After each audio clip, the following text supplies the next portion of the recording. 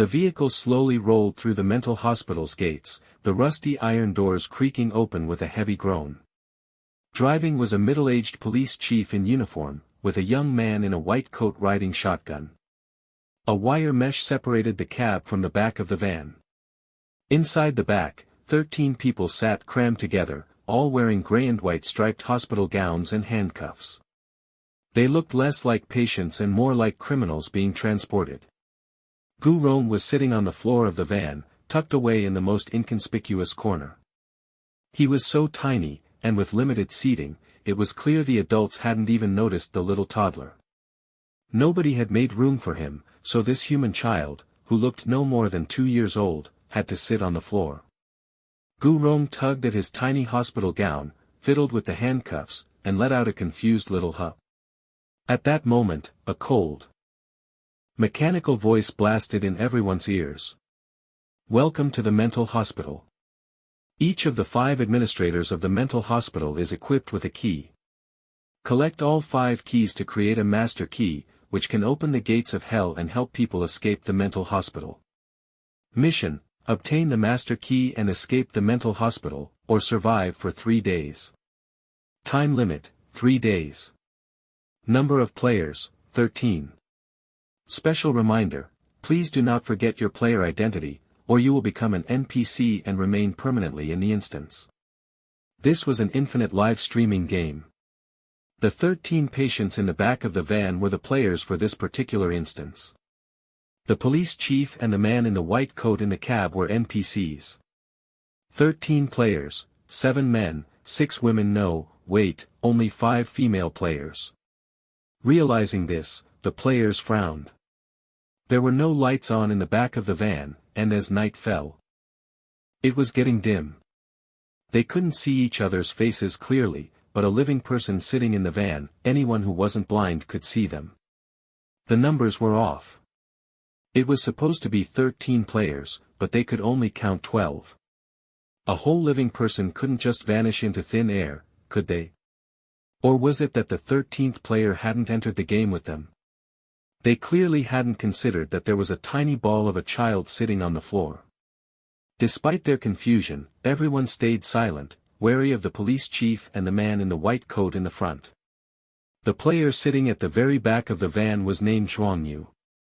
He had a clean-cut, handsome appearance and looked young, like a college student. While everyone else was looking puzzled, he was staring straight ahead, unmoving, so tense that his hands and feet had gone numb. From the very beginning, Head felt something. Right by his feet, a soft, small form was pressed against his leg. At one point, something that felt suspiciously like fur had even rested on his leg, using it as a pillow. What was that? Or rather, in a horror world, what could it be? Zhuangyu was completely on edge, silently reciting the core socialist values of prosperity, democracy, civility, and harmony. The van stopped, and the patients were ordered to get out. And just then, Zhuangyu froze. He felt the little thing by his feet grab onto his pant leg and use it to pull itself up. The movement wasn't exactly graceful, but even a corpse would have felt someone so blatantly yanking on their pants for leverage.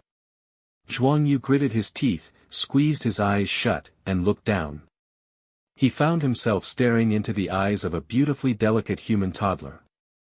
Big and small were both stunned.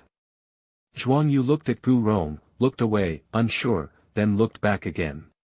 Huh? A human toddler? How could there be a human toddler? Gu Rong tilted his round little head. His features were exquisite, his skin so pale it was almost translucent, and his big, bright eyes were clear and unwavering as he stared back at this big brother, his little face utterly adorable. Zhuangyu. Yep, definitely a human toddler. White, soft, round, and cuddly, looking only a year or 2 old. Right now, one of this little one's hands, 5 short fingers splayed out, was pressed firmly on Zhuangyu's knee, completely unself-conscious. His other hand was holding the handcuffs, which were too big and had slipped off, and he was swinging them around like a toy. Zhuangyu. Gu Rong blinked his big eyes, quickly pulled back his little hand, and made sure to put the oversized handcuffs back on his chubby little wrist, pretending he hadn't escaped them at all. Innocent.jpg. Zhuangyu. Holy crap, such a smart kid, no, such a clever toddler. Meanwhile, his live stream chat was exploding. Oh my gosh, what is that? Wow, such a cute human baby. How old is he? 2. So cute, so cute. He has such a defined face, and he's so tiny. This little guy doesn't even have a seat, he has to sit on the floor, hahaha, don't bully the little ones. The handcuffs fell off, and he put them back on himself. What's the difference between wearing them and not? It's all about the presentation, right? Doge. Wait, why can't I enter this kid's live stream? Or rather, I can't find the entrance to this little player's live stream. Could it be he's not a player? No live stream, that means he's an NPC. This little guy is actually an NPC. Oh. This is rare, so rare. There's actually such a tiny NPC. I'm definitely following this instance. Gifts points. I don't remember there being a little NPC like this in the mental hospital instance. He must be a non-fixed NPC. Still, this is the first time I've seen this kid. First time seeing him. An NPC mixed in with the players, and a toddler NPC at that. Interesting. This is very interesting. Gifts points. Spoilers are only visible to the audience. Zhuangyu saw viewers sending him gifts and was completely baffled. The game had just started, he hadn't done anything yet, and people were already giving him gifts. It was pretty confusing. But there's no such thing as a gift for no reason. Could it be? It wasn't that Zhuangyu was narcissistic, but it had to be his face. There was no other logical explanation other than his good looks. He was, in fact, quite handsome, comparable to a young celebrity, but he had no idea that the viewers were sending gifts not because of his face, but because of the little NPC cub. That's right, Gu-Rong wasn't a player, but a little NPC. And NPCs don't have initial live streams. Viewers were gifting Zhuangyu because they saw a cute toddler in his live stream. Just entering the game, Gu-Rong was still completely clueless. Had been sleeping under a bridge, and then he woke up in this van. But Gu-Rong's big eyes were sparkling, looking at all the people in the van with an unusual eagerness and excitement. Grumble. His stomach growled. He clutched his empty little tummy. So hungry. And here were so many food options right in front of him. He looked at this one, then that one, his eyes almost crossing. No, it should be said, that he was spoiled for choice. After being hungry for so long, he wanted to grab a straw and just go down the line, drinking from each one. Personal System 006, about to speak. 006 was stalled for a good while before finally speaking, "Hello, little host." Gu-Rong was startled. He heard the voice inside his head and shook his little head like a rattle drum. 006. 006, don't be scared, little host. I'm a system. You can talk to me in your mind. Gu-Rong stopped shaking his head and asked in his mind, "Who are you?" 006, I'm System 006. Gu-Rong's voice was babyish, but his speech was clear and his logic sound, "Hello." 006, I'm not little host. In Gu-Rong. 006. 006 chuckled, "Little host, we're already bound together. From now on, you're my little host. This is an infinite horror game, and you need to play the role of an NPC in the game." It briefly explained what binding an NPC meant. 006, little host, you're playing a little mental patient who's pretending to be a player. You need to follow the storyline and complete assigned tasks. According to 006, Gu-Rong could earn points by playing an NPC. Points could be used to buy anything he wanted. As long as he had enough points, he could fulfill any wish. Gu Rong was a smart kid. Although he didn't understand some things, he was good at grasping the key points. When he heard he could fulfill any wish, his eyes sparkled. Then can Rongrong see Daddy, Mommy, and Grandpa Ming? Had been missing them for a long time. 006, hearing him call himself Rongrong, almost laughed. Yes, you can. As long as we collect enough points. You can see your daddy and mommy. No matter where they are, you'll definitely see them again. Gu Rong clenched his little fists, and Grandpa Ming. 006, that's right, you can see Grandpa Ming too. Gu Rong's eyes lit up when he heard 006 say that. But he still had absolutely no concept of what it meant to play an NPC. He was a child at heart, easily pleased. Just hearing 006 say he could see his parents and Grandpa Ming made him instantly happy. 006, ding. Congratulations, little host, for receiving a newbie benefit, initial identity card 013, little mental patient. Function: wearing this identity card allows you to perfectly disguise yourself as a mental patient. Initial task: the little mental patient must obtain a mental patient number within 1 hour. Success reward, 10,000 points. Failure penalty, none. Gu Rong was understandably confused. He didn't really get it. 006 said, don't worry. Little host. It won't affect your ability to do the tasks. You'll gradually learn how to play an NPC. Gu Rong's little face was serious. Okay. Gu Rong was a zombie toddler who had just turned 2 years old. He lived with his Grandpa Ming in the slums of the zombie world, under a bridge. Because he was so small, his short legs couldn't run fast enough to catch prey, and he was often hungry. Prey would pass right under his nose, and just as he'd try to scramble up to chase them, thud he'd fall flat on his face. By the time he got back up, the prey would be long gone. Grandpa Ming was too old, leaning on a small walking stick, and couldn't run as fast as him, let alone catch any prey. Then, while sleeping under the bridge, he woke up in this van. The van was full of food. Had never had human blood before. He usually ate vegetarian, but other zombie uncles and aunties all drank human blood. It was their staple food. The little cub, who had never had his staple food, didn't know which kind of human blood was best.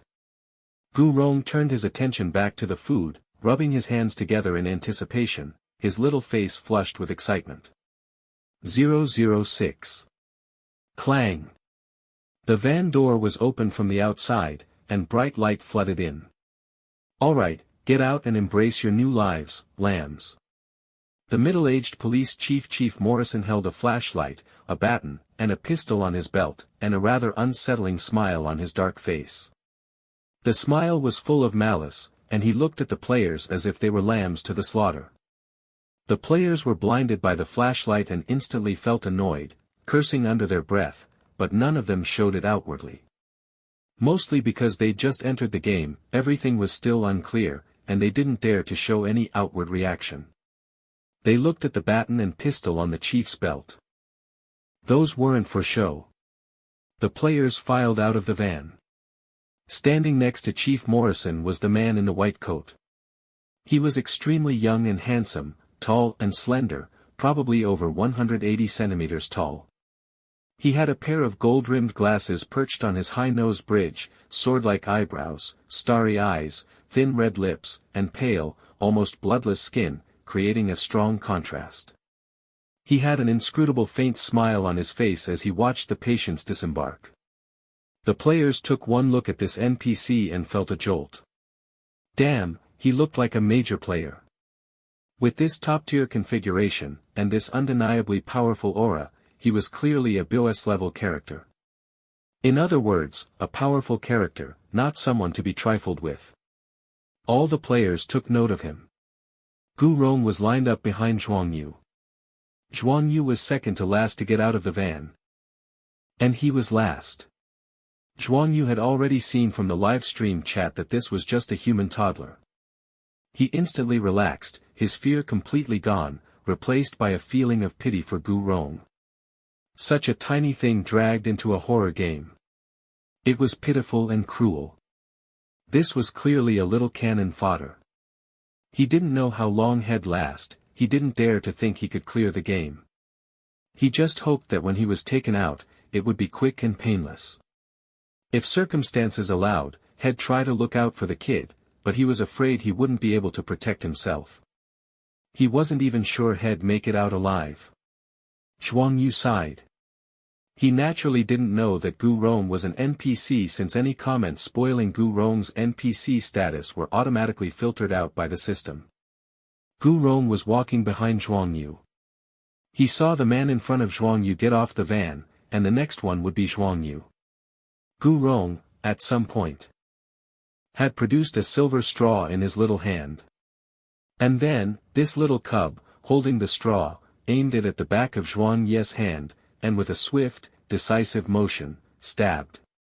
The action, the smoothness, it looked exactly like he was piercing a yogurt container. 006. Livestream chat. Zhuang Yu. What just happened? Chapter 2, The Mental Hospital 2. When Zhuang Yu looked down, Gu Rong had already taken back the straw, and on the back of his hand was a red mark shaped like concentric circles. Other than that, nothing. Why did it feel like something had stabbed the back of his hand? Was it an illusion? But there was a concentric circle mark on the back of his hand, about the size of a bubble tea straw, so it probably wasn't an illusion. It didn't hurt, it was just strange. But in a horror world, it seemed like nothing was too strange. Before Zhuang Yu could figure it out, he made eye contact with Morrison outside the van, who was giving him a wicked grin. The expression was creepy and unsettling. The police chief was holding a baton in his left hand, tapping it rhythmically against his right palm, his gaze fixed on Zhuang Yu. Zhuang Yu. That looked like it would really hurt. It was as if he took one more second to get out of the van, that baton would come crashing down on his head. Zhuang Yu gulped and quickly got out of the van. After Zhuang Yu got out, the toddler who had been lined up behind him was revealed. Gu Rong looked at the excessively high distance to the ground from the van, patted his little tummy, and took 2 steps back. He seemed a little scared, not daring to get off. For a toddler his size, this distance was like a sheer cliff, and he might even be experiencing a fear of heights. If you're scared, just pat your little tummy. That height is like a chasm to him, ha ha ha, so cute. Applying for duty. Send me in to carry this little guy off the van. Applying for duty. I can go be a footstool and let the cub step on me to get off. I can be a dog and carry the cub off in my mouth. These comments were all posted in the public live stream chat. Players had their own personal live streams, but there was also a public live stream.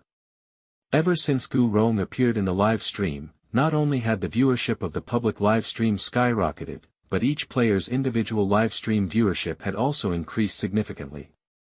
The players couldn't help but be puzzled. Most of the players in this group were newbies. To receive a large audience as soon as they entered the game seemed unreasonable. At this point, they had the same question as Zhuang Yu. Could it be that the viewers were judging based on looks? But while you could say that for the handsome ones, it didn't make sense for the ugly ones. Those without good looks. Or was it that this infinite game had so many viewers that you could slap your hand down and hit dozens of them? The veteran players, however, didn't notice anything amiss. This wasn't their first time entering the game. They had accumulated fans in the past, and having a fan base meant that a large number of fans would come to support and watch them as soon as they entered the game. That seemed completely reasonable. And at this point, even if the players weren't looking at the chat, they had all seen Gu Rong, the toddler, and were all shocked. Was These a player? It couldn't be. He was so tiny. No wonder they'd only counted 12 people. They'd missed this little one. Because he was so small, had been tucked away in some nook or cranny, and everyone had overlooked him. But, a child this small, being pulled into a horror game, wasn't this a joke? Everyone gasped and sighed in disbelief. The perfect, flawless smile that the man in the white coat had been wearing seemed to stiffen for a moment when he saw Gu Rong. Chief Morrison's eyes went wide, and he looked Gu Rong up and down, seemingly unable to believe it. He repeatedly checked, and only after a while did he finally believe that there really was a human toddler in front of him. Well, what do we have here? A little darling. Chief Morrison raised an eyebrow, grinned, and easily scooped up Gu Rong, like he was picking up a kitten. He tucked him under his arm, carrying him effortlessly down from the van. Gu Rong was held under his arm, completely helpless, his little legs kicking uselessly, his short arms reaching out in front of him. In a sweet, childish voice, he cried out, "Help! Chief Morrison! Everyone!" The chief gave his fluffy little head a reassuring pat. A child's skull wasn't fully developed yet. And the scalp was very soft. It felt incredibly good to the touch. The chief couldn't resist and stroked his head a couple more times, then, carrying him, strode into the mental hospital. The players followed closely behind, entering the mental hospital. The hospital gates slowly closed behind them and were then locked. The players increasingly felt like they had stepped into a prison, not a mental hospital. The mental hospital was a European-style castle building, over 100 years old, with intricate and elaborate carvings and murals on the walls. As soon as they entered the hospital, they saw a crucifix hanging on the central wall, with a seraphim relief sculpture below it.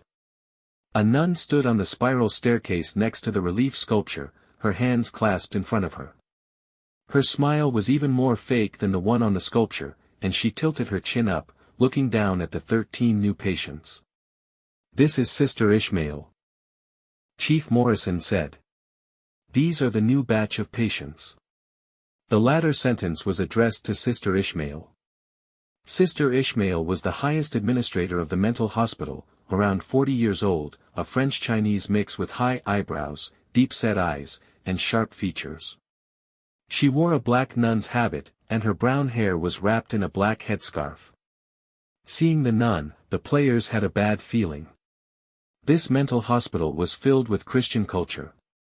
There were 13 players, and 13, in Christian culture, was a symbol of bad luck and betrayal. Chief Morrison was still carrying Gu Rong. He patted his little head and set him down on the ground. The handcuffs on Gu Rong's hands were already too big, and they almost slipped off and fell to the ground, but he grabbed them just in time. Although his hands were small, his grip was good. After grabbing them, he very obediently put them back on. Everyone, speechless. Seeing Gu Rong, the toddler. The nun's smile stiffened. It seemed she also hadn't expected that there would be such a young patient in this batch. Gu Rong had a round head and face, fair skin, big, bright black eyes, and delicate features like a porcelain doll. Such a tiny thing, he was incredibly soft and cute. But, for some reason, this little cub, looking left and right, seemed to be looking around for something, appearing very excited, his snow-white little face flushed with excitement. The nun. Anyone who didn't know better would think had entered a candy store or a toy shop, not a mental hospital. The nun quickly averted her gaze and began to assess each patient one by one. The 13 patients lined up in a row like students being lectured by the dean. The air was strangely silent. The nun instructed the nurses to remove the patient's handcuffs and replace them with wristbands. Gu Rong was at the end of the line. The nurse came to him, knelt down. And her stiff expression softened with a hint of gentle affection as she prepared to remove his handcuffs.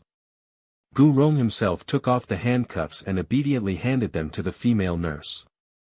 The female nurse. "All right, then." Sister Ishmael had been looking at Gu Rong, seemingly unintentionally, and when she saw the nurse about to put the wristband on Gu Rong, she said, "This little patient doesn't need to wear one. He's so small, it doesn't matter if he doesn't wear it." "Yes, sister." The nurse took the wristband back. The players. Seriously? NPCs are allowed to have double standards. Chief Morrison raised an eyebrow and said, but he has little legs. He can walk and run. Sister Ishmael gave him a look, a hint of a smile on her face. If you can't even catch a kid with legs that are barely half a jaw long, then you shouldn't be working here. Chief Morrison's eye twitched. The wristbands don't just have the function of electric shock and paralysis. They also provide real-time positioning and constantly monitor vital signs. Sister Ishmael thought for a moment, then had the nurse put the wristband on Gu Rong after all. The players. Damn it, the players thought, I knew this thing wasn't anything good. The nurse put the wristband on Gu Rong. She noticed a ring around his wrist, like one made by a tight rubber band. His little arm was pale, chubby, and soft. She curiously picked up his little hand and examined it. His hand was mini in hers, unbelievably small. After a closer look, the female nurse realized it wasn't a rubber band mark at all, it was just pure, baby fat rolls. The female nurse. Gu Rong didn't look fat, but he certainly had plenty of baby fat. The female nurse couldn't resist and poked his little arm. It was like soft tofu. Seeing this, Gu Rong also extended a short little finger and poked his own arm. The female nurse's eyes lit up, about to explode from the cuteness. And her gaze towards Gu Rong became even more affectionate. If it weren't for the inappropriate setting, she'd have wanted to kiss him, hug him, and lift him up high. Aw, I want to poke him too. It looks so pokeable. QAQ. Quick, let Auntie have a bite. I could eat a whole one of these in one bite. Something's not right. Am I the only one who's noticed? From the very beginning, why is everyone's focus on this little NPC cub? He might be soft and cute, but he's still an NPC. He's definitely not a vegetarian. The cub is so cute, why would you want to feed him vegetarian food? Cubs need to eat meat. Raise his fist in the air. Seriously, do you guys even remember why you're here? We're here to watch the players play the game, not to watch an NPC cub. Do you think this is a parenting channel? That was then, this is now. The moment this auntie saw this cub, I knew he was my destined little one. I don't care if he's a player or an NPC, auntie just wants to watch the cub. Just wants to watch. Seconded. Don't tell us what to watch. Mind your own business. We just want to watch the cub. 666, I'm staying here. NPCs can die and be eliminated too, and they're easily killed. Their mortality rate is even higher than players. How long can this little cub with his short arms and legs survive? Let's wait and see. Spoilers are only visible to the audience. All the players were fitted with wristbands. The wristbands were adjustable, so this time, when it was put on Gu Rong's little wrist, it wouldn't fall off. Each wristband had a patient number on it, one wristband corresponding to one patient. Gu Rong's number was 3416. After being put on his wrist, the wristband screen lit up, emitting a pale purple light. Gu Rong tapped the screen with his little hand, very curious. 006 said, "Congratulations, little host, for completing the initial task. Success reward, 10,000 points." Considering that Gu Rong was a 2-year-old toddler and a newbie, the initial task difficulty was half a star. Gu Rong happily shook his little head, then clutched his little tummy. "When can we eat? My little tummy is all empty." 006 said, "What does the little host want to eat?" Gu Rong said in a babyish voice, "I didn't get to drink that big brother's blood earlier, and I was discovered. The prey was right in the cub's hands, and I still couldn't eat it." Sigh. He sighed like a little adult. 006. Seriously, with the way the little host stabbed, it would have been hard not to be noticed, unless the other person was a corpse. And, not to discourage the little host's enthusiasm, but that wasn't exactly prey falling into his hands. The prey was just standing there, not moving. Wait, why were they prey in the first place? The male player standing next to Zhuang Yu was a complete newbie. He seemed to have been holding it in the whole way, and now he couldn't take it anymore. He clutched his head, screamed in despair, and turned to run. Even if he ran out of the room, he wouldn't be able to run out of the gate, which was already locked. Experienced players seemed accustomed to newbies making such foolish moves. Their expressions were mocking, and they just watched the show. Not only did the players not move, but the nun was also indifferent. She simply watched coldly, seeing this struggle as futile. The next moment, everyone's vision blurred, and a shadow flashed before their eyes. Then they heard a bang, the sound of a heavy object falling to the ground. When they looked again, the player who had just run out had been thrown back in, lying on the ground, unconscious. Before the players could even gasp, they heard another thump, heavy sound coming from behind them. Everyone looked in the direction of the sound and was stunned, their eyes widening. A burly, bearded man with a massive build was walking in from outside. He was extremely tall and large. As wide as 3 people, over 2 meters tall, and probably weighed at least 400 or 500 gen. His bulky body almost broke the doorframe. The door trembled, about to collapse. Because he was so bulky, the bearded man walked very heavily, making the ground shake.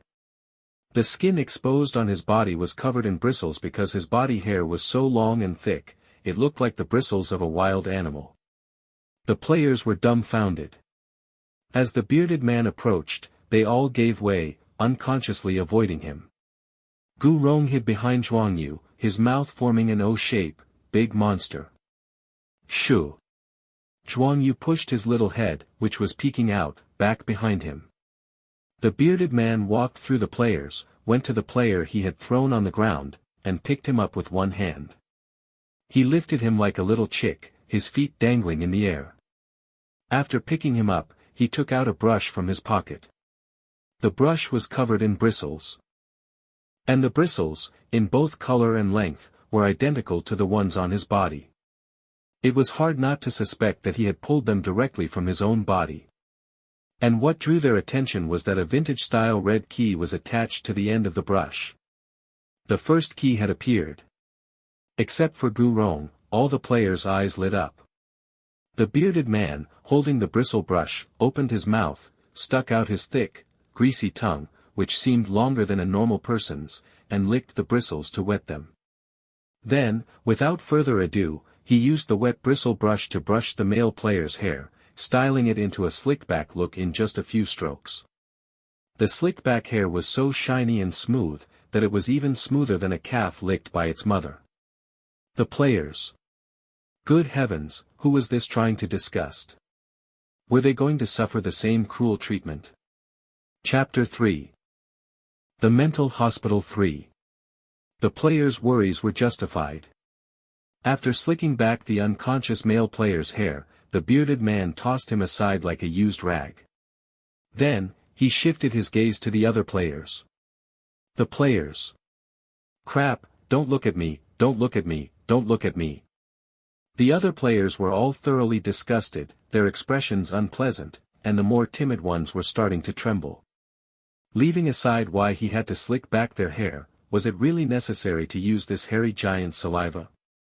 And that brush, now they could be 100% certain that it was made from hair pulled directly from this guy's body. The bearded man's face was a pile of fat, his eyes squeezed into narrow slits by the rolls of flesh, glinting with a malicious light. When he saw the little toddler, who was barely 2 ja tall, his small eyes seemed to widen a fraction. Although Gu Rong was hiding behind Zhuangyu, the bearded man was over 2 meters tall. With a wide field of vision, and easily spotted the toddler. Without a word, he took a step with his thick legs towards Gu Rong, licking the bristle brush in his hand as he went, seemingly determined to give this little one a little slick-back hairdo as well. In Gu Rong's eyes, the bearded man was no different from a hairy giant. As soon as Gu Rong saw him coming, he immediately turned and ran, his short legs daddering away. He didn't want that stinky brush brushing his hair. The bearded man might have been bulky, but he wasn't slow. One of his steps was equal to 4 or 5 of a normal person's. Seeing Gu Rong run, he grunted, reached out, and tried to grab the little one. Gu Rong was very clever. He knew he couldn't run fast, so he immediately ducked under a table, crawling all the way to the back to hide. He used to do this when people were chasing him, or when big, bad zombies wanted to eat him. He'd hide in little nooks and crannies. They were too big to get in, so they couldn't catch him. The bearded man glared. He couldn't even bend down, let alone get under the table to grab Gu Rong. He had brute strength, but he wasn't agile enough. Seeing that he couldn't catch Gu Rong, he got so angry that he wanted to flip the table. Sister Ishmael said, "Jesse, that's enough." The bearded man, named Jesse, stopped, and the table was spared. The players suddenly realized that they had been holding their breath, worrying for the little one, and now they breathed a sigh of relief. 006 said, "Little host, we now have 10,000 points. I'll buy you a comb and hair oil from the system store, and we'll slick back your hair ourselves." Gu Rong nodded his little head, "Ahu." The next second, Gu Rong had a comb coated in hair oil in his hand. Gu Rong's hair was a light brown color, short, only reaching his little ears. And it was still soft baby hair. Some of his hair hadn't even grown in yet. He gripped the comb with his little hand and gave himself a little slick-back hairdo, instantly transforming into a little gentleman. After he finished combing, the comb and the remaining hair oil were taken back into the system backpack by the system. 006 said, "Okay, little host, we can come out now." Gu Rong got down on his hands and knees and crawled out from under the table, crawling very smoothly. When he came out, everyone saw that his little head was styled with a smooth, slick-back hairdo, making him look just like a little aristocratic young master. The players were all momentarily charmed. He was so young, yet his looks were ridiculously high. As long as he didn't grow up to be ugly, he could make a living just on his face. Jesse, however, was extremely disappointed. He seemed to really want to comb this little one's hair. Seeing that he couldn't, he grabbed another unlucky player and started brushing, brush brush brush. The player screamed, his scalp almost sparking from the friction. Experienced players, seeing Gu Rong comb his own hair, followed suit and bought combs and hair oil from the system store, slicking back their hair before Jesse could get to them. But a few clumsy players still couldn't escape the fate of having their hair brushed with saliva.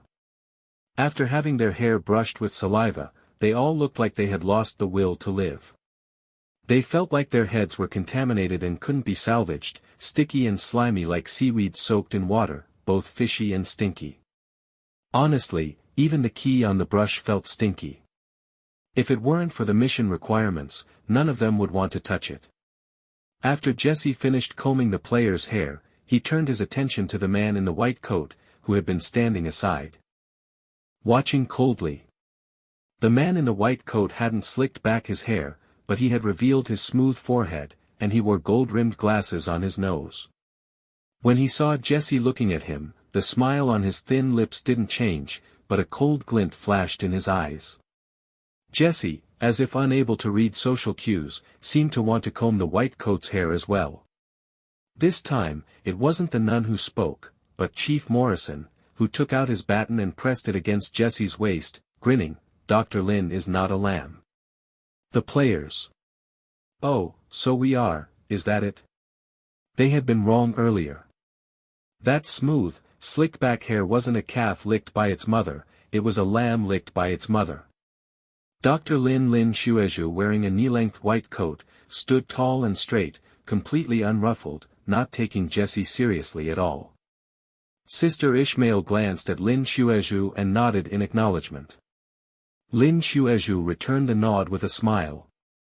Sister Ishmael said, "All right. Jesse, take the patients back to their respective rooms." Jesse exhaled 2 thick streams of air from his nostrils, not entirely satisfied, but he still put the bristle brush back in his pocket. At this moment, a childish voice spoke up, "Auntie, why aren't we eating first?" Sister Ishmael. Everyone. Live stream chat. Auntie. Who was he calling? Seriously, they'd just entered a horror game, and he was already asking for food. No, to eat. Gu Rong tilted his little head, his little face adorable, his expression extremely serious, as if eating was the most important thing. He couldn't wait to eat. Everyone looked at his serious little bun-like face, speechless. Gu Rong said reasonably, "If we don't eat, what will we do when our tummies are hungry?" He even spread his little hands. Everyone. Sister Ishmael looked at Gu Rong, and because of that auntie, her smile became a little more genuine, her tone even more affectionate. "That's right. This little patient is still growing. Dinner time hasn't passed yet, so let's go to the dining hall to eat first." The players. See, we told you this NPC was biased. What a good auntie. LOL, the nun's heart is colder and harder than the knife of a butcher who's been killing fish at De Run Fa 1TN. De Run Fa is a large supermarket chain in China. For 10 years, auntie hahaha. Sweet-mouthed cubs get meat to eat. He's so young and already knows to call people younger. See, now they can go eat right away. This auntie also wants to be called auntie by the cub. Who wouldn't be charmed by that little baby voice? I can't stop laughing at the fact that none of the players have realized that this is actually a little NPC. Spoilers are only visible to the audience. Thanks to this little cub, the players wouldn't have to go to bed hungry. Jessie led the players to the dining hall. The dining hall was on the 3rd floor. They could take the stairs or the elevator. Jessie chose the elevator. The elevator was already cramped, and Jessie took a big step inside first, filling the entire elevator by himself. The others looked at it. Well, how were they supposed to get in? Looking around, there was only space above Jessie's head. Were they supposed to stand on his head? Then, Jessie, after entering the elevator, faced the players and started to back up. The originally narrow and crowded elevator actually expanded to double its size, and a large space opened up in front of Jessie. The players. How cool. But, were they sure it wouldn't be overloaded? With apprehension, the players stepped into the elevator. Gu Rong again dadded, following behind Lin Xuezhu, his little hand holding his straw again. Eagerly trying to stab Lin Zuiza's hand. Livestream chat. Can't understand it at all. Let's keep watching. Gu Rong hadn't even reached Lin Zuiza's hand before he was noticed. He looked up and saw Lin Xuezhu looking down at him, his gaze unreadable. Gu Rong hid his chubby little hand, the one holding the straw, behind his back, pretending nothing had happened. But the other person had already seen it. Hiding it now was completely pointless. Lin Xuezhu silently looked at him for half a second, not bothering to argue with the little cub. He stepped aside, clearing the entrance to the elevator, letting the little one go first. Gu Rong was a polite little cub, sweetly thanking him. "Thank you, Dr. Uncle." Lin Xuezhu was slightly startled but quickly returned to normal. After Gu Rong, he stepped into the elevator. The other players were all secretly amazed. Unexpectedly, this little cub was actually a little social butterfly. Completely comfortable around NPCs. He was calling this one auntie and that one Dr. Uncle, quite the smooth operator. However, everyone looked at Lin Xuezhu. Lin Xuezhu looked very young, his exact age was indiscernible. But his attire and status gave off a feeling of shrewdness and experience. The players couldn't be sure whether Lin Xuezhu and Chief Morrison were among the mental hospital's administrators, or whether they had keys on them. Jessie had one, and the nun, needless to say, as the highest administrator, definitely had one too. After the elevator doors closed, he pressed the number 3. The elevator shuddered and shook 3 times, scaring the living daylights out of everyone. Fortunately, the elevator chug struggled its way up. Jessie rolled his eyes, seemingly looking down on these patients for being so easily startled. Gu Rong was young. And his little bodice balance wasn't very good yet. He almost fell over from the shaking. Fortunately, Zhuang Yu was quick-witted. Had been paying extra attention to this cub from the very beginning. Seeing him almost fall, he reached out in time to support him. Gu Rong blinked his big eyes and looked up at Zhuangyu. Zhuangyu said, "Be careful." Gu Rong, true to his social butterfly nature, unceremoniously grabbed two of the man's fingers, using them to steady himself. He thanked him, his eyebrows curving into crescents. "Thank you, big brother." Zhuangyu ruffled his little head. Wow, it felt so good. What was the difference between this and petting a cat? Head pet him again. Gu Rong obediently let him pet him, not stingy at all. After Zhuangyu finished petting him, he even raised his hand to smooth his little slick back hair. What was so interesting about his head? Grown-ups were so strange. Zhuangyu.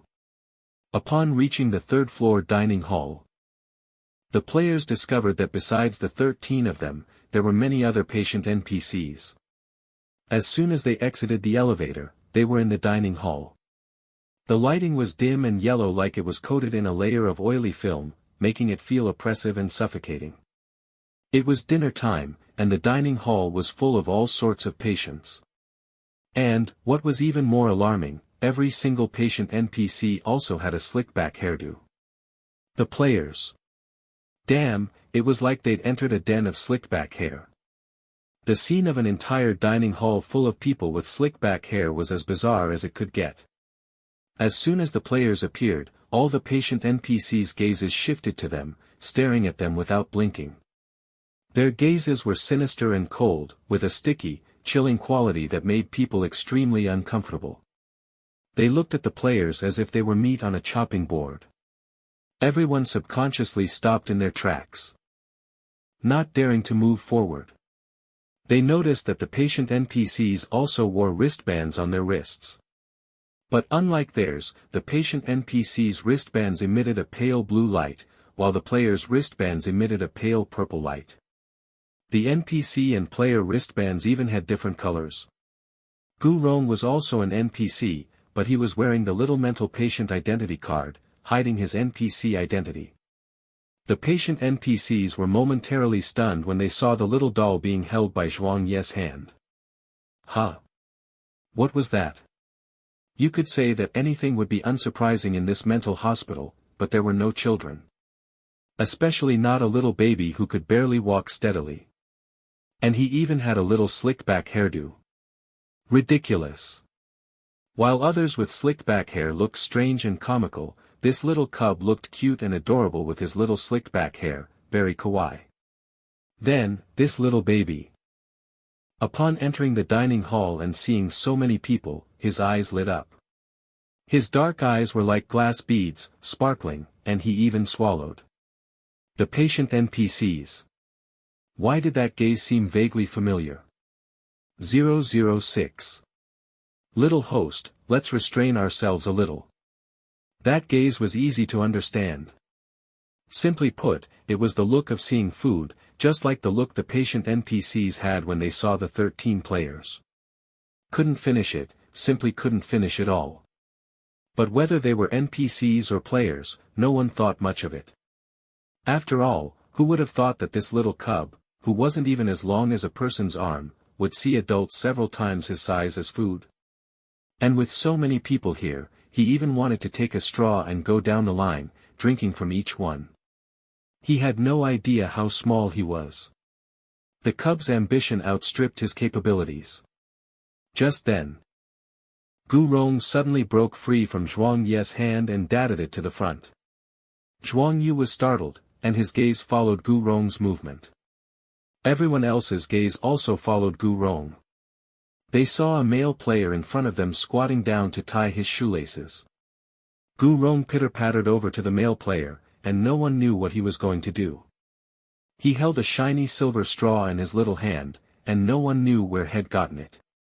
He grabbed the straw with his little hand, aimed it at the player's head, and, again with a swift, decisive motion, stabbed. After stabbing, he leaned his little body forward, put his mouth to it, and tried to suck, but he couldn't suck anything up. The male player. Everyone. Livestream chat. 006. Is there anyone who understands baby talk and can translate? Chapter 4, The Mental Hospital 4. Huh. Why can't I suck anything up? Gu Rong held the silver straw in his little hand, examining it from every angle. Before he could figure it out, he made eye contact with the male player, who was staring at him with a baffled expression. He looked at Gu Rong, then at the straw in his hand. The male player. Did he just try to stab his head with a straw? He touched the spot where had been poked. It didn't hurt, it was just very strange. Why would he stab his head with a straw for no reason? Was his head made of milk? Zhuang Yu had seen the whole thing. His right hand involuntarily trembled. Had been right that the concentric circle mark on the back of his hand wasn't an illusion. From the looks of it, this little cub had probably poked him with the straw. What was this little cub trying to do? Something wasn't right, something was completely off. But he couldn't put his finger on what exactly was wrong. Not only were Zhuang Yu and the player who'd been poked in the head confused, but the live stream viewers were also completely bewildered. Earlier, Gu Rong had poked Zhuang Ye's hand with the straw, then tried to poke Lin Zui's hand. This was the third time, and it was getting more and more confusing. Wait, does anyone understand what's going on? I don't get it at all. Is there anyone who understands baby talk and can translate? Hahaha, damn, I think this little cub thinks the players' heads are milk or coconuts or something. Is he delirious from hunger? Gifts points. You know what, you might be right. I was wondering what his smooth move reminded me of. Good grief, isn't it just like stabbing a milk carton? Milk, coconuts, ha ha ha ha ha ha, you're killing me. Gifts points. Do you guys really think he wants to drink milk? Don't forget, no matter how soft and cute this cub looks, he's still an NPC in a horror game. What a way to put it, milk. Are you trying to coax kids here? Spoilers are only visible to the audience. The player who got poked in the head. Okay, enough. He was starting to feel like his head wasn't a head, but this cub's beverage. But, just because he got poked in the head, he was getting points as gifts. Was it that funny? This player's name was Shen Hanxiao. He was 16 years old, a minor, with thick eyebrows, big eyes, red lips, and white teeth, a feminine-looking boy. He wasn't very tall, but his features were extremely beautiful. Shen Hanxiao straightened up, put his hands under Gu Rong's little body, and lifted him up, looking at him fiercely. Gu Rong, unsuccessful in his attempt to suck blood, was instead caught. His little face was bewildered as he looked at this little brother. The little hand holding the straw was quickly hidden behind his back, afraid of having the evidence seen. Shen Hanxiao. Oh, so now you're scared? Why weren't you scared when you were stabbing my head earlier? Shen Hanxiao looked at this adorable cub and wasn't angry, just curious. Hey, little imp, what were you doing stabbing my head with that broken tube? He gestured to his head. Is my head something good to drink? Gu Rong, being held in midair, actually looked his head over carefully, nodded, then shook his head, and said honestly, "Dunno." He hadn't drunk human blood before, so he didn't know if this kind of human blood was good or not. Shen Hanxiao. Damn, he actually dared to nod, and he even dared to say he didn't know. But, that little baby voice was just too cute. Shen Hanxiao was a sucker for fluffy things. He didn't usually like kids, but this kid was soft, chubby, and incredibly cute, almost like a fluffy pet. He suddenly felt the urge to tease the child, little imp. Your big brother here eats little kids for a living.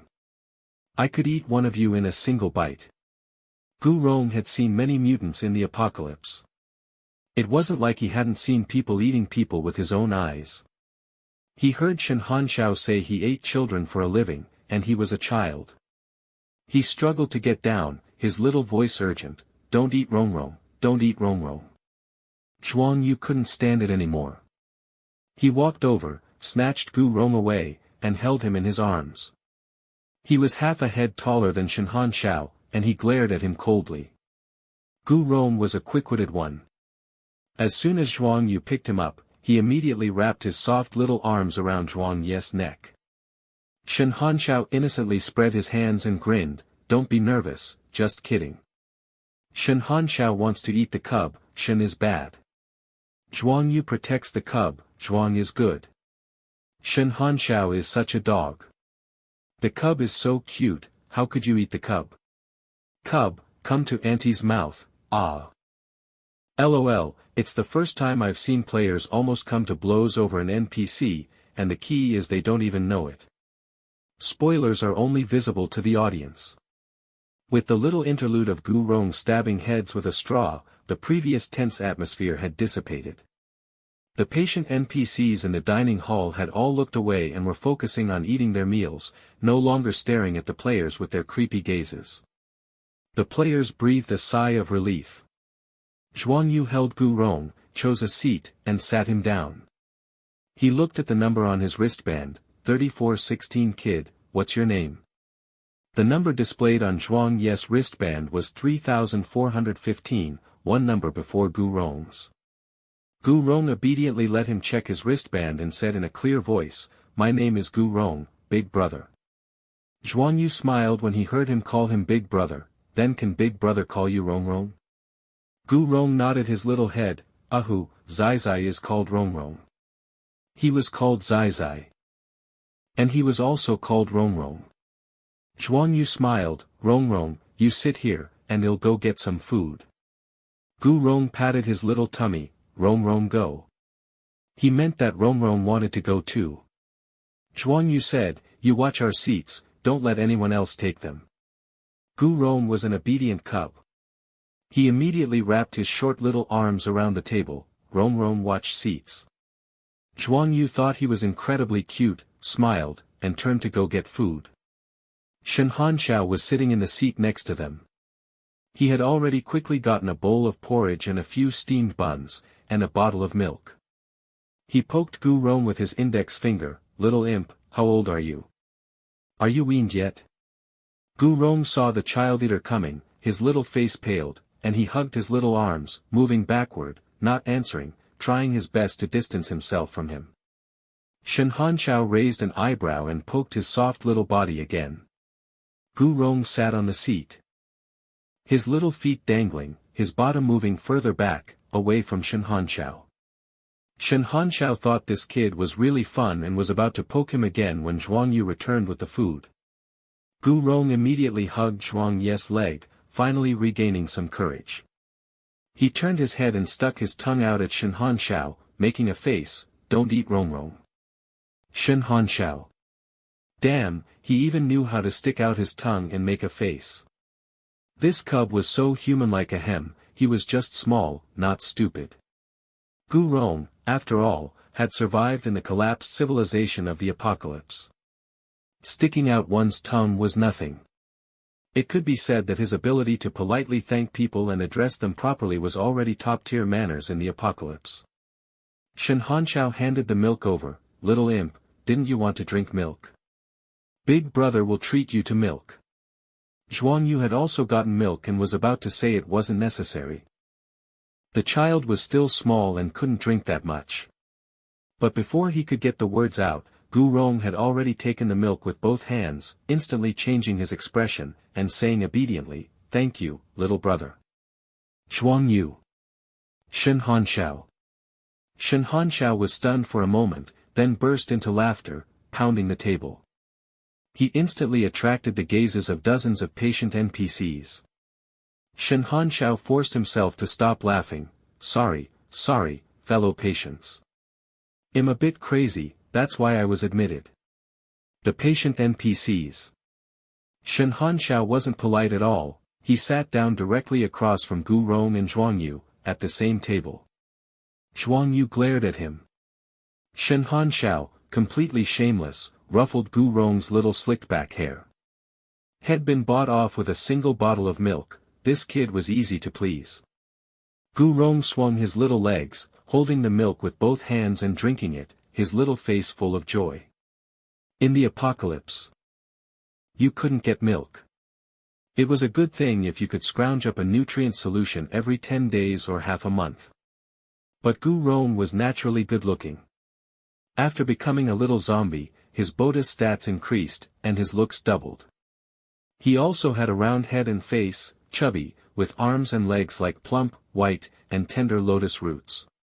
Even though he was often hungry, this little zombie cub was still raised to be so fair and tender, which had something to do with his naturally good genes.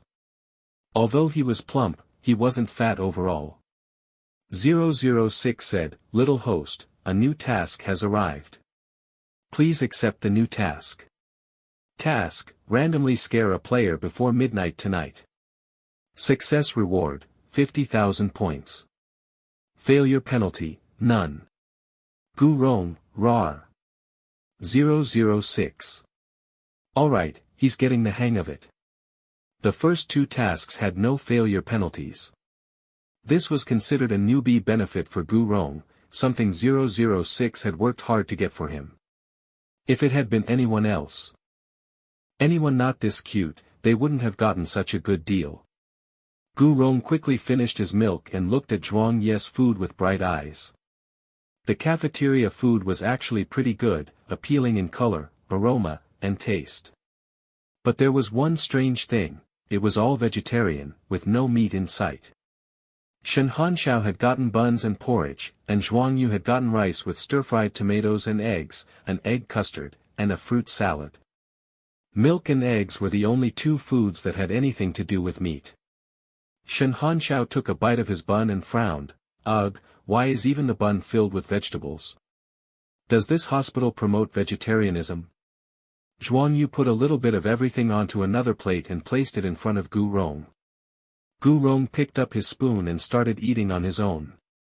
Even though it was all vegetarian, the little cub, because he couldn't afford to eat his staple food, had long since switched to a vegetarian diet and wasn't picky. He still ate with gusto. Shen Hanxiao smiled. "Should we buy this little imp a bib from the system store?" Zhuang Yu was a new player, but because Gu Rong had been on screen earlier, had received quite a few points as gifts naturally. Zhuang Yu thought it was because of his good looks, but regardless, he had more than enough to buy a bib. Zhuang Yu bought a bib with a little strawberry pattern on it, very cute. He tied it around Gu Rong's neck. Shen Hanxiao burst out laughing again. "Ha ha ha, damn, why doesn't this little imp have a neck?" Gu Rong tried to stretch his neck out. "Zai Zai has a neck." Shen Hanxiao measured with his hand. It was a short 2 centimeters, practically non-existent. Because Gu Rong's little face was so chubby, it made him look even more necklace. Zhuang Yu, more understanding, chuckled and said, Rong is still little. His neck hasn't grown in yet. Children's necks are usually short, and they grow longer with age. At first, it's practically like they don't have one." But Gu Rong was indignant. He crossed his little arms and said, "Zai Zai's neck is here. You can't even see this. Big dummy." Shen Hanxiao. Zhuang Yu. This time, it was Zhuang Ye's turn to burst out laughing. He immediately attracted the attention of many patient NPCs, and even the other players kept glancing over. What was going on?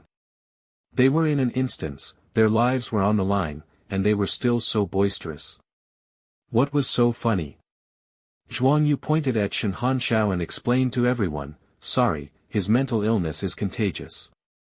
I'm afraid I'm starting to get it too." Shen Hanxiao, damn. Everyone. Gu Rong, with the little bib tied around his neck, finished all the food on his plate. He patted his little tummy and said, "Tummy not full."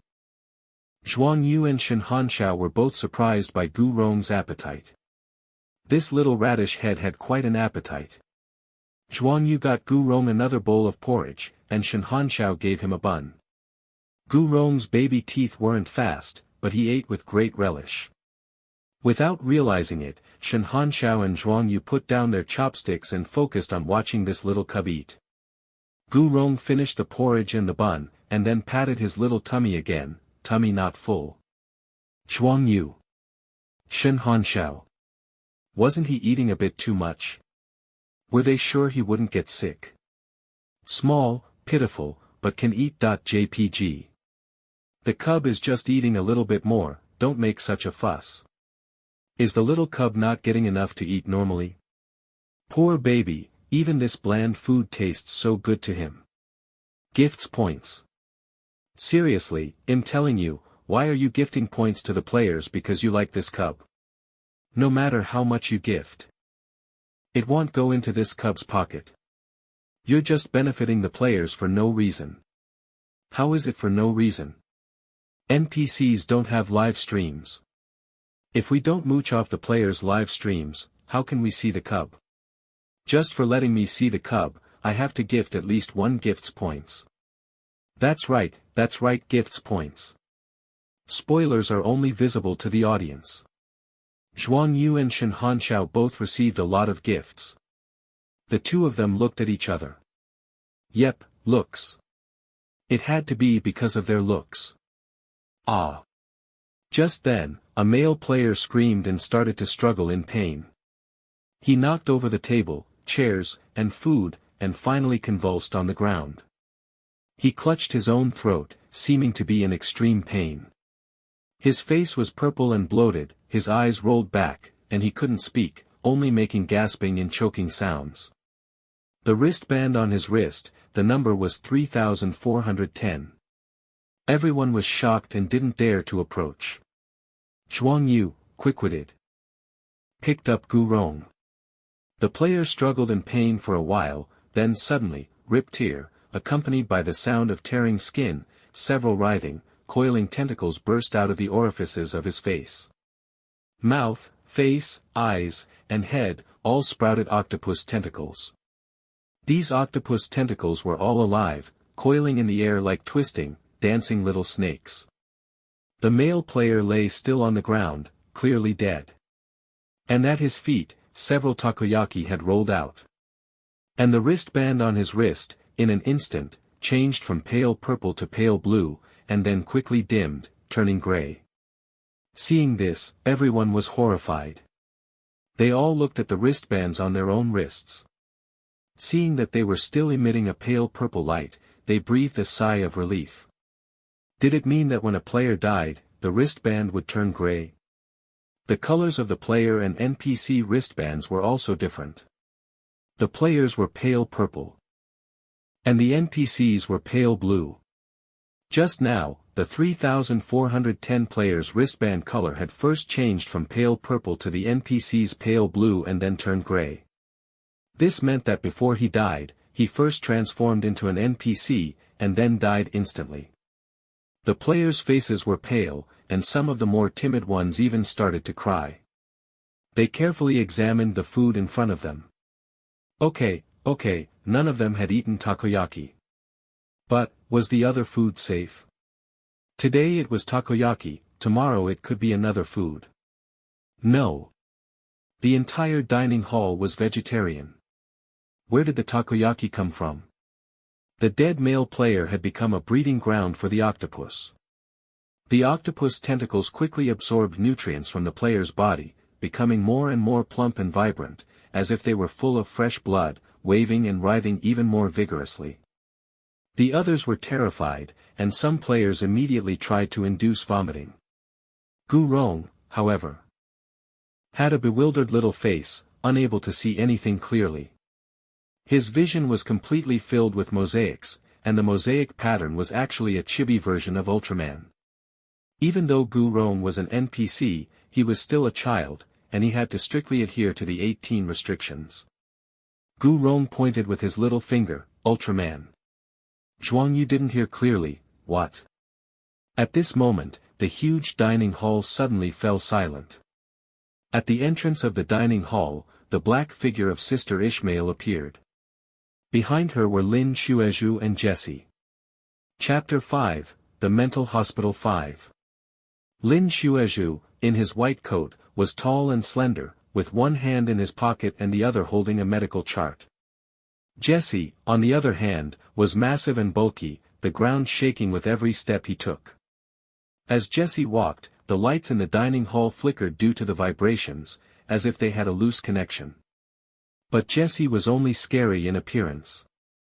The one who truly made everyone afraid was the person in charge of the mental hospital, Sister Ishmael. The nun walked calmly to the dead player, whose head and face had been parasitized by the octopus, looking like a pot of bean sprouts swaying in the wind. Seeing the player's appearance, the nun's expression didn't change at all, as if she was used to it. Lin Xuezhu recorded something in the medical chart with his pen. His expression was also calm, with not even a frown on his face. The nun looked up and looked at each of the new patients, one by one. There were now only 11 left, including the little dumpling being held in someone's arms.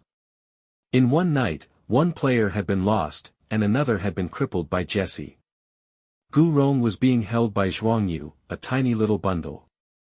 Seeing the nun look over, he cocked his little head and politely greeted her, "Hello, Sister Auntie." Zai Zai remembered that Chief Morrison had introduced her. This was Ishmi. Ishant's sister. Tien, Gu Rong is mispronouncing Ishmael's name. After greeting the nun, Gu Rong knew to be fair and also greeted Lin Xuezhu in the white coat, "Hello, Dr. Uncle." Hearing the word auntie, the nun's expression softened considerably, and she even nodded slightly in acknowledgement to Gu Rong. Lin Zuiza's temperament was cold, like thin snow on a high mountain. Hearing the words Dr. Uncle, the pen he was using to record in the medical chart paused for a moment. Only Jessie, who was left out, thought. Was he not worthy or something? This little Zai Zai. Everyone watched Gu Rong's interaction with the NPCs and couldn't help but admire little Zai Zai's social skills. These were clearly important NPCs, and this little Zai Zai wasn't afraid at all. The nun looked at everyone and said solemnly, "The St. Mary's Mental Hospital practices vegetarianism." Shen Hanshao poked Zhuangyu, "Damn. It really is vegetarianism." The nun gave him an expressionless look. Shen Hanshao shut up and made a zipping motion across his mouth. Zhuangyu, holding Gu Rong, who was drinking milk, moved to the side, distancing himself. The nun withdrew her gaze and continued coldly, "Killing is the act of Satan. Whoever eats meat will die, and whoever eats meat will go to hell." With that, she turned her head and gestured for Jessie to take away the player who had become an octopus breeding ground. Without a word, Jessie lifted the player upside down by one hand, head dragging on the ground, and dragged him away, like he was dragging a broken mop. Jessie dragged the player by the legs into the elevator. The elevator doors closed, even snipping off 2 small sections of tentacles. 2 small sections of tentacles fell to the ground, still writhing and coiling. Everyone's faces became even more unsightly. Shen Hanshao said, "Wait a minute. Where is the bristle monster taking him?" Everyone. Bristle monster. Couldn't you be a little more subtle? The nun did not react to Jessie being called the bristle monster and said coldly, "He has already become a follower of Satan, so he must atone for his sins." Everyone. The nun, Satan's followers must be banished to the Black Forest in the back mountains. That is the devil's lair. Her gaze was intimidating as she looked at each person. It is also a forbidden area, strictly off limits. The Black Forest in the back mountains. Forbidden area. The players had different thoughts. This Black Forest sounded important. Since it was strictly off limits, they had to go and check it out. After the nun finished speaking, she gave Gu Rong another look and turned to leave. Lin Xuezhu closed the medical chart, also glanced at the little dumpling, and then left. The dining hall fell silent once again. Soon, a female nurse came over. Her expression as lifeless as the nun's, her tone cold and stiff. "Dinner time is over. It's rest time. Please return to your respective rooms. At night, please do not leave your The female nurse's eyelids twitched as she spoke. Everyone followed her gaze, and their eyelids also twitched. They saw that Gu Rong, the little Zai Zai, who had been perfectly fine being held by Zhuangyu, had somehow run to the elevator entrance. He was holding a dining fork in his little hand, and on the fork was a small section of tentacle. He was holding it up, examining it curiously from all angles. The tentacle that had caused everyone's sanity value to drop earlier, now being held up on a fork, looked so small, pitiful, and helpless. JPG. Everyone. The female nurse. 006. Oh no. This is not a tasty little treat. No, Zai, throw it away, don't put it in your mouth. Remembering how kids put everything in their mouths. And he even thought the players' heads were milk earlier. Oh my god, I have a bad feeling. Please label this as prevent children from accidental ingestion, thank you. Chuang Ye's pupils shook. In the blink of an eye, the little Zai had run off to pick up an octopus tentacle. Without thinking, Chuang Yu rushed over, and with a clean flick of his finger, sent the octopus tentacle flying. He also kicked the remaining piece on the ground into an unseen crevice. After flicking and kicking, he felt like he'd lose at least one of his hands and feet. Gu Rong was still looking around on the ground. The flicked octopus tentacle flew through the air and, very unfortunately, flew into the mouth of a patient who just happened to be opening his mouth. Gulp, he accidentally swallowed it. The patient? Everyone. Oh my it's an NPC, then it's fine. Chuang Yu wiped his sweat, picked up Gu Rong. And bought him a lollipop from the system store. After getting the lollipop, Gu Rong finally settled down, no longer thinking about the octopus tentacle, and sweetly thanked him. Thank you, big brother. Chuang Yu smiled and ruffled his little head. With this distraction from Gu Rong, the tense and terrifying atmosphere from earlier had dissipated again.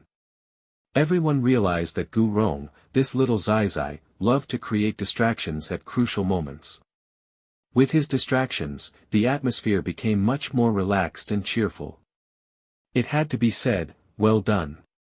Everyone secretly gave the little Zai a thumbs up in their hearts. The female nurse was the same nurse who had put the wristband on Gu Rong, and her expression softened considerably when she looked at him. She didn't mind this little interlude and continued where she had left off. At night, please do not leave your beds. Each person has one opportunity to get up at night. To get up at night, please press the call bell first. Gu Rong, while eating the lollipop, held up a short little finger to show that he would press it. The players took the elevator back to their rooms on the second floor. Chuang Yu held Gu Rong all the way and only put him down when they reached the door of his room. Good night, Zai.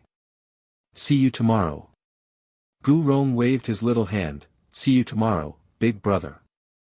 Because Big Brother had gotten him food and bought him a lollipop, he decided not to drink Big Brother's blood. Chuang Yu looked at the little chubby child and sighed. Who knew what would happen overnight, and whether this little Zai would make it through? Gu Rong tilted his head. Big brother, why are you sighing, sigh? He even imitated Chuang Ye's sigh. Chuang Yu couldn't help but smile, ruffling his little slick-back hair. Naturally. He wouldn't say that he was afraid a ghost would snatch him away at night. He just told him to sleep well and not to get out of bed or open his eyes no matter what sounds he heard. Gu Rong listened attentively and nodded his little head. Rong remembers. Live stream chat. He remembers, sure, but whether he'll actually do it is another question, right? After Chuang Yu left, Gu Rong entered the room. The room had nothing but a bed and a table. Gu Rong lay down on the bed. The lights were soon turned off, and the room fell into darkness. The pale purple light emitted from the wristband on his little wrist became particularly conspicuous. The cold moonlight shone through the wire mesh, casting dappled shadows on the ground. As a little zombie Zai, darkness couldn't hinder Gu Rong's vision. He, a little person, first poked at the wristband with his little hand for a while, then rolled around on the bed, wiggling back and forth. When he got tired of wiggling, he turned his little head to the side, lay on the bed to sleep, his chubby little hands tucked beside his body. 006 said, Little host, you can sleep for a while. There are still more than 3 hours until midnight. We can wait until the other players are asleep to scare them. It'll be more effective. Gu Rong said, Big brother and little brother are nice to Zai Zai. Zai Zai won't scare big brother and little brother. 006, well go scare the other players.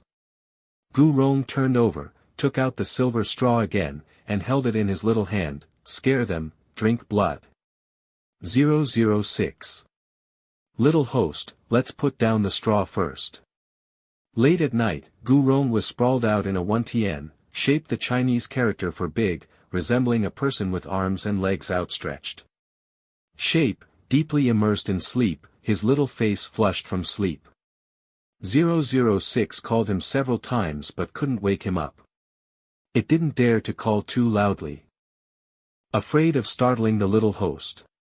At this moment, several ghost NPCs floated over in the darkness, surrounding Gu Rong's little bed and commenting on him. NPC 1, huh? A ghost baby? Where did this ghost baby come from?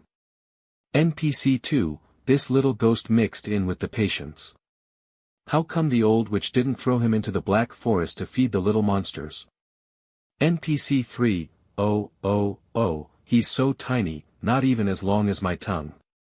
Wow, I want to adopt this little ghost as my godson. NPC 1, get lost, hanged ghost. Your dirty tongue is always dragging on the ground. Stay away from this little darling. NPC 2 cackled, ha ha ha, well, at least I have a tongue. Better than you, having no face. NPC 1, you bag of bones, are you sure you can withstand a kick from me? NPC 3, shut up, both of you. You're going to wake up my godson. 006. Gu Rong was playing the role of a little ghost NPC. So they could naturally recognize at a glance that Gu Rong was a ghost baby, not a human toddler. 006 was startled and immediately increased the volume to call Gu Rong, little host, wake up. Time to get up and earn points to find Daddy, Mommy, and Grandpa Ming. Sure enough, at the mention of Daddy, Mommy, and Grandpa Ming, Gu Rong immediately woke up. He scrambled up from the bed, earn points, find Daddy, Mommy, and Grandpa Ming. As soon as he woke up, he saw a circle of ghost NPCs around his bed. A long-tongued ghost, a faceless ghost, and a skeleton ghost wearing a cowboy hat. The three ghost NPCs were chattering. As soon as they saw Gu Rong wake up, they instantly silenced, unmoving, all looking down at this little Zai Zai. Gu Rong rubbed his eyes, still a little sleepy. Waking up in the middle of the night to see these three ghostly things around his bed, he wasn't scared at all. He yawned and asked in a babyish voice, huh? Who are you? Hearing this little baby voice, the three ghost NPCs started chattering again, vying to introduce themselves. I'm Long-Tongued Ghost. You can call me Uncle Long Tongue. I'm Grandpa Skeleton. I'm Faceless Brother. Tui, so shameless. Gu Rong sat on the bed, his short legs crossed. He was completely awake now, tilting his little head, looking at this one, then that one, his big eyes blinking, looking very curious. Zai Zai politely called out, Uncle Long Tongue, Grandpa Skeleton, Faceless Brother. The three NPCs responded in unison, yes. What a good Zai Zai. Long-tongued ghost, little ghost, what's your name? Gu Rong answered every question. Zai Zai is called Gu Rong. Faceless ghost, Zai Zai. Gu Rong. Little Rong Zai Zai. Skeleton ghost, where's little Rong Zai Zai? Gu Rong raised his little hand, little Rong Zai Zai is here. Long-tongued ghost, who is little Rong Zai Zai? Gu Rong patted himself, little Rong Zai Zai is me. The three NPCs cackled with laughter. It was so much fun teasing a child. Gu Rong shook his little head and wiggled his little feet. 006. Seriously, why were they chatting? It was about to remind Gu Rong that these were three ghosts, but then it thought, the little host was also a ghost now. They were all ghosts, so there was nothing to be afraid of. Besides, it seemed like the little host wasn't scared at all, but rather was chatting happily with them, asking and answering questions, cooperating perfectly. Gu Rong still remembered his little task. Whoosh, he slid off the bed. Long-tongued ghost, little Rong Zai Zai, where are you going? Gu Rong's little legs darted as he ran to the door, but the door was tightly closed and locked from the outside. He couldn't open it at all.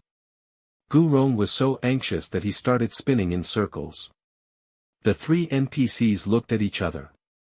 Faceless Ghost said, Little Rong Zai Zai, what do you want to do? You can tell Faceless Brother, and Faceless Brother will help you. Gu Rong's speech was childish but clear. Rong wants to go scare the players, but I can't get out. What should I do? Hearing Gu Rong say this, the three NPCs were silent for a moment. Faceless Ghost, oh. Scare the players? What players? Long-tongued Ghost, don't interrupt. Little Rong Zai Zai, Uncle Long Tongue will teach you a trick. Hang yourself on their bedpost. In the middle of the night, it'll scare them to death. Skeleton Ghost, let's go, well go with you and join in the fun. Faceless Ghost drew a circle with a halo on the door, big enough for a person to pass through. You could go out without opening the door. Accompanied by the three NPCs, Gu Rong randomly picked an unlucky player, drew a circle, and entered the player's room. Zai Zai is coming. References. 1 Tien, shaped the Chinese character for big, resembling a person with arms and legs outstretched. Chapter 6. The Mental Hospital 6.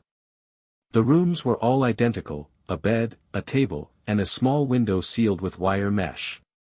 It looked less like a hospital room and more like a prison cell. The unlucky player Gu Rong had randomly chosen was named Yang Chunsheng. At this moment, Yang Chunsheng was huddled under the covers, his entire body trembling. He hadn't slept all night, he couldn't sleep a wink. He couldn't sleep, but he also didn't dare to open his eyes. He covered his head with the blanket, muttering something under his breath, like he was chanting a sutra, praying for protection. The worst part was, he needed to use the toilet. Had been holding it in all night and was about to lose control. The female nurse had said that if they needed to use the toilet, they could press the call bell.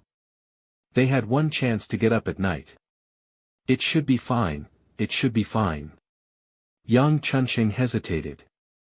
His hand trembling as he reached out from under the covers to feel for the call bell. However, before he could find the call bell, he touched a pair of little feet, not even as big as his palm, like a child's feet. They were standing right by his bed, next to his pillow. Yang Chunsheng. Yang Chunsheng quickly pulled his hand back, scared out of his wits. Mom, what was that? How could there be a pair of little children's feet standing by his bed? At this moment, from the ceiling directly above his head, he heard creak sounds, like the sound of feet stepping on wooden boards, and these sounds were like someone was stepping on the ceiling. Yang Chunsheng trembled even more, his face pale, and he was sweating profusely. Save me. He held back, and quietly peeked out from under the covers, opening just one eye. And then he saw a very bizarre scene. Long-tongued Ghost was responsible for hanging upside down from the ceiling. His tongue tied in a knot to act as a rope. Faceless Ghost was responsible for holding Gu Rong's little body, so he wouldn't actually be strangled. And Skeleton Ghost was responsible for directing the little Zai Zai's acting, how to play a hanged little ghost. Gu Rong was still eating his lollipop, his little body hanging in the air.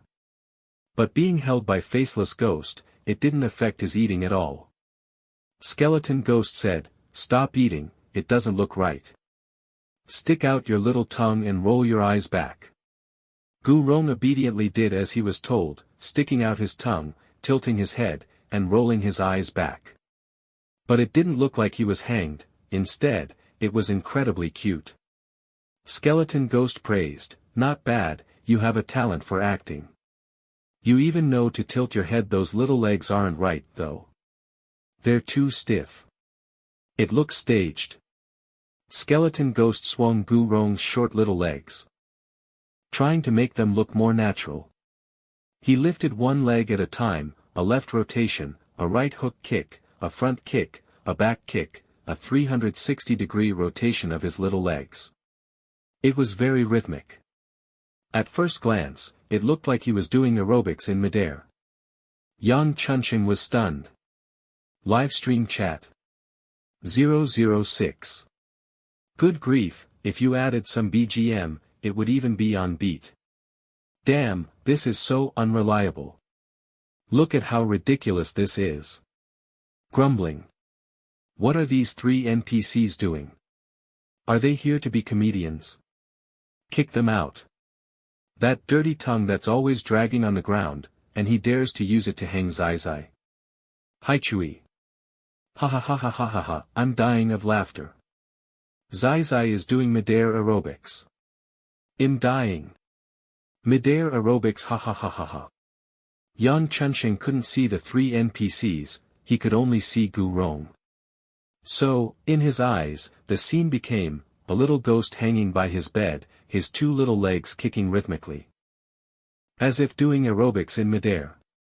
The scene was indescribably bizarre, and it was completely silent. Yang Chunxing recognized at a glance that this hanged little ghost was the little player who had entered the game with them. How could that little Zaizabe hanging from his bedpost? He was hanging in midair and could still do a set of aerobics. This level of difficulty wasn't ordinary. No ordinary person could do that, let alone a 2-year-old toddler. At this moment, he saw that the color of the wristband on Gu Rong's little wrist had turned pale blue, the color of an NPC's wristband. The pale blue was flickering on and off, switching between blue and gray, like a loose wire, jumping back and forth between NPC and death. Ha! Yang Chunxing screamed, rolled his eyes back, and fainted. 006, okay, little host, we can come down now. Gu Rong put the lollipop back in his mouth and said to Faceless Ghost, Faceless brother. Zai Zai go down. Faceless Ghost carried Gu Rong down, kicked Yang Chunxing to the foot of the bed, and placed Gu Rong at the head of the bed. Yang Chunxing fainted very peacefully, completely unaware. 006 said, Congratulations, little host, for completing the small task and obtaining identity card 089, hanged little ghost. Reward, 50,000 points. Gu Rong clapped his little hands happily, and the wristband on his wrist changed back to the pale purple of a player. Ding, identity card refreshed. Identity card 013, little mental patient in use. Function, wearing this identity card allows you to perfectly disguise yourself as a mental patient. Duration, to be supplemented. Cooldown, to be supplemented. Identity card 089, hanged little ghost. Function, wearing this identity card allows you to perform difficult aerial maneuvers, such as stepping on your left foot with your right foot to fly, doing Tai Chi, doing aerobics, performing acrobatics, doing somersaults, etc. Duration, 2 hours can be stacked. Cooldown, 12 hours. Gu Rong looked at the description of the identity card, not quite understanding things like duration and cooldown. Thump, long-tongued ghost fell from the ceiling, landing flat on his back. But fortunately, he had no physical form, so he didn't damage the floor at all. Skeleton Ghost used a long, thin finger bone to tap Gu Rong's little head. Your acting is passable, but you still need more practice. Gu Rong, although young, knew to be humble and accept criticism, better than many adults. Okay, Zai Zai, practice more. Long-tongued Ghost stuck out his tongue and said, Your acting is pretty good, but your neck is a little short. It only choked your chin. Gu Rong stretched his little neck, trying to make his neck look a little longer. The 3 NPCs looked at the little Zai Zai with satisfaction. Little Rong Zai Zai, keep up the good work. Gu Rong raised his little fist. Rong Zai Zai, keep up the good work. The 3 NPCs found this little Zai Zai more and more adorable, and they wished they could kidnap him. Gu Rong yawned. Being woken up in the middle of the night to go to work, he was so sleepy he could barely keep his eyes open. Faceless Ghost, children are still growing. Let's send him back to sleep first. The 3 NPCs escorted little Rong Zai back to his room. As soon as Gu Rong lay back down on the bed, he rolled around, patted his little tummy, and hummed an unknown lullaby to himself, quickly falling into a deep sleep. The 3 NPCs stood guard around the bed, protecting the little Zai while he slept. The next morning, the players woke up to the sound of Por una cabeza 1 Por una cabeza, a famous tango song, playing over the speakers. Gu Rong had already wiggled from the head of the bed to the foot of the bed. He wasn't a good sleeper at night, moving all over the bed and lying in all sorts of positions. He looked one way when he fell asleep and another when he woke up. 006 said, "Little host, wake up." The music from the broadcast was very loud, a bit jarring. Gu Rong scratched his little ear and quickly got out of bed, not lingering at all. The music resounded throughout the entire mental hospital. It couldn't be turned off, they could only let it play on repeat. Gu Rong rubbed his little face, slid off the bed, and sat on the floor, putting on his little shoes himself. His little hands were too small, and he had a lot of trouble putting them on. With 006's reminders, fortunately, he didn't put them on the wrong feet. Just as he finished putting on his shoes, the door to his room was open from the outside. The female nurse smiled and walked in. "Little patient, it's time to wash up and eat breakfast." Hearing the words "eat breakfast," Gu Rong's eyes lit up. He pitter-pattered over and grabbed 2 of the female nurse's fingers with his soft little hands. "Nurse sister, eat, Zai's little tummy has been empty for a long time." The female nurse. With 2 fingers grasped by a soft, chubby little hand, the female nurse's heart melted, and a motherly smile spread across her face. She escorted Gu Rong all the way to wash up. To prevent Jesse from using his saliva-soaked brush to style Gu Rong's hair, the female nurse even took it upon herself to comb Gu Rong's hair into a little slicked-back style. After washing up, they came to the 3rd-floor dining hall. Gu Rong was led by the female nurse, hopping and skipping, swaying his head, very lively, singing a song, "I'm a happy little frog, croak, croak, croak, croak, croak." It was the tune of Little Jumping Frog 2TN. Little Jumping Frog is a popular Chinese children's song. He was surprisingly in tune, singing quite well, and he even knew that little frogs go croak. The other players. "Help, why does this little Zai look so happy? We're not the same at all." The aunties in the livestream chat were all about to faint from the cuteness, and they started spamming the chat with Little Jumping Frog. Yang Chunsheng had fainted all night and was woken up in the morning by the deafening music. He had fainted very opportunely, and he had also followed the rules, not leaving his bed all night. Aside from being scared by Gu Rong, nothing had happened. When he saw the little doll being held by the female nurse's hand, Yang Chunsheng's pupils shook, and he was terrified. Wasn't this little Zai already hanged on his bedpost? How was he still here? And singing happily. Moreover, the color of the wristband on his little wrist had changed back to pale purple. Could it be the Madeira aerobics he saw last night were an illusion? No. Yang Chunsheng touched his lower back. It hurt so much it felt like it was about to break, like had been kicked. And in the morning, he had been lying sideways at the foot of the bed, almost falling off. If what he saw last night wasn't an illusion, then this little Zai had already been hanged, so he wasn't a person now, but a little ghost. Realizing this, Yang Chunsheng's face turned pale, and he tried to stay as far away from Gu Rong as possible. He had died and was still mixed in with the players. Terrifying, too terrifying. And aside from him, the other players were completely unaware of this. Gu Rong saw Zhuang Yu and Shen Hanxiao let go of the female nurse's hand, and darted towards the 2 of them with his short little legs. He walked with a waddle, and when he ran, he stumbled and staggered, feeling like he was running blindly with his head buried, running all over the place. Zhuang Yu and Shen Hanxiao watched him anxiously, afraid that he would trip and fall. Fortunately, Gu Rong didn't fall. Hushio panting, he ran up to the two of them. Zhuang Yu and Shen Hanshao both breathed a sigh of relief.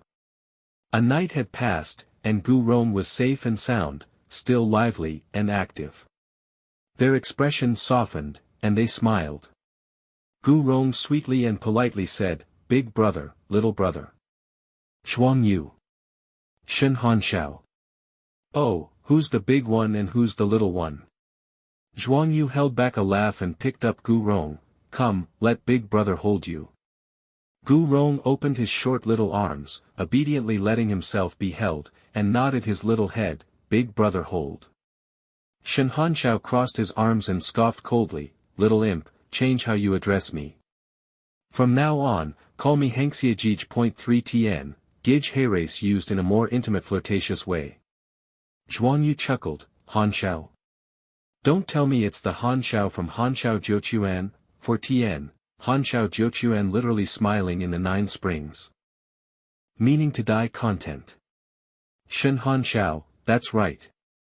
My senior apprentice brother is called Zhao Jiuquan. Our names together are Hanshao Jiuquan, which means not to rejoice in life, and not to grieve in death. Even in death, one should smile in the 9 springs." Zhuang Yu, speechless. Yang Chunxing, silently observing the interaction, trembling.jpg. These two had no idea that the little Zai in their arms had already turned into a little ghost, and they still dared to hold him. Naturally, he also didn't know that Gu Rong was a little ghost NPC from the very beginning. Everyone found a place to sit down and eat breakfast. There was a clear distinction between the players and the patient NPCs. The patient NPCs sat on the left side of the dining hall, while the players sat on the right side. Except for yesterday when they first arrived and the patient NPCs stared at them with their creepy gazes. Now they seemed to have completely ignored their existence. They only occasionally looked at the little patient. After all, little patients were a rare commodity. There was only one such little patient in the entire mental hospital. Moreover, he was such a cute little patient, with little arms and little legs, who could run and jump. The players gathered together and began to discuss the instance task in low voices. "We've now confirmed that the bristle monster has a key, and the nun definitely has one too. We're not sure about Dr. Lin and Chief Morrison. 5 keys, 2 known. But knowing is one thing, getting them is another. I think the Black Forest in the back mountains is definitely hiding something. How about knocking out the nun and sneaking in to take a look?" "Knock out the nun? You've got to be kidding. Then you go. The nun isn't the problem, but that Dr. Lin looks extremely difficult to deal with, not easy to fool." "The nun isn't nothing. Dr. Lin is certainly difficult to deal with, but the nun isn't a vegetarian either. She actually is a vegetarian. The whole mental hospital is vegetarian. Whoever eats meat will die, and whoever eats meat will go to hell." Enough. There were very few clues, and the players couldn't come up with much. With yesterday's lesson learned, everyone was extra careful to avoid eating meat. As they were talking, they shifted their gaze to the little Zai, who was focused solely on eating. One player suggested, "I see that the nun is particularly lenient towards that little Zai. How about we send the little Zai to be the nun's adorable pet, and we'll take the opportunity to go to the back mountains. What can that little squirt do besides eat? I don't even know what he's here for. Then let's kidnap a hostage to take us there." Everyone calmed down, already having a plan in mind. Among these players, there were new players and veteran players. But there were countless instances, and as far as the mental hospital instance was concerned, even the veteran players were newcomers. A player couldn't enter the same instance twice. The system would prioritize grabbing players who hadn't watched the instance's live stream, 1 to ensure the difficulty of the instance, and 2 to ensure fairness. Breakfast time passed quickly, and the nun came over again with Chief Morrison and Lin Xuezhu. This time, Jessie didn't come. The nun said, "Please proceed to the chapel for devout prayer, and ask the Lord to forgive your sins." Everyone. "Excuse me, what sins do we have?" After the nun spoke, unexpectedly, that childish voice chimed in again, Amen. The nun. Everyone. Live stream chat. 006. Where did you learn that, little one? References. 1 Tn, Por una cabeza, a famous tango song. 2 Tn. Little Jumping Frog is a popular Chinese children's song. 3 Tn, Gij Race used in a more intimate flirtatious way. 4 Tn, Han Xiao Jiuquan literally smiling in the 9 springs, meaning to die content. Chapter 7, The Mental Hospital 7. Gu Rong had heard many dying people praying to God in the apocalypse, so he had also learned a few prayer words. They would always say Amen, and Gu Rong had learned that. This was called learning by doing. The live stream chat was about to die of laughter. All the players' live streams were almost uniformly filled with ha ha ha ha. The players. Okay, the little Zai's live stream isn't enough for you guys, so you have to come to our live streams and spam, right? It was really strange. From the very beginning of this instance, the viewership of their live streams had been increasing, but the chat was always discussing that little toddler. Although the gifts were also increasing, it was just strange. Very strange. Players could turn off their live streams, but the initial default was on. Could it be that this little Zai was too young and had accidentally turned off his live stream? Very possible. They had wanted to remind this little Zai that turning on the live stream could earn viewers gifts, but looking at the viewers who were giving them gifts because of this little Zai, if this little Zai turned on his live stream, those gifts would definitely be lost. For the sake of gifts, no one would be stupid enough to remind Gu Rong. In horror games, people's moral standards were generally low. Mere gifts wouldn't make anyone feel guilty. And those who wanted to remind him, like Zhuang Yu and Shenhan Xiao, were both entering the game for the first time and hadn't figured out the game's rules yet. They had no idea they should remind him. What the players didn't know was that it wasn't just the live stream chat that was full of discussions about this little Zai. The game forums were too. Gu Rong, this little NPC mixed in with the players, had already become a hot topic on all the major game forums, with more popularity than all the players combined. Hot posts about Gu Rong were plastered all over the forum's front page. Damn, has anyone else noticed that any player who has this little NPC cub appear in their livestream gets gifts from viewers, regardless of what they do? Interesting. Viewers gift players just because this little NPC cub is on screen. So, wouldn't that mean that by entering the instance, you don't have to do anything? Just hold on to this little Zai tightly, and you'll win by lying down. You're thinking too highly of it. I've never seen this little NPC cub in the mental hospital instance before.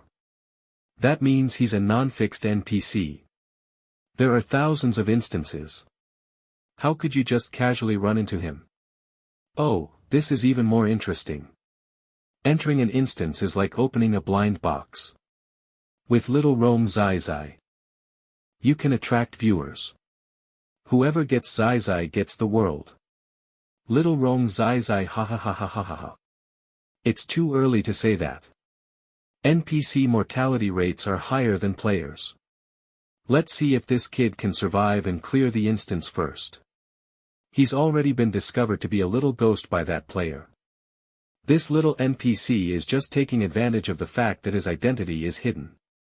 Once his NPC identity is exposed, he'll be offline in minutes. Unlike the players in the instance, who were in the dark and couldn't see the full picture, the players watching the live stream outside the instance could see everything. They had seen all the interactions between the 3 NPCs and Gu Rong. The nickname Little Rong Zai had already spread throughout the entire forum. But Gu Rong was, after all, young. And whether he could clear the instance was a question. Viewers who were paying attention to the cub were just paying a little more attention. They didn't dare to get too emotionally invested, lest they be heartbroken later. On the way to the chapel, Gu Rong was being held by Zhuang Ye's hand, walking in front, with Shenhan Xiao following behind. Yang Chunsheng had been secretly observing Gu Rong, the ghost doll, and he quietly stepped forward, sneakily poking Shen Hangxiu's arm. Shen Hanxiao looked at him. Yang Chunxing was in his 20s, an ordinary, average-looking guy, with average looks and average abilities. He pulled Shen Hanxiao aside, quietly distancing themselves from Zhuang Yu and Gu Rong in front, afraid they would hear. Shen Hanxiao looked at the big and small pair in front, then at the sneaky Yang Chunxing, then at his arm, which was being pulled, his expression bewildered. What was going on? Yang Chunxing lowered his voice and recounted what he had seen last night about the Madeira aerobics to Shen Hanxiao. Could an ordinary person do that? Could you do that? I certainly can't, but... He trembled as he pointed at Gu Rong. That little Zai Zai did it. Shen Hanxiao didn't know whether to believe him or not. Oh. Yang Chunxing, really, I'm not lying to you. I'm trying to help whoever I can. Later, you find a chance to tell him too. He pointed at Zhuang Yu. Shen Hanxiao listened blankly. Oh. Yang Chunxing. So calm. Shen Hanxiao didn't know whether to believe it or not, but he acted very calm, shrugging. So you're saying he's lying, that little Zai Zai doesn't even have a neck, how can you hang yourself with no neck? Yang Chunxing. Zai Zai, don't look, it's a bad review. Damn, this angle is pretty unique, hahaha. Shen Hanxiao, you're too much of a dog. Zai Zai's neck is just short, it's not that he doesn't have one. Gifts points. Shen Hanxiao caught up with Zhuang Yu and Gu Rong. He looked at Gu Rong's round, chubby little appearance, forcing himself to hold back a laugh. He tilted his head, stuck out his tongue, rolled his eyes back, and then squatted down, presenting himself in front of Gu Rong. Zhuang Yu quickly pulled Gu Rong back. Shen Hanxiao made a hanged ghost impression. Zhuang Yu and Gu Rong had no reaction, but he himself burst into laughter. Zhuang Yu rolled his eyes. Truly immature. Shen Hanxiao made another grimace. Ha ha ha, am I not cute? Gu Rong's little bun-like face was serious. He looked at the other person, stomped his little foot, and harumphed. Shen Hanxiao. What's going on? Zhuang Yu was struggling very hard to hold back his laughter. Shen Hanxiao shouldn't have continued to embarrass himself at this point, but he clearly lacked self-awareness and still wanted to make faces to tease Gu Rong. Gu Rong stomped his little foot again. Glared at him, raised his little palm, and pretended to hit him. Gonna get you. Shen Hanxiao. Okay, so not only was he not cute, but had also made the other person want to beat him to death, right? The livestream chat was about to die of laughter at Gu Rong raising his little palm to hit someone. It wasn't just Gu Rong who wanted to hit Shen Hanxiao, they wanted to hit him too. He was too much of a dog. The chapel was a black castle building at the very back of the mental hospital. Entering the chapel, candles were burning everywhere, and the walls were painted with murals of Faust. 1 Tn. Faust is the protagonist of a classic German legend, a scholar who makes a pact with the devil. The priest was wearing a black robe, and holding a Bible, his figure slender and tall, with long silver hair cascading down. His handsome features seemed to glow with a holy light. He wore a crucifix necklace around his neck. And also a silver vintage-style key. This key was the same style as the one on Jesse's saliva-soaked brush, only the color was different. Everyone's eyes widened. The second key had appeared. But everyone looked at the priest and couldn't help but be surprised. How could this priest be so young and so handsome? The priest in their impression would never be such a seemingly untainted, handsome man. He should at least be a bit older, with some life experience, to make the believers trust him. But this priest was not only good-looking, but his temperament was also extremely gentle. He had a kind of compassionate divinity about him. It could almost be said that anyone who saw this priest for the first time would hopelessly trust him and feel close to him. Even looking at the silver key on the priest's neck, they couldn't muster the slightest desire to snatch it. Even thinking about it felt like a kind of blasphemy, a kind of sin. Gu Rong.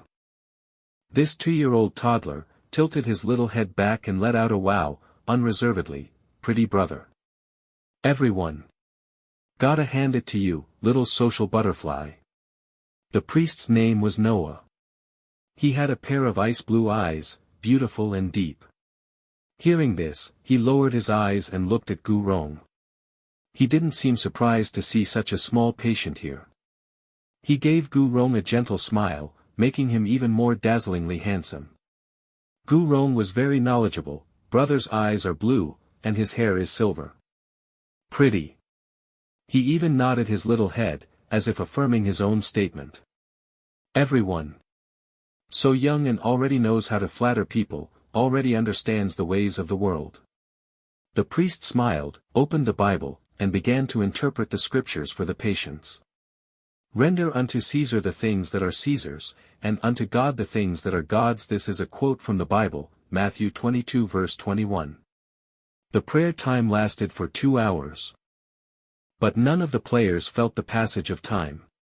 They were all immersed in the priest's melodious voice. When they walked out of the chapel, they were jolted back to reality. Damn, I feel like I was bewitched. One player said. The other players felt the same way and couldn't help but frown. They weren't real patients, but when they were in the chapel, they actually felt like they were real patients, full of sin, and only the Lord could forgive their sins. At this rate, they might forget their identities as players, and the system prompt said that forgetting their player identity would make them permanently become NPCs. This was the most terrifying part. The players all fell silent, worried. They subconsciously looked at the wristbands on their wrists. Seeing that they were still emitting a pale purple light, they breathed a sigh of relief. A new player said, "Why do we have to find the keys? Can't we just climb over the wall and escape?" Another veteran player, new player. What do you mean? Heh, even if you climb over the wall and escape, no matter how far you run, you'll eventually return to the mental hospital. Because this instance is the mental hospital. The mental hospital is the only map in this instance. You can't leave the game without completing the task. It's like that for every instance, without exception. Is that clear? The babysitting squad was walking at the back of the group. Zhuang Yu and Shen Hanshao also heard the veteran player's explanation. The two of them both sighed. It was obvious. How could they escape without completing the task? Fortunately, even if they couldn't get the keys, they could still clear the instance by surviving for 3 days. Just as they were thinking this, the new player asked the same question, but we can just survive for 3 days to clear the instance, right? That's better than risking offending the NPCs to get the keys, right? The veteran player gave him a sidelong glance. Oh, then I wish you luck of 100. And that you can survive these 3 days without incident. It had only been less than a day, and 2 players had already been eliminated. You could be eliminated just by eating a meal. Who knew how many more accidents would happen next? Zhuang Yu and Shen Hanshao both sighed again. Gu Rong copied them, also sighing like a little adult. Zhuang Yu. Shen Hanshao. Little drama queen. Zhuang Yu lowered his voice and said, "Did you notice the murals on the wall?" Shen Hanshao, what's the significance? Zhuang Yu pondered. The theme of the mural is Faust, and Faust tells the story of a man who sold his soul to the devil. The devil fulfilled all his lifelong desires, and after he died, the devil took his soul. Shen Hanshao was also very smart and immediately got his meaning. He was usually frivolous, but at this moment, his expression was serious. You're saying that the managers of this mental hospital might have also sold their souls to the devil, like Faust. If it could fulfill all their lifelong desires, what would people want? For example, eternal youth, absolute power, and strength. The priest and Dr. Lin have impeccable beauty, Jessie has a body that is larger and stronger than ordinary people, and the nun might have supreme power. So, you suspect they also made a deal with the devil? Zhuang Yu shrugged. The Black Forest in the back mountains is the devil's lair. Maybe the forbidden area is just a smokescreen. That's where they really worship their god. Shen Hanshao, indeed, to say nothing of anything else, the priest and Dr. Lin are really too good-looking. they don't even look human. Of course, this was just speculation. It was also possible that they were just naturally young and handsome, like this little Zai, exquisitely carved, even cuter than a porcelain doll. Zhuang Yu picked up Gu Rong. Do you want to go to the Black Forest in the back mountains with Big Brother and Little Brother? Gu Rong nodded his little head. Ahu, Zai go. Shen Hanshao smiled, it's Hanxiajij. 006, little host, a new task has arrived. Please accept the new task. Task: the hanged little ghost must go to the Black Forest in the back mountains and find a way to become the devil's little lackey. Success reward, 100,000 points, copy card 1. Failure penalty: the hanged little ghost's identity will be exposed to the players. This will make you the target of all the players. 006, little host, keep up the good work. This task has a failure penalty and seems a bit difficult. Gu Rong blinked. What does little lackey mean? 006, it means little underling. Gu Rong looked at his little body and nodded. He was so small, he could indeed only be someone's little underling. References. 1 Tien, Faust is the protagonist of a classic German legend. A scholar who makes a pact with the devil. Chapter 8, The Mental Hospital 8. Not only did the babysitting trio want to go to the Black Forest in the back mountains, but the other players also wanted to investigate. But the Black Forest was a forbidden area, and they couldn't go there without permission. Wanting to go was one thing, but figuring out how to go without being noticed was another. Every player had a wristband on their wrist that could track their location and deliver electric shocks. If they were detected in the back mountains, wouldn't they be electrocuted to death in an instant? Everyone suppressed their desires. This matter needed careful planning. Especially after seeing the gruesome deaths of the previous players, they didn't dare to take risks lightly. The entire morning was spent in prayer, and it was soon lunchtime. Zhuang Yu went to get food first, while Shen Hanshao looked after Gu Rong. Gu Rong took out the silver straw again. His eyes sparkling as he searched the crowd for suitable prey, preparing to sneak up and suck their blood. The little Zai wasn't picky, but as a little zombie Zai, he had never eaten his staple food. He was both curious and hungry. Once, a kind zombie auntie had seen how cute he was and shared some human blood with him, but he had covered his little nose, finding it incredibly stinky. Grandpa Ming said that the blood wasn't fresh. Gu Rong was too young and could only drink fresh blood. Otherwise, he would at least vomit and have diarrhea, and at worst, he could get food poisoning. There were living people all around, freshly killed prey, it would definitely be fresh. Gu Rong, clutching the straw, spotted a female player sitting at a table with her back to him. He eagerly wanted to go over. Just as he lifted his little leg, Shen Hanshao grabbed the back of his collar, holding him in place. Gu Rong's little body was immobilized. He looked up. His little face bewildered as he looked at Shen Hanshao. Shen Hanshao had also been stabbed in the head with this straw once. He squatted down in front of him and looked at the straw. What's this? Gu Rong hid his little hand behind his back, but Shen Hanshao grabbed his little hand and obediently handed over the instrument of his crime. Gu Rong pouted. This was passed down to Zai by Grandpa Ming. Passed down? Shen Hanshao laughed. Passed down is a bit much, isn't it?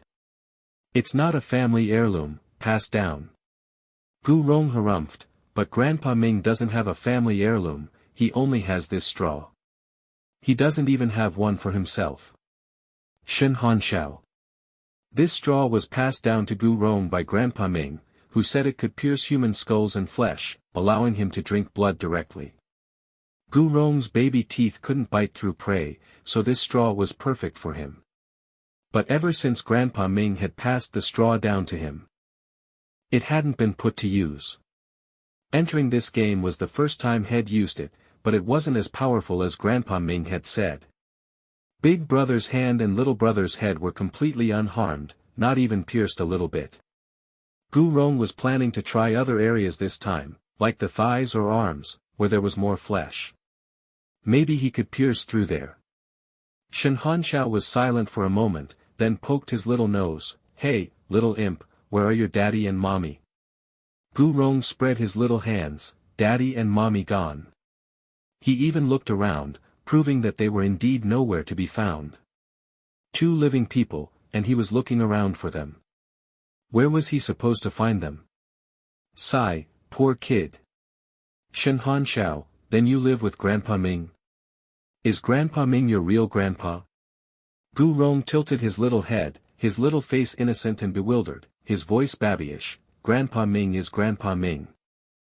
Gu Rong had met Grandpa Ming under the bridge. If Grandpa Ming hadn't taken him in, he would have been carried away by other zombies long ago. At this moment, Zhuang Yu returned with the food. He saw Gu Rong looking around for something from afar.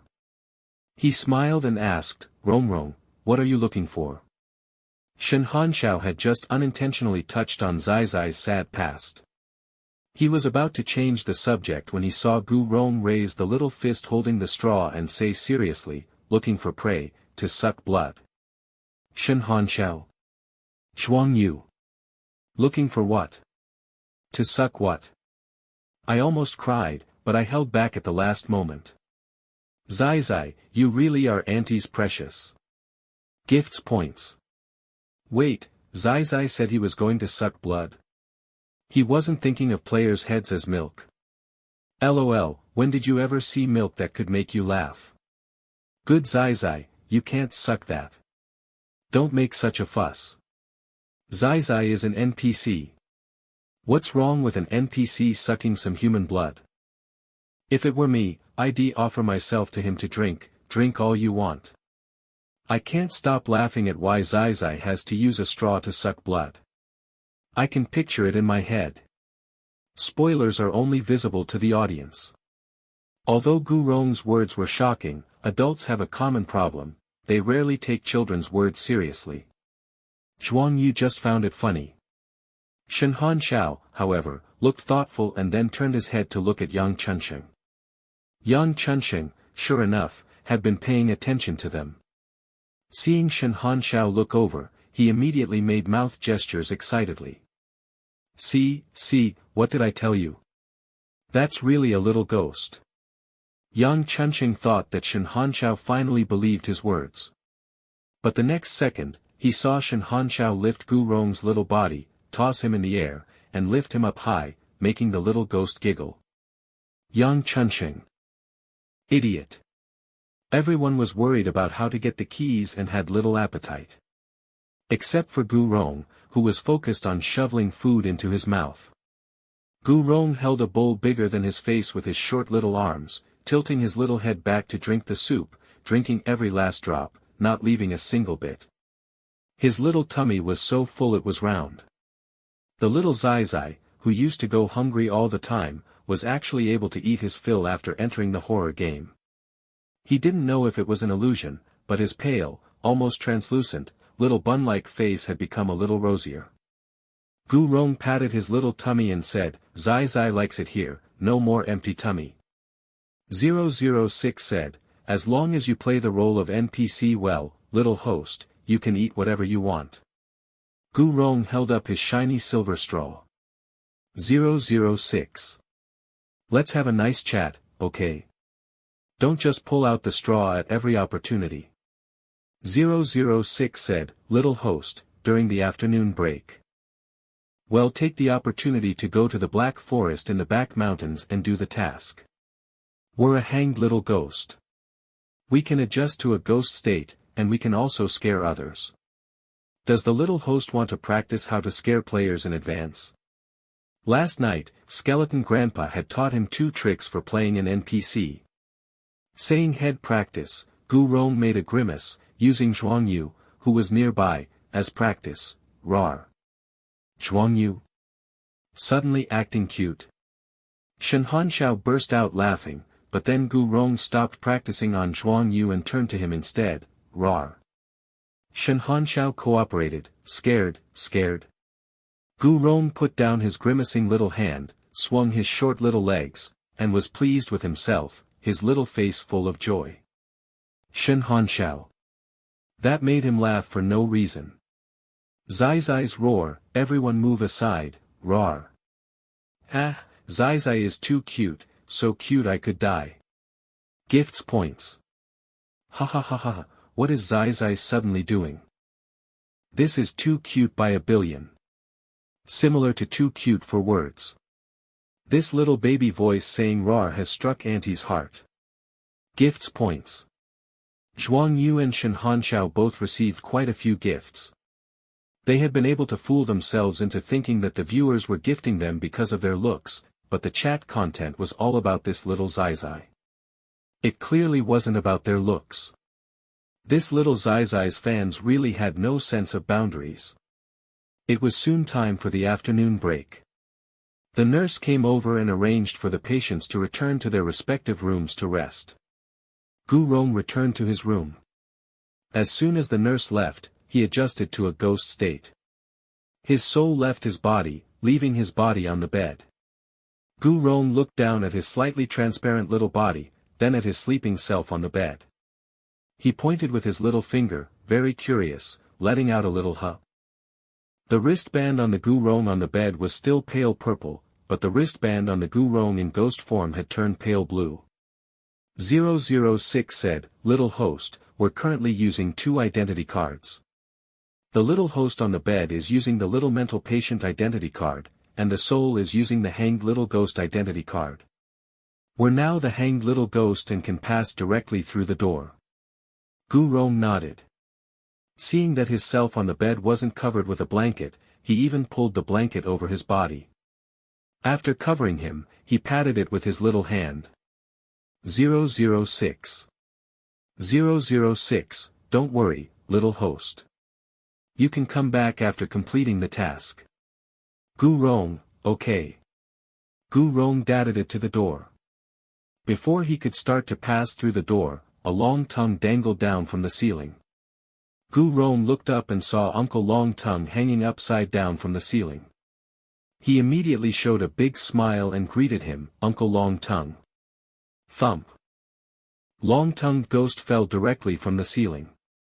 Gu Rong bent down to check on long-tongued ghost, his little baby voice concerned, "Uncle Long Tongue, did you hurt yourself?" Faceless ghost walked in from the adjacent wall through a glowing circle, crossing his arms and scoffing, "Don't worry, he won't die. He's just too lazy to climb down. It's faster and more convenient to fall." Gu Rong, the master of being even-handed, was equally enthusiastic when he saw Faceless Ghost, Faceless Brother. Even though Faceless Ghost had no face, you could feel that he was smiling, very pleased. Skeleton Ghost grew out of the ground.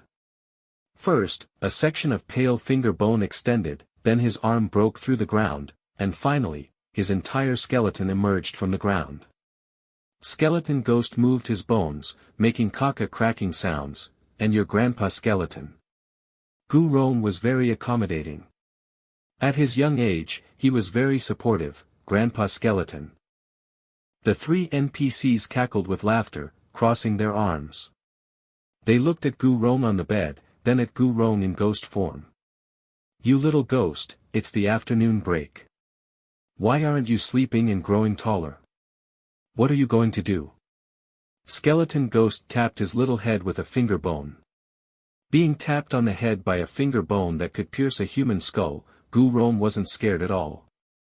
He explained in a babyish voice, "Zai Zai is going to the Black Forest in the back mountains to be the devil's little lackey." The 3 NPCs' faces changed drastically, and they looked at each other. Long-tongued Ghost's tongue got tied in a knot, "Be the devil's little lackey? Are you crazy?"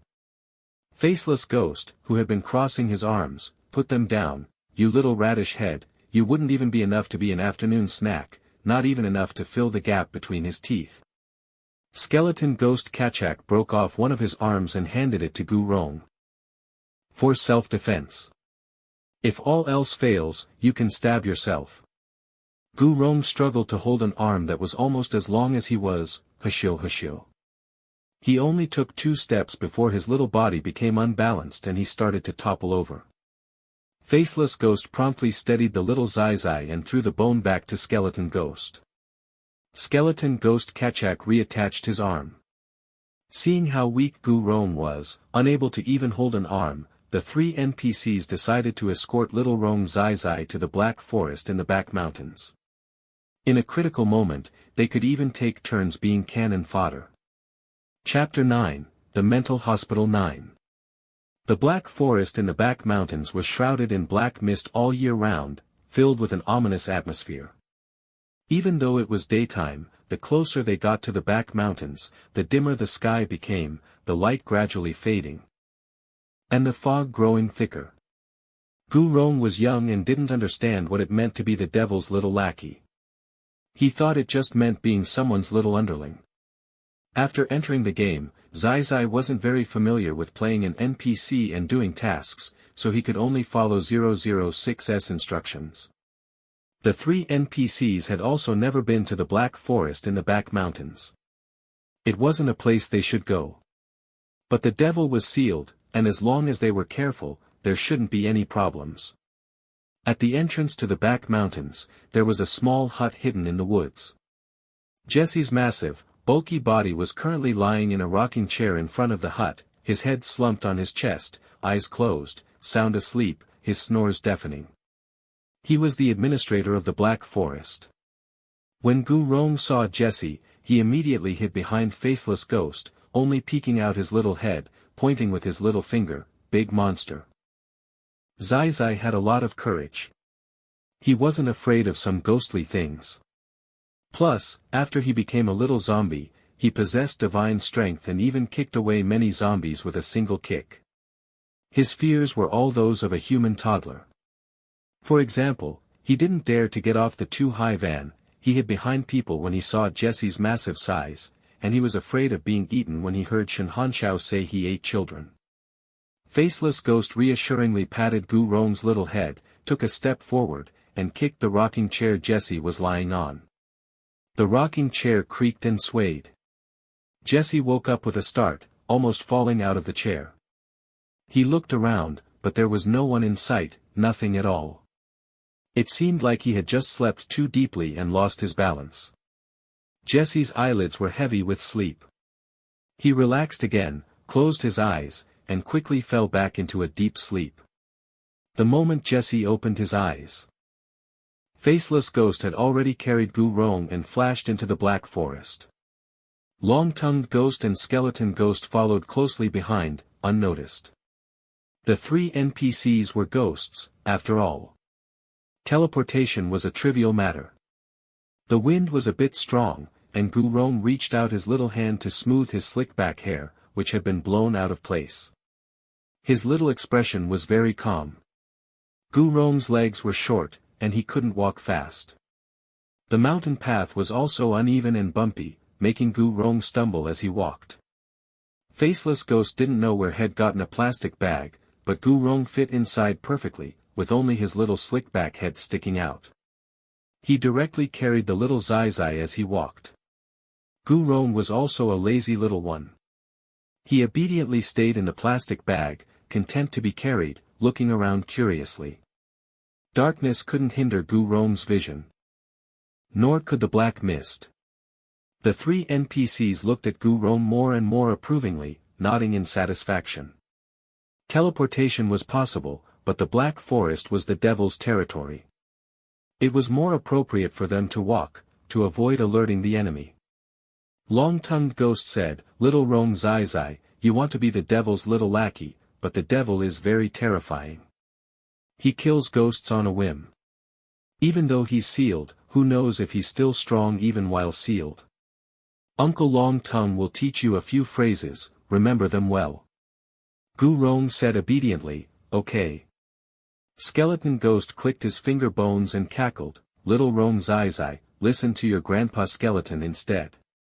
If you can't be a lackey, try to be a cute pet." Gu Rong was confused, "Huh?" Faceless Ghost said, "Little Rong Zai Zai, don't listen to their nonsense. Do you want to hear a story? Brother will tell you one." Gu Rong nodded and said, slurring his words slightly, "Ahu."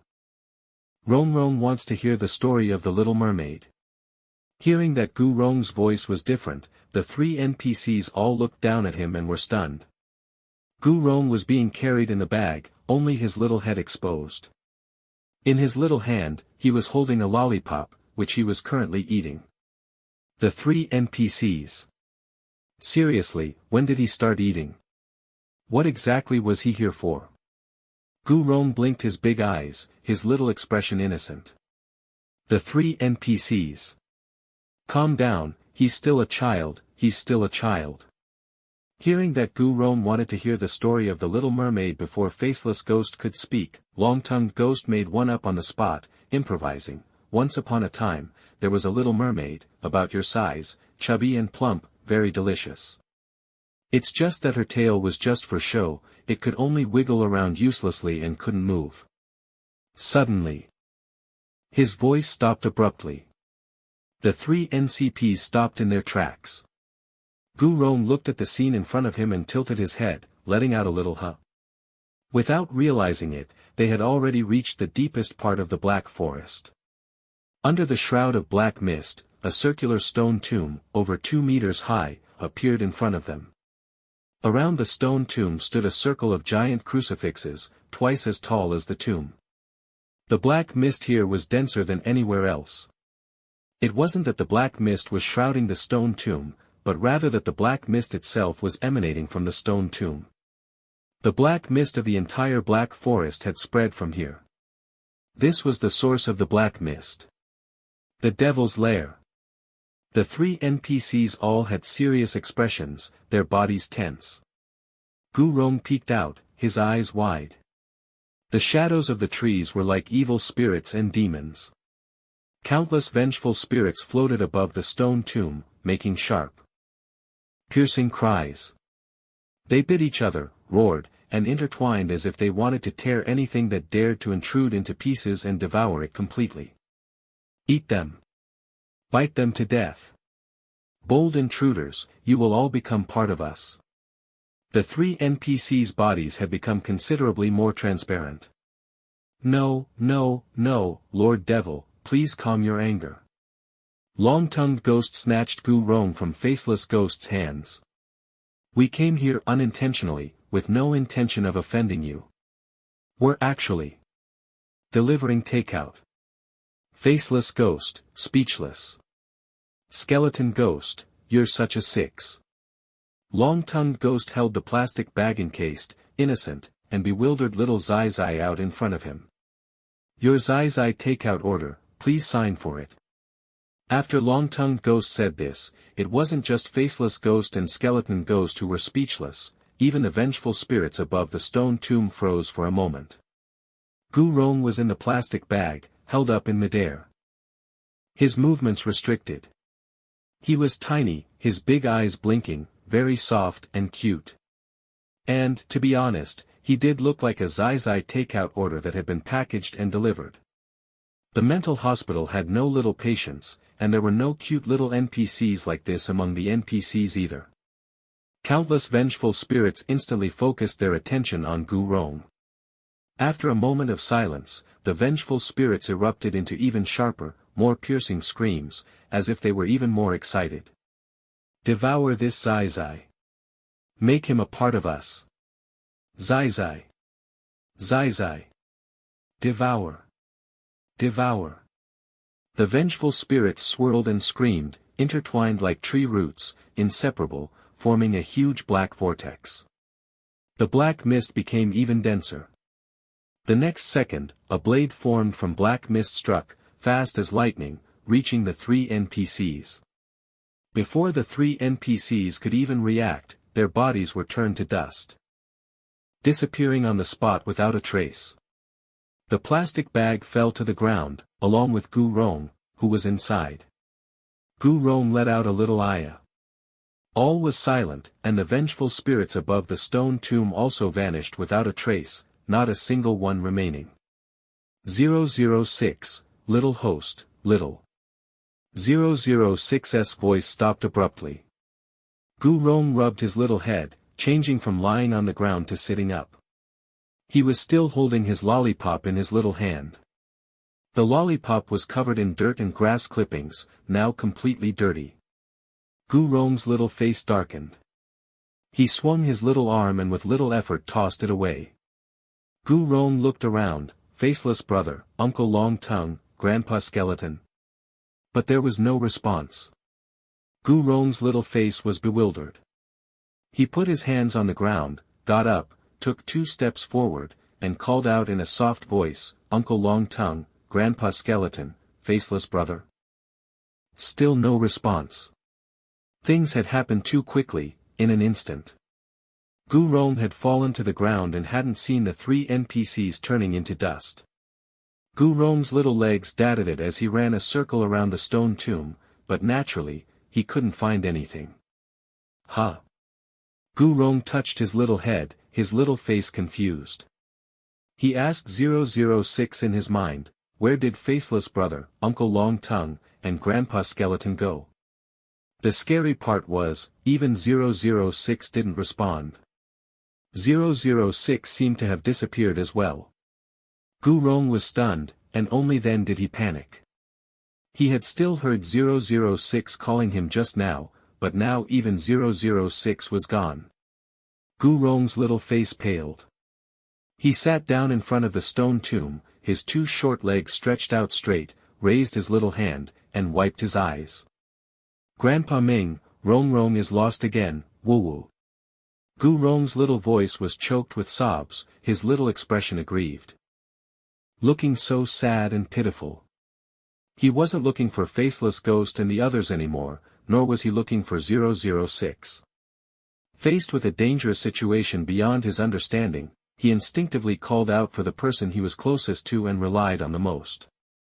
Daddy and Mommy were also people Gu Rong was closest to, but after the apocalypse, he had been living with Grandpa Ming.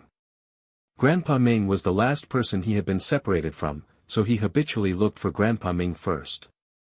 When he went out to look for food and accidentally got lost, Grandpa Ming would walk around with his little cane, calling out for him.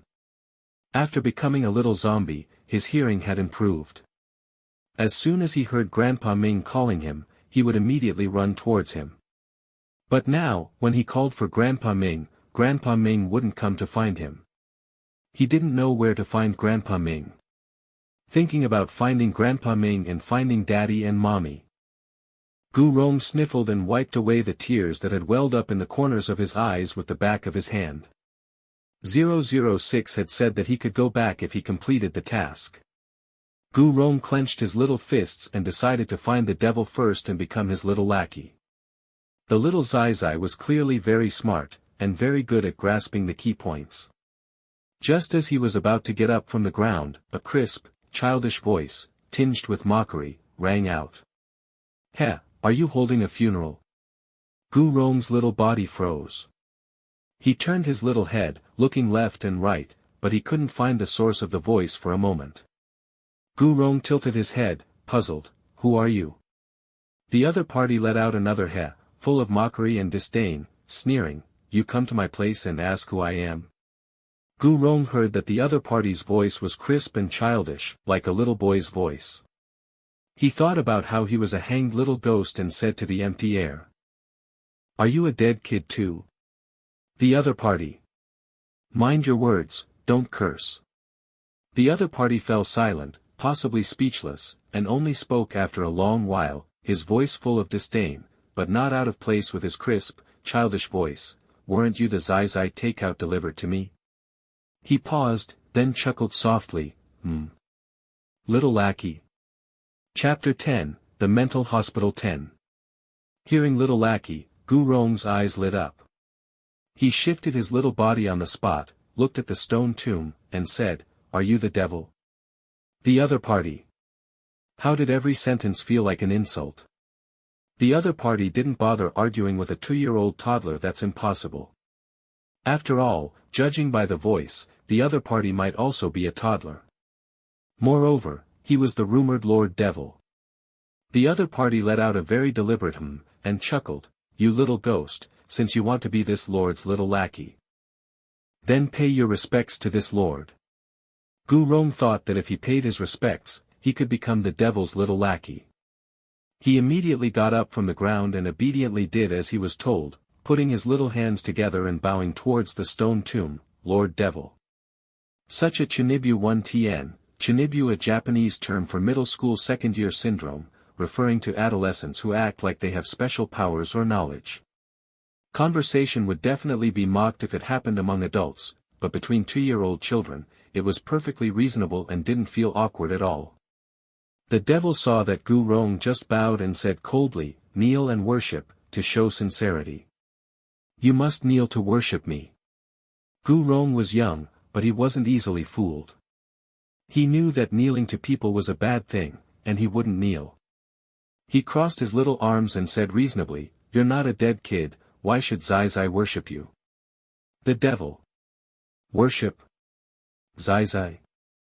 This time the devil was silent for even longer, and said displeased, "Rude little ghost." If it had been any other adult, he would have swallowed them in one bite. Why would he need to waste so many words? If it had been any other child, he would have swallowed them too. It was just that this little ghost had a round head and face, fair skin, and big eyes. His appearance was acceptable, so he would keep this little lackey. The 3 who had come with him earlier were no good, their appearance was inferior. The extremely picky Lord Devil definitely wouldn't have taken a liking to them. Hearing the other party say he was rude, Gu Rong harumphed, "I don't want to play with you anymore." The devil. Gu Rong listened to 006 and understood that being a little lackey meant being someone's little underling. Being someone's underling naturally meant being friends with them. But the other party was clearly rude and even accused him of being rude. So he didn't want to play with him anymore. The devil let out a heh, his voice crisp, but full of intimidation, "Play? This lord never plays with children." Gu Rong retorted, "You're a child yourself." The devil, "Don't talk back. You are this lord's little lackey. You must complete the tasks this lord assigns to you. Don't be lazy." The voice came from the stone tomb. The gates of hell had been sealed by the crucifixes, and a master key was needed to open them. Even when the devil laughed, it was sinister, "Little lackey, go help this lord find the master key, or else." He ground his teeth, "I'll eat you." The world spun before Gu Rong's eyes, and a dazzling light shone, making him unable to open his eyes.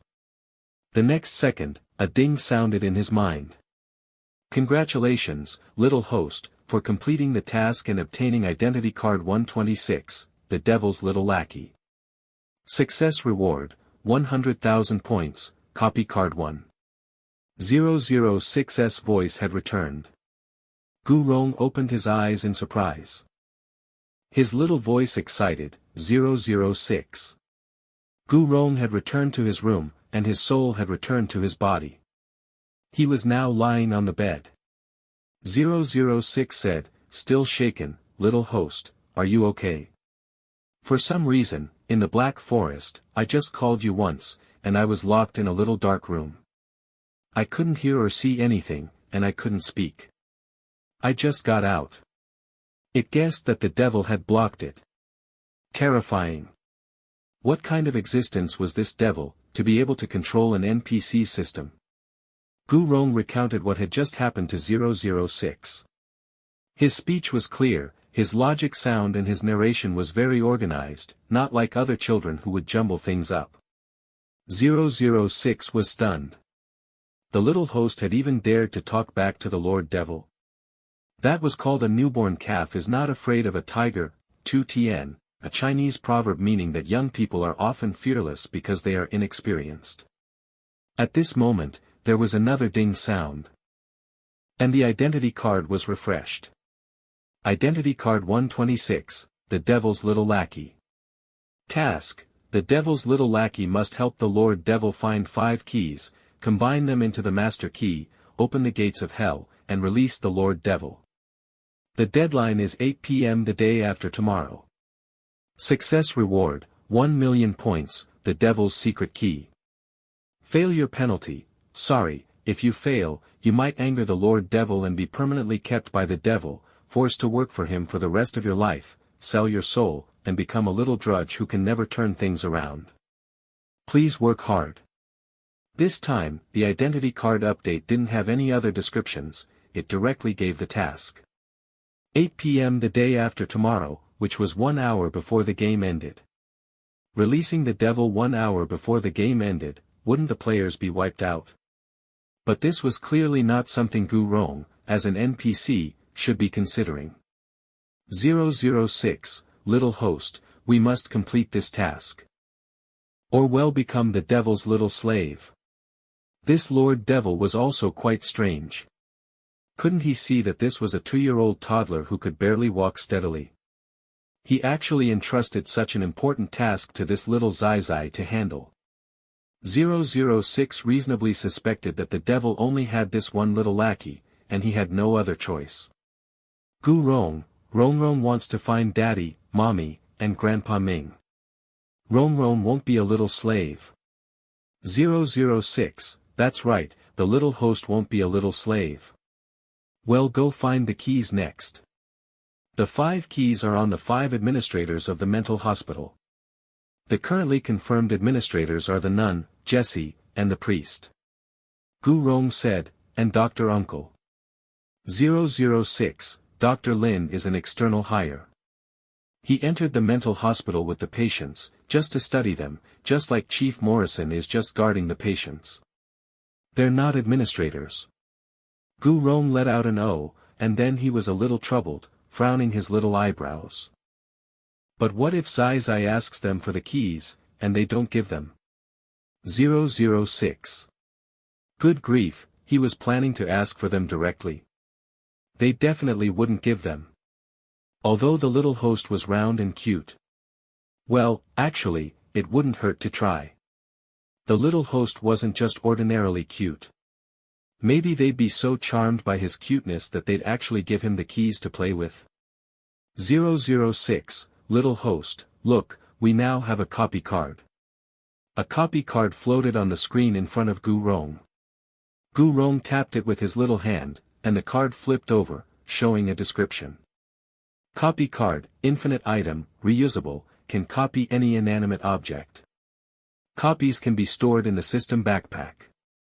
Copy conditions, the owner must have personally seen the item. Task-related items cannot be copied. Items that cannot be copied in this instance, keys. Cooldown, 24 hours. 006 said, little host. You can copy anything except keys. You can copy other people's skills and items. Gu Rong nodded and looked at the room. Can I copy the castle?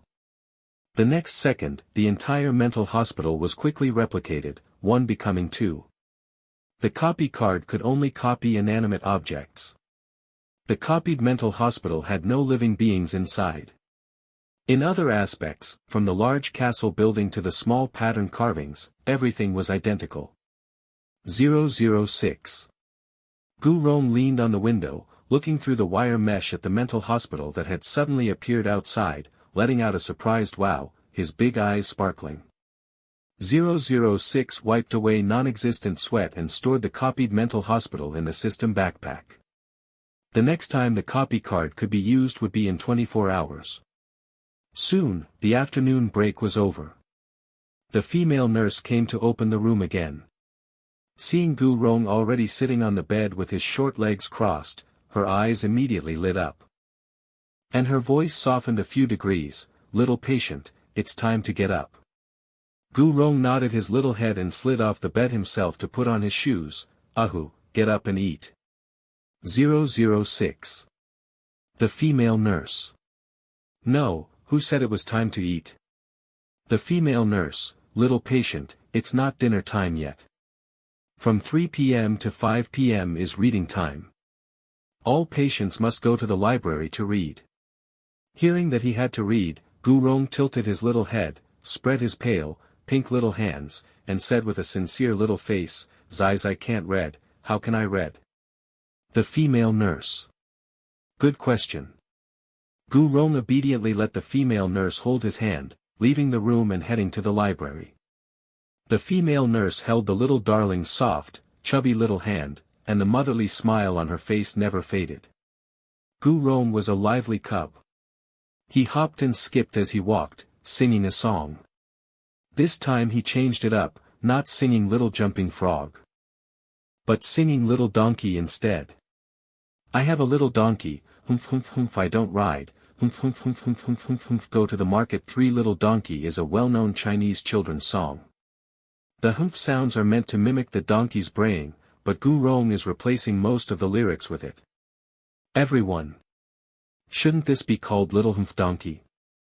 It was the same infinite game, but this little cub seemed to be on vacation, his joyfulness completely out of place. Zhuang Yu and Shen Hanxiao were relieved to see the little cub still alive and kicking. Big brother, little brother. Gu Rong saw Zhuang Yu and Shen Hanxiao let go of the female nurse's hand, and was about to dad Ada towards the two of them with his short little legs. At this moment, however, a panel appeared in the empty space in front of him, and countless comments scrolled across the panel.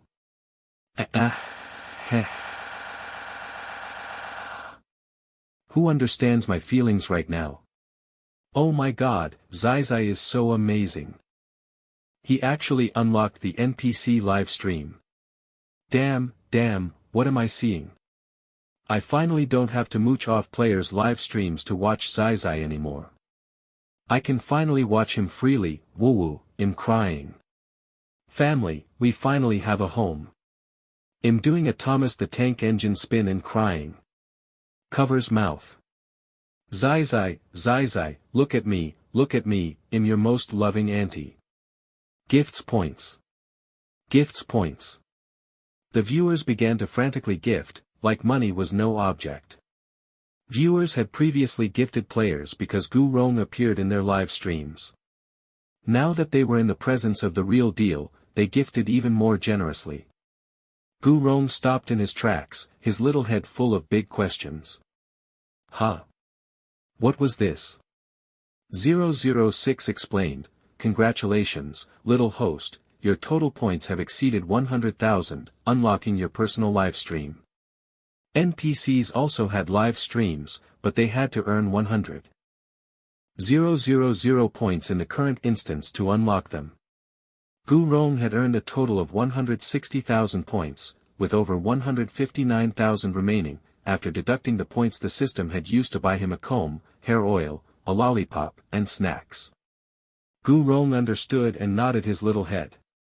The comments were processed by the system, so Gu Rong could automatically understand them even though he couldn't read.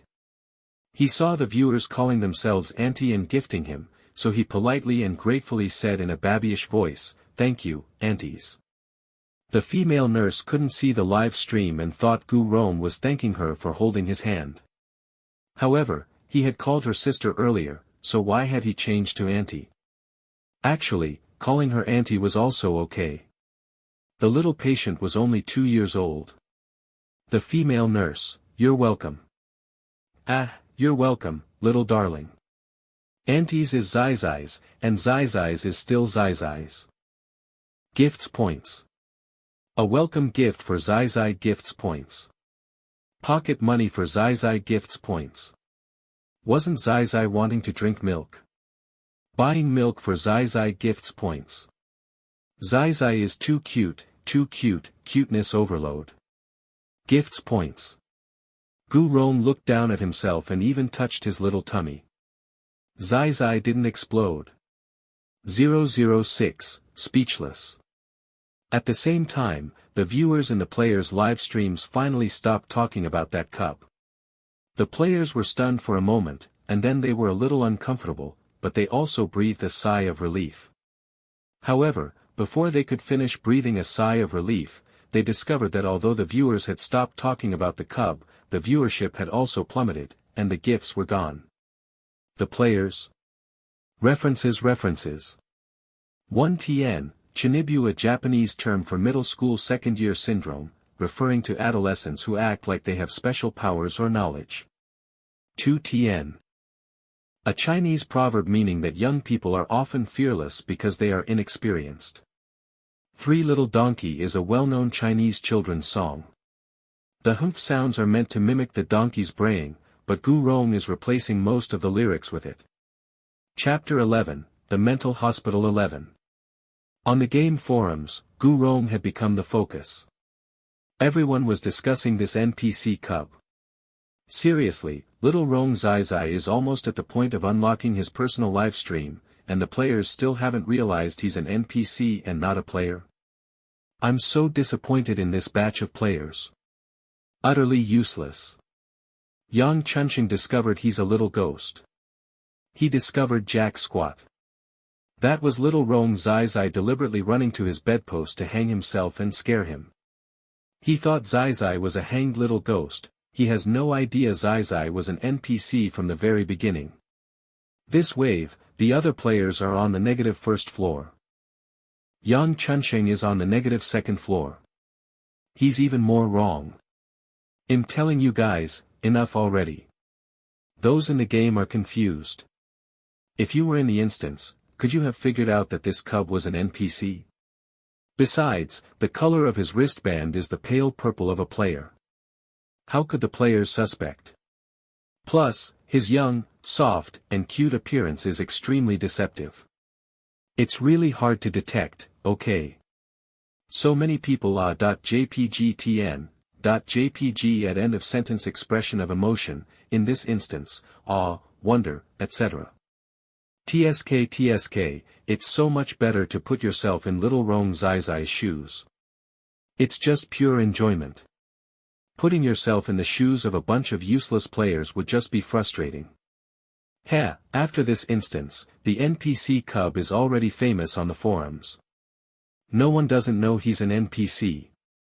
Who will be careless in the next instance? He can only deceive players in this one instance. Oh ho, this Zai actually has his own traffic. Next instance. A Zai killing live stream. You can follow my live stream in advance. I'll do something big for everyone, hee. Damn, are you sick? Ha, it's Mushin, isn't it? Come, let me explain to the new players. Mushin 1 Tian, Shen means God, often used as a suffix to indicate mastery or skill. Mu Xingye, a top 100 ranked player in the entire server, famous for his creative ways of torturing and killing NPCs. No NPC targeted by him has ever escaped. He slaughters them all. This NPC cub is screwed. He hasn't even cleared his first instance, and he's already been targeted by Mushin. Even if he luckily clears this instance, he'll just be delivering himself to Mushin's door in the next instance. And a live stream of torturing and killing, TSK, wouldn't that be too bloody and cruel?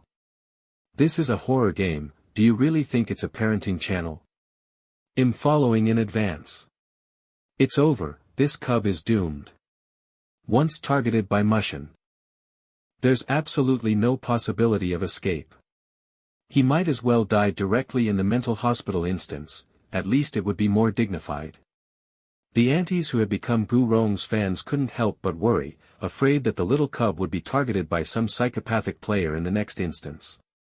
The key was that Gu Rong was completely unaware of this, and he couldn't even prepare in advance. There were quite a few players who enjoyed watching the chaos, and they had already started to follow in advance. The players quickly arrived at the library. Gu Rong had already let go of the nurse and was obediently letting Big Brother hold his hand, with Shen Hanqiao walking beside them. The babysitting trio was very harmonious. The library was next to the chapel, tall and grand, with intricately carved patterns on the stone pillars and several sculptures placed at the entrance. Sister Ishmael had already arrived, with Lin Xuezhu and Jessie standing beside her. It was unclear if it was an illusion, but Chief Morrison hadn't been seen for a long time. No one paid it any mind. After all, one less gun-wielding NPC was arguably a good thing. All the patients had arrived. At a glance, everyone was sporting a slick-back hairdo, giving one the urge to develop slick-back hair phobia. Sister Ishmael had a fierce expression, her face serious and stern. When she saw the little dumpling being held in Zhuang Ye's arms, her expression softened a few degrees. Lin Xuezhu and Jessie also looked at Gu Rong. Gu Rong sweetly called out in his babyish voice, "Sister Auntie, Dr. Uncle." Jessie, who was once again ignored. Lin Xuezhu, in his white coat, with gold-rimmed glasses perched on his nose, had a faint smile on his handsome face. He seemed to find it a bit amusing and couldn't help but chuckle softly. This was undoubtedly adding fuel to the fire. Jesse, a tall 500 man, was about to shatter. The scene was strangely comical. Several NPCs were actually vying for the affection of a little player. Everyone wanted to laugh but didn't dare. Crack, Jesse crushed a stone pillar with his bare hands, as easily as crushing potato chips. Everyone. Terrifying. Sister Ishmael coldly glanced at Jesse, not bothering with his tantrum, and turned to enter the library first. Just as Lin Xuezhu was about to step forward, Jesse's large body bumped into him. He was clearly still bothered by Lin Xuezhu's mocking laugh earlier, glaring at him fiercely and shoving him behind himself. Jesse's bump was not light. Another crack sound was heard, and Lin Xuezhu's left shoulder seemed to be dislocated. Lin Xuezhu rubbed his bumped left shoulder, set it back in place himself, and didn't even frown. Everyone. Damn, these NPCs were simply inhuman, terrifyingly strong. The library was very large, divided into upper, middle, and lower levels, connected by spiral staircases. On the left-hand side was a row of bookshelves, neatly arranged with various books, categorized and placed in a very organized manner. On the right-hand side was the reading area, with hundreds of tables and chairs. However, what surprised everyone was that the library was filled with lifelike human sculptures. It wasn't unusual to place sculptures. Many art galleries and libraries would display sculptures, arguably for aesthetic purposes. But the problem was there were too many. One or two would be fine, but there were at least 100 sculptures here, and they were all in different poses, lifelike, with very realistic details in their expressions and clothing. The players couldn't help but marvel at the craftsmanship, but they still felt a little uneasy. It wasn't just that the number of sculptures exceeded a certain limit. It was that the sculptures were a little too realistic. So realistic that they created a kind of uncanny valley effect. 2TN, uncanny valley, the unsettling feeling caused by something that looks almost, but not quite, human. The players couldn't help but get goosebumps, rubbing their arms, silently moving away from the sculptures, trying not to touch them. Gu Rong was full of curiosity, looking left and right, his little hands eager to try, wanting to poke them. A child's curiosity was no joke. Zhuang Ye's eyelids twitched, and he quickly caught the cub's little hand. Zhuang Yu frowned.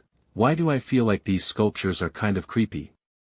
Shen Hanshao smiled. I have a bold idea. Zhuang Yu, no, you don't. Just then, duh. The quiet library echoed with heavy footsteps. Everyone looked towards the source of the sound and couldn't help but be stunned. Their eyes widening. They saw an old man with a straight back and a spirited demeanor walking over. He had a head full of white hair and a face full of wrinkles like the bark of a dead tree. He looked very old, probably at the end of his life. However, what was terrifying was that the old man's face only had a nose and a mouth, no eyes. The position of the eyes was sunken skin, wrinkled and bunched together, without even a slit, as if normal eye sockets were covered with a layer of human skin. Everyone couldn't help but gasp. Gu Rong had seen Faceless Ghost. Faceless Ghost didn't have eyes, let alone his whole face. Now, seeing the old man who only lacked eyes, he wasn't afraid at all. His big eyes blinked, and he tilted his little head, observing. The old man walked over with his hands behind his back and stopped. He clearly had no eyes, but he looked at everyone one by one, making people's hair stand on end and their scalps tingle.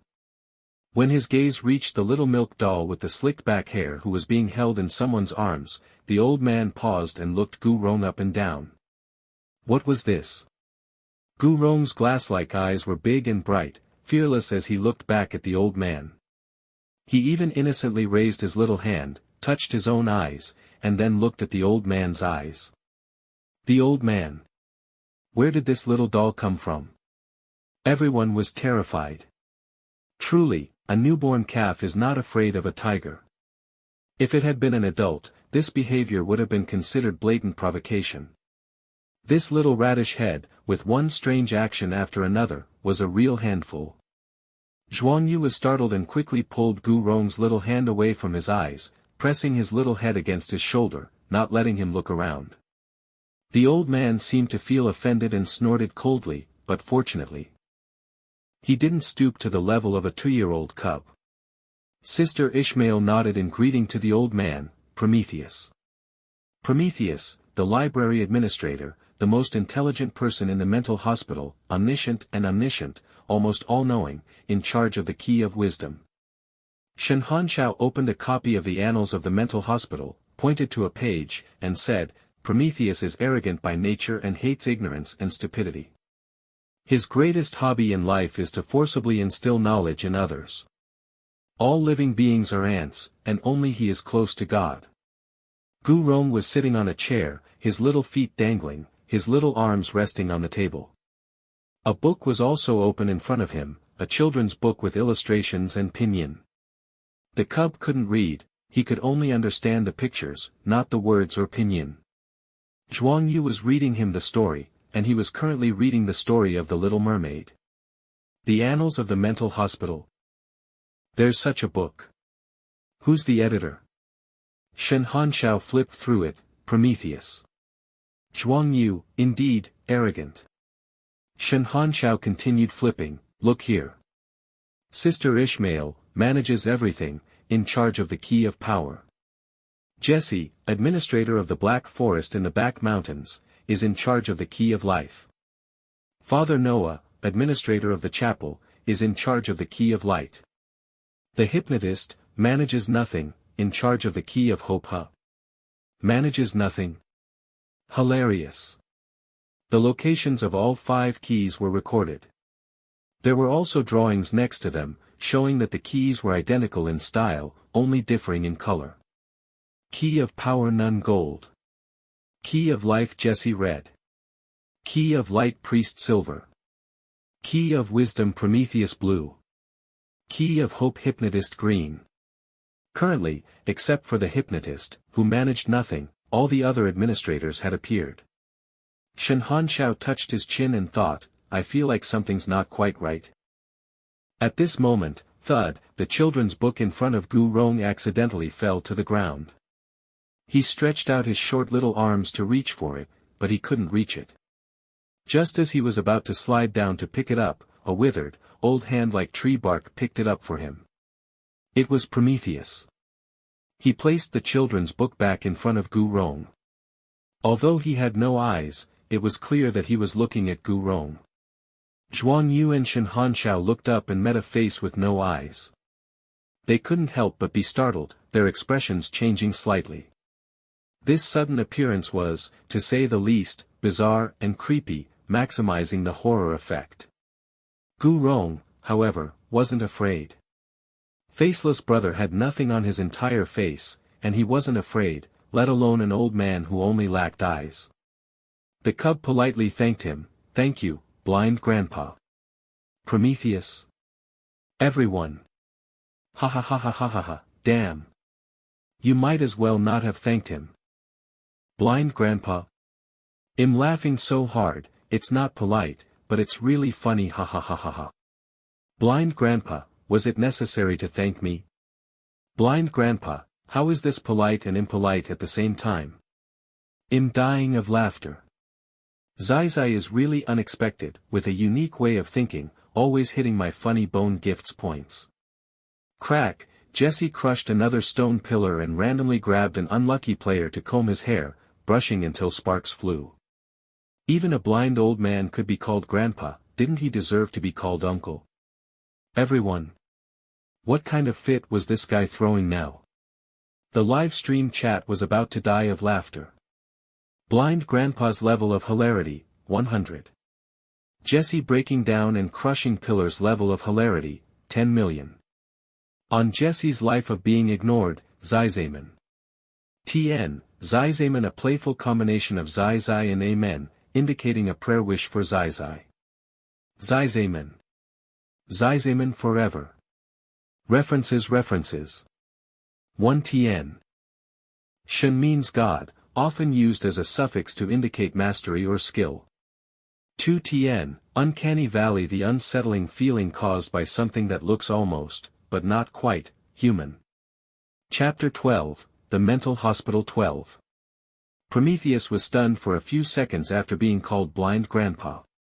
He looked at Gu Rong's innocent and bewildered little face, snorted coldly, and turned to leave.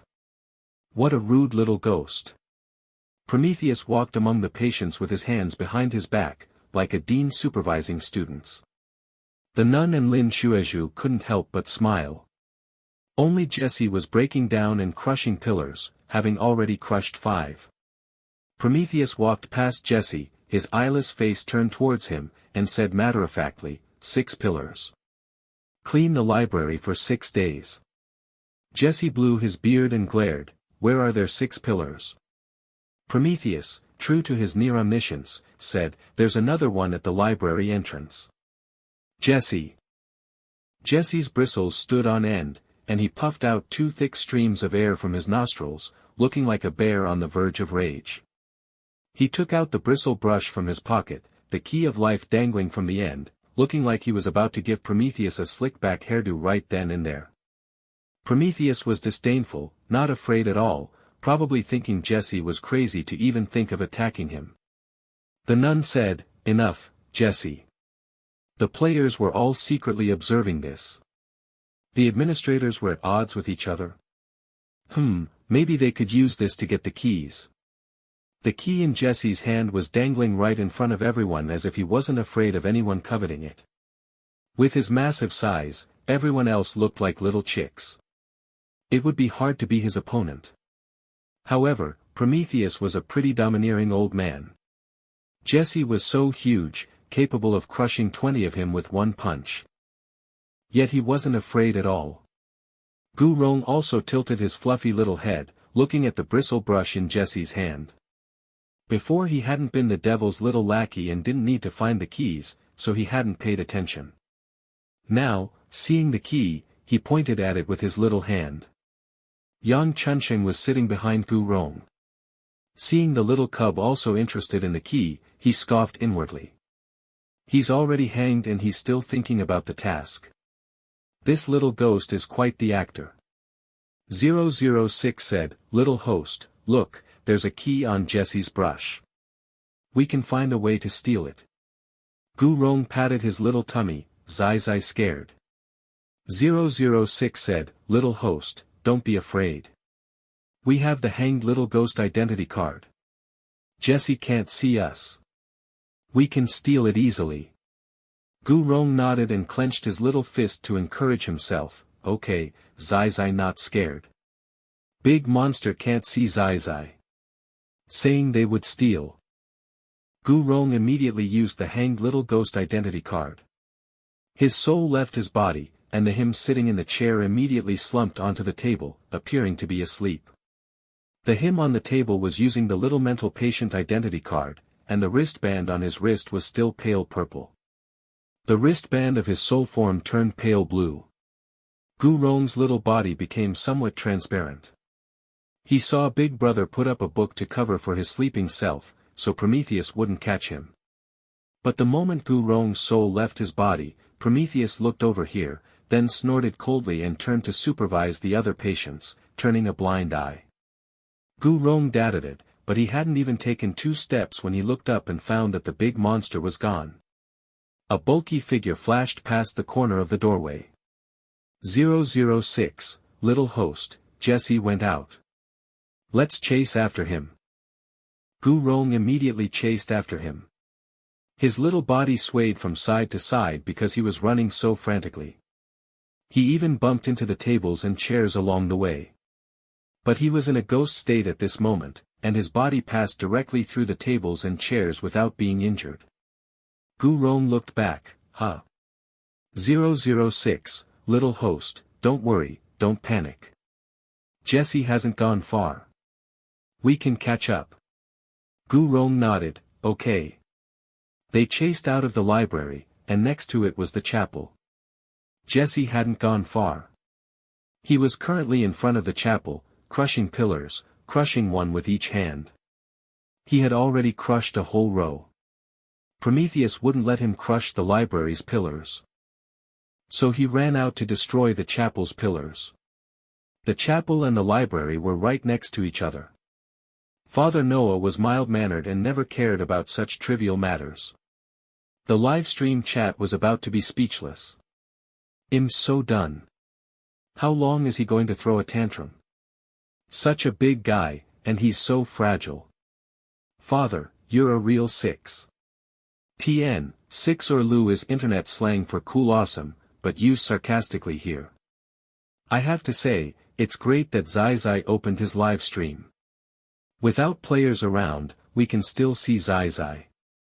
Jesse was crushing pillars on his own, not noticing that a little dumpling had appeared behind him. Jesse was massive. Compared to ordinary adults, he was like a giant. Compared to Gu Rong, this little cub was like a small mountain. Gu Rong tilted his little head back. He couldn't even see the top at a glance. There seemed to be a high wall in front of him. Fortunately, Gu Rong was good at climbing trees. He grabbed Jesse's 10+ centimeter long bristles with both little hands, wanting to climb up to steal the key. He had just climbed 2 centimeters when his little hand slipped, and he fell back to the ground. 006 was stunned and said, "Little host, what are you doing?" Gu Rong Hashio struggling, climbing. 006 said, "Little host, we're the hanged little ghost now. We can step on our left foot with our right foot and fly up. We don't need to climb up slowly. Also, I'll buy a one-time thieving skill for the little host from the system store. You can steal what you want by tapping the other person's body. The success rate is 99. Gu Rong nodded, raised one little foot, and stepped on his other little foot. He really did step on his left foot with his right foot and flew up. The live stream chat was dumbfounded. Damn, what's going on? Zai Zai flew. Zai Zai can even fly. I told you. Zai Zai NPC is also an NPC. How could he not have a few tricks up his sleeve? Zai Zai can actually step on his left foot with his right foot and fly up. Applause gifts points. Amazing, my Zai Zai, dumbfounded.jpg. What is Zai Zai going to do? Could it be that he wants to get the key? It looks very likely. I remember that in a mental hospital instance, there will always be a lackey dedicated to serving the devil. Could it be that Zai Zai got the devil's lackey identity card? Don't scare me. If he can't complete the task, he'll be permanently enslaved by the devil QAQ. Gu Rong flew up by stepping on his left foot with his right foot. He was surprised, his eyes wide, his little face full of joy, his 2 short little arms flapping in the air. Zai Zai flew. Gu Rong first flew to Jesse's chest level, patted his chest with his little hand, and successfully got the bristle brush from his pocket. Then, he stepped on his right foot again and flew to the top of Jesse's head, landing firmly on it. Standing high and seeing far, Gu Rong's vision, which had previously been very limited, suddenly became exceptionally wide. His eyes were sparkling, filled with wonder. However, the next moment, a large hand reached out, grabbed his little body directly and took him down. Before Gu Rong could react, he was lifted in front of Jesse, face-to-face with the bewildered Jesse. Jesse. Gu Rong. 006. Livestream chat. Oh no, Zai Zai's been caught. All the aunties were on the edge of their seats. Oh no, what's going to happen? 006 was also startled. How could Jesse see the little host? He shouldn't be able to. Jesse could indeed see Gu Rong because he had yin-yang eyes. He could see ghosts, which was why he was assigned to guard the Black Forest in the back mountains. There were many vengeful spirits in the Black Forest, and he had to make sure that not a single one escaped. Therefore, at first, he hadn't seen Gu Rong. It was just that he hadn't seen him. When Gu Rong flew up and stood on his head, he finally noticed. Too much fat blocking the nerves. Gu Rong climbing up his ankle bristles and stealing the key from his pocket, he hadn't noticed at all. Jessie held Gu Rong up in the air with 2 fingers, lightly and effortlessly gripping his little hospital gown. He brought him up to his face, and looked him over, left and right, seemingly unable to understand how this little Zai, who wasn't in the library reading, had suddenly run up and stood on his head. Jessie was very concerned that Gu Rong ignored him every time and wouldn't even call him uncle. He had taken a liking to this cub at first sight and had originally wanted to be the first to give him a little slicked-back hairdo. He hadn't gotten to comb the little slicked-back hair, and he hadn't even been called uncle. Humph. Jessie said fiercely, You little Zai, what were you trying to do? Gu Rong hadn't expected Jessie to be able to see him, and had been caught. He was most afraid of the big monster, so his little face was pale and blank, not saying a word. Then, Jessie saw the bristle brush Gu Rong was holding in his little hand, the red key dangling from the end. He felt in his pocket, and sure enough, the brush was gone. He didn't know when this bristle brush had ended up in this little Zai's hand. Seeing Gu Rong's little bun-like face, so serious, not speaking or smiling, just expressionlessly staring back at him, Jessie was a little uncertain. Jessie, did you want uncle to give you a little slick-back hairdo? Live stream chat, speechless. Jessie didn't think in the direction of the cub stealing the key. His beady eyes lit up. Gu Rong's dazed little face finally showed some reaction. He blinked his big eyes, grabbed the brush himself, and combed his own hair. His crisp voice spoke, Zai comb self. Jessie was even more excited and placed Gu Rong on a high platform. Gu Rong's little body swayed twice before he steadied himself. Jessie laughed heartily, I knew it, you little Zai wanted to comb your hair. You wouldn't let me comb it before, but now you're secretly combing it yourself. As if using his bristle brush to comb hair was a great honor. Jessie, come on, let uncle give you a good little slick-back hairdo. Although Gu Rong was afraid of the big monster, he held on to the bristle brush tightly and even hid it behind his back. The usually lively and talkative cub, faced with the big monster he feared, dared only to silently resist. Jessie was stunned. Jessie quickly recovered, and without Gu Rong needing to make excuses, found one for him. You little Zai, you took a liking to this brush and want to play with it, right? Live stream chat. Ha ha ha ha ha, damn, burst out laughing, fam. Jessie. It's not impossible for you to play with it. Call me uncle a few times, and uncle will lend it to you to play with for 2 days. Hearing this, Gu Rong's eyes lit up. Despite his young age, he was very astute and obediently called out, Big monster uncle. Jessie. 006. Live stream chat. Jessie was clearly not satisfied. You little Zai, what are you calling me big monster uncle for? Uncle doesn't like it. Change it. Gu Rong blinked his big eyes. He then realized and found that big monster uncle wasn't actually that scary and didn't have any ill intentions toward him.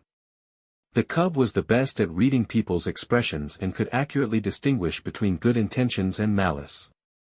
His fear diminished considerably, and his little expression relaxed a lot.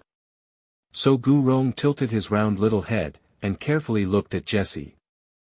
Trying to find a more fitting title. The cub was the best at grasping the key points. He quickly found a new title suitable for Jessie and said in a clear and forceful voice, Hairy Uncle. Jessie. 006. Live stream chat. Just tell me if you called him uncle or not. Although Jessie wasn't too satisfied, it was alright. At least had been called uncle. Hairy Uncle was Hairy Uncle, then. He was probably afraid that Gu Rong would come up with an even more outrageous title. Jessie said, then Hairy Uncle will lend it to you to play with for 2 days. 006 said, Little host, the deadline is dusk the day after tomorrow, at least 2.5 days. Ask him if you can play with it for 3 days. Gu Rong listened to 006. He held out 5 short little fingers, then pointed at them, counting, then took away 2, leaving 3 fingers up, and held them out to Jessie. Zai want play 3 days. Even knows how to bargain. Jessie. Then call me Harry Uncle 3 times. Gu Rong didn't hesitate at all. He was told to call, so he called, Harry Uncle, Harry Uncle, Harry Uncle. Each call was accompanied by a nod, very forceful and rhythmic. Jessie was overjoyed. He held Gu Rong up and placed him on his shoulder, preparing to take him for a stroll around the mental hospital. Gu Rong grabbed a handful of Jessie's bristles and was amused, giggling, Harry Uncle, giddy up. Jessie. Livestream chat. Chapter 13, The Mental Hospital 13. Damn, did he get the first key so easily? Easy peasy. What a good Harry Uncle. The key is that Jessie actually accepted this title. It's too ridiculous. Prometheus, am I saying anything about being blind grandpa? Ha ha ha ha, blind grandpa, Harry Uncle, I laugh every time I see it. Gifts points. Zai is a naming prodigy. And to be honest, each one is very fitting, ha ha ha, gifts points. Jessie carried Gu Rong on his shoulders for a stroll around the mental hospital. When the reading time was almost over, he finally brought the cub back to the library. Looking at Gu Rong's ghost state, Jessie thoughtfully reminded him, little ghost, don't let the other administrators discover that you're a little ghost. Otherwise, they won't be as kind-hearted as your uncle. They'll definitely throw you into the Black Forest in the back mountains to feed the little monsters. Gu Rong sat on Jessie's shoulder, tilting his little head. What little monsters?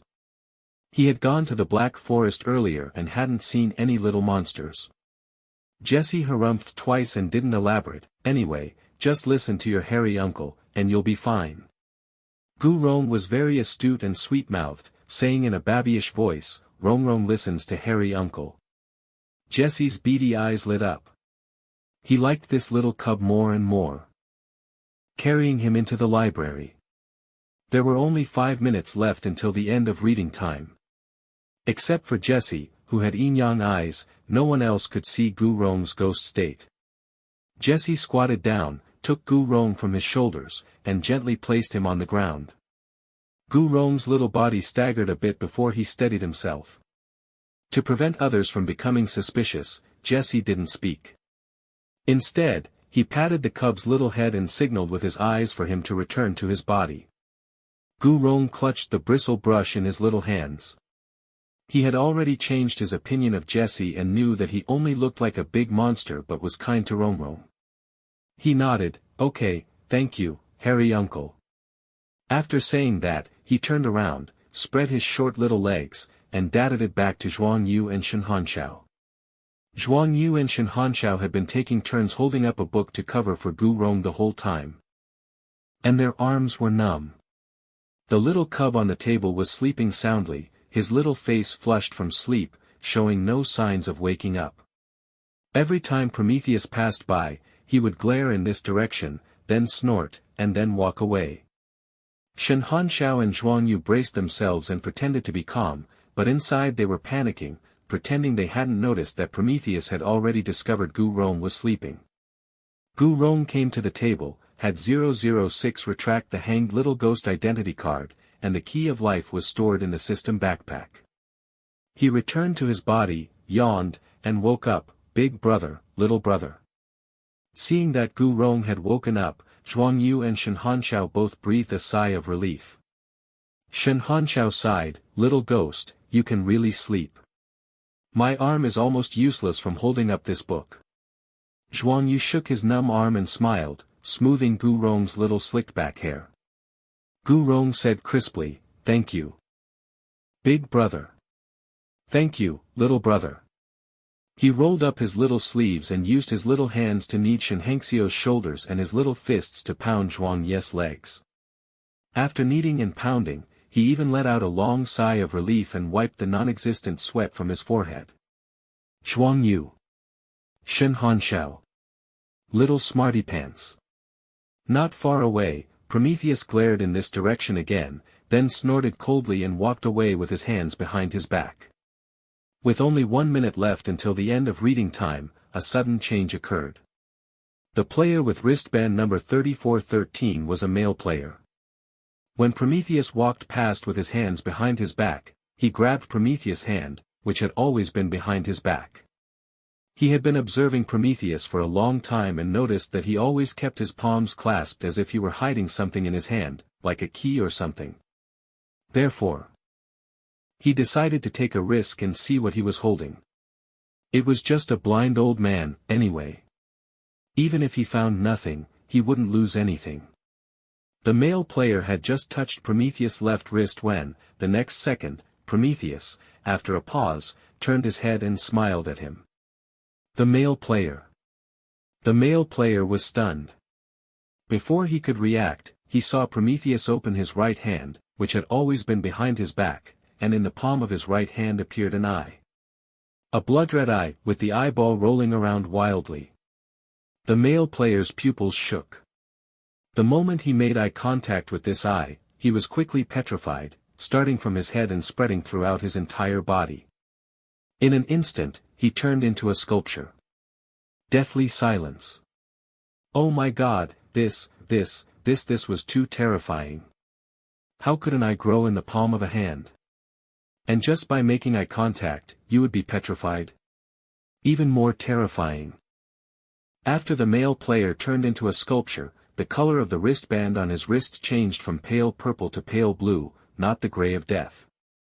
He had become an NPC, but he hadn't died. Seeing this, the players' faces became even more unsightly. In this situation, death was a release. If you didn't die, if your consciousness remained but you could only exist as a motionless sculpture. The players' faces were pale, and a bone-chilling coldness crept up their spines to the tops of their heads. They looked at the human sculptures placed all around the library.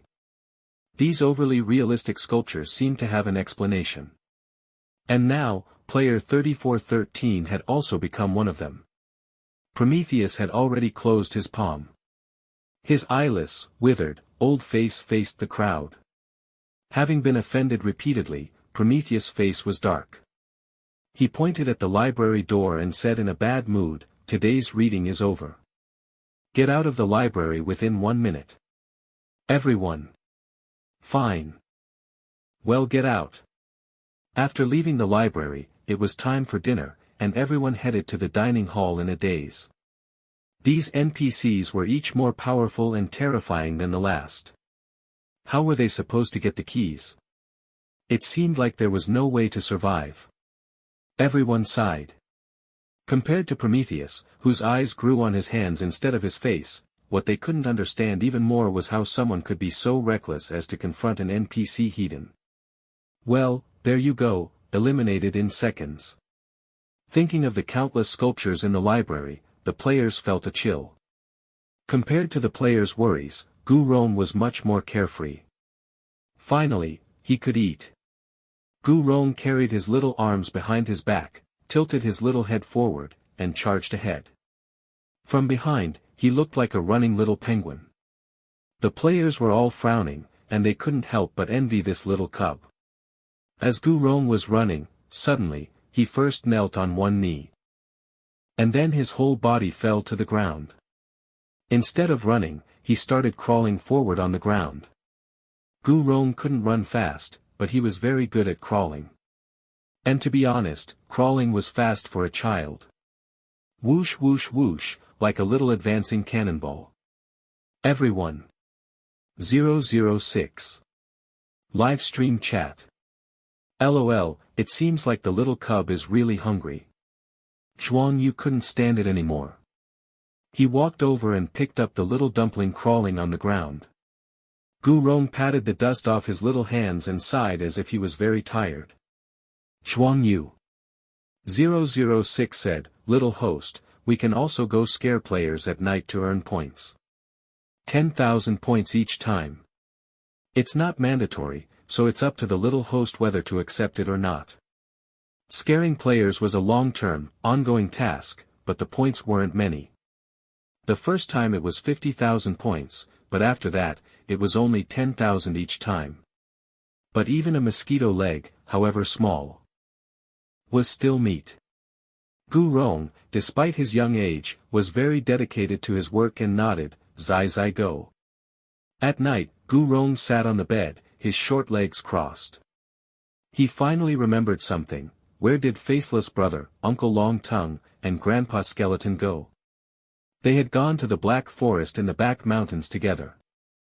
006 was back, so why hadn't they returned? Before 006 had been blocked, it had seen the 3 NPCs turn to dust. Hearing this, it didn't know how to tell the little host, so it decided not to say anything. I'm not sure either. I was locked in a little dark room at the time, little host, it's getting late. Shall we get ready to go scare some players? Gu Rong nodded and held up the silver straw he hadn't used in a while. Okay, scare players, suck blood. Had been saying he wanted to suck blood, but he still hadn't managed to. Gu Rong's little face was determined. He had to drink blood tonight. Gu Rong even set a small goal for himself. Drink from 1 person today, 2 people tomorrow, and at most 5 people, so that he could drink human blood every day, without not getting any, and without drinking too much. 006's eyelids twitched, little host. He had just said little host, and his voice stopped abruptly. Gu Rong let out a puzzled huh. And called out to 006 in his mind a couple of times, but he didn't get a response. The same situation as in the Black Forest had occurred again. At this moment, another familiar, mocking, crisp voice sounded in his mind. Little lackey, instead of helping this lord find the keys, what are you doing slacking off here? Gu Rong was stunned. Hearing that it was the Lord Devil's voice and that it was sounding in his mind, he patted his little head, trying to knock him out. The devil. The devil said, what are you doing? Gu Rong saw that he couldn't knock anything out. So he stopped. He asked curiously, why are you talking in my head? The devil snorted coldly, rude little lackey, you must pay your respects and bow when you see this lord. Gu Rong pouted. He disliked it the most when people said he was rude. Rong Rong was polite. The devil looked at this round, chubby little dumpling. He was holding a straw in his little hand, and his little face was fair and delicate, very exquisite. He was worthy of being his little lackey.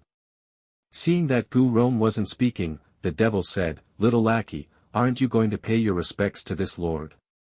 Gu Rong thought about his task, put his little hands together, and bowed towards the empty air, Lord Devil. The devil hummed, seemingly satisfied. The live stream chat was about to explode. Damn, Zai actually got the devil's lackey identity card. Zai is talking to someone. Why can't I hear the other person's voice, and I can't see anyone else? It's only Zai himself. Didn't Zai say he was talking in his head? It seems to be the devil, no doubt. However, Zai putting his little hands together and bowing, what's that about? And Lord Devil? Pfft, it's too Chinibu. LOL, is there really a devil who calls himself Lord Devil? The devil. The devil could also see the panel in front of Gu Rong through his eyes, as well as the comments on the panel. From now on, you're not allowed to call this Lord Devil. The devil held back his anger and said in a bad mood. Gu Rong tilted his little head and frowned his little eyebrows, then what should Zai call you? The devil thought for a moment, you must call me Lord Lu. Gu Rong didn't care what he was called. Whatever the other person was called, that's what he would call him. He changed his address crisply, okay, Lord Lu. It was like calling someone by their name. He really thought the devil's name was this Lord something. Live stream chat. How did it become Lord Lu again? Was this devil a 3-year-old child? How could he be so childish? The funniest part was that Zai actually went along with it. Lord Lu and Lord Devil were equally Chinibu. Chapter 14, The Mental Hospital 14. Gu Rong was going to scare players to complete his task, and he didn't have time to chat with the devil here. Gu Rong slid off the bed, put on his little shoes, and prepared to use the hanged little ghost identity card to go scare players. The devil looked at his somewhat clumsy movements. "Little lackey, what are you going to do?" Gu Rong said crisply. "Rong is going to scare players to do a task." Rong? The devil scoffed. "Don't you go by Zai Zai." Gu Rong had already put on his little shoes and gotten up from the ground, patting his little tummy and saying, "Rong is called Zai Zai is also called Rong." The devil was non-committal. He was currently still sealed in the Black Forest in the back mountains, without a physical form, and could only rely on Gu Rong's body. He crossed his arms and said, "What task is more important than finding the master key?" The devil was inside Gu Rong's body, so when the devil crossed his arms, Gu Rong crossed his little arms. Gu Rong lowered his arms and explained in a babyish voice, "Scare players to earn points to find Daddy, Mommy, and Grandpa Ming." The devil crossed his arms again. "What are points? More than 1,000,000. Gu Rong's little face was stunned. He looked down at his arms, which were automatically crossed again, and lowered them again. The devil crossed them again, and Gu Rong lowered them again. The devil. Gu Rong. The devil held his arms tightly crossed, bickering with a 2-year-old toddler. He was determined to see if this little cub could lower them. Gu Rong, with his divine strength, wanted to lower them but couldn't. The devil's strength was actually greater than his. Gu Rong's posture was one of arrogant disdain, but his little face was bewildered. Because he couldn't control his own arms, he puffed out his cheeks, instantly turning into a little pufferfish. The cub's appearance, combined with this split little demeanor, was cuteness overload. The livestream chat was going wild with us. The devil coldly glanced at it, raised his hand, and turned off the comments. Livestream chat. The devil said, "It's not advisable to delay. Let's go find the keys." Gu Rong was also a stubborn little cub. Forced to cross his little arms, he turned his head to the left. "Zai Zai is going to scare players." The devil, "You're this lord's little lackey. Naturally, you must obediently listen to this lord's orders and go find the keys." Gu Rong turned his head to the right. "Scare players." The devil. The devil was greatly restricted and couldn't completely control Gu Rong's body, which allowed him to turn his head back and forth, making him dizzy. This little lackey was completely disobedient. For the sake of his young age, he would temporarily not stoop to his level. The devil sneered, his voice the crisp sound of a child, but his tone exceptionally sinister. "Fine, then go scare the players." The next second, Gu Rong's feet left the ground, his little body horizontal in midair. Before he could react, he whooshed, shooting out like a little cannonball. He was now the hanged little ghost and could pass through walls without hindrance. He moved so fast that he was only a blur, and in just a few seconds, he had gone through all the players' rooms, slapping each one. Whether they were asleep or awake, they only felt a blur pass by, and then they were slapped in the face. Even Zhuang Yu and Shen Hanxiao weren't spared. All the players had a bright red little handprint on their faces, about the size of a 2-year-old child's hand, clearly visible. The players were all dumbfounded. Although they hadn't seen who hit them or how the little handprints were undeniably there. Gu Rong felt like he'd ridden a roller coaster. Normally, a toddler this young would have been scared to tears, but Gu Rong was excited, his eyes sparkling. He spun around in place twice, his little face flushed with excitement. "Again, Zai Zai wants to play again." The devil. Gu Rong's childhood was lacking, and as a little zombie, he had a super tough constitution. This level was just like playing on a small train at an amusement park. He had never been to an amusement park. Children were playful, and having played once, he wanted to play again. The devil had no time to entertain a child. He crossed his arms and said, "Go find the keys, or I'll eat you right now." Gu Rong harumphed, "If you eat me, I'll drink all your blood." The devil sneered, unimpressed, "With just you?" Gu Rong said, "Humph, I don't want to play with you anymore." The devil. "Who wants to play with you?" Ignorant little lackey. Gu Rong bickered with the devil, but children didn't bicker without a reason. The cub was the most dedicated little worker. After bickering, he still remembered that he had to find the keys and do his task. He didn't delay the important matters at all, he didn't want to be the devil's little slave. The devil explained to him that 1,000,000 points were much more than 10,000 points. Gu Rong counted on his little fingers. He could only count to 20, so naturally, he couldn't understand. The devil had poor patience and released 006 from the little dark room, letting him explain it to this little illiterate who hadn't even been to kindergarten. 006 was already surprised and frightened that the devil could control an NPC system. Now, seeing that the devil was directly inside the little host's body, he was even more terrified. 006 forced himself to remain calm. Yes, little host. Our main task is to find the master key, and then we can get 110,000 of points, and the devil's Lord Devil's secret key. It thought for a moment, then added the word Lord.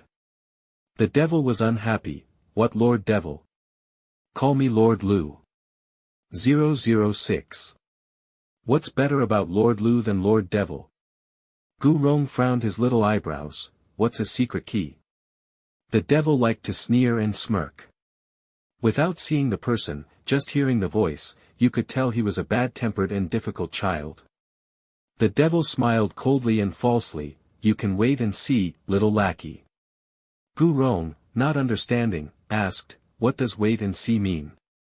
The devil's face darkened. Are you trying to die? Gu Rong was just sincerely asking a question. The devil was angry again, so he got angry too and harumphed. 006 quickly said, little host, wait and see means to clear your eyes and wait. Gu Rong said oh, raised his little hand, and actually wiped his eyes. The devil. 006. Gu Rong had already obtained Jesse's key of life. This time, the devil chose the library, to first retrieve the key of wisdom from Prometheus. They soon arrived at the library. It was late at night, and the library was pitch black, the doors tightly closed. Gu Rong passed directly through the door and entered the library. He could move freely in the darkness and said in a babyish voice, is blind grandpa sleeping? The devil. Blind grandpa? The devil thought about Gu Rong's first encounter with himself, calling him a dead kid.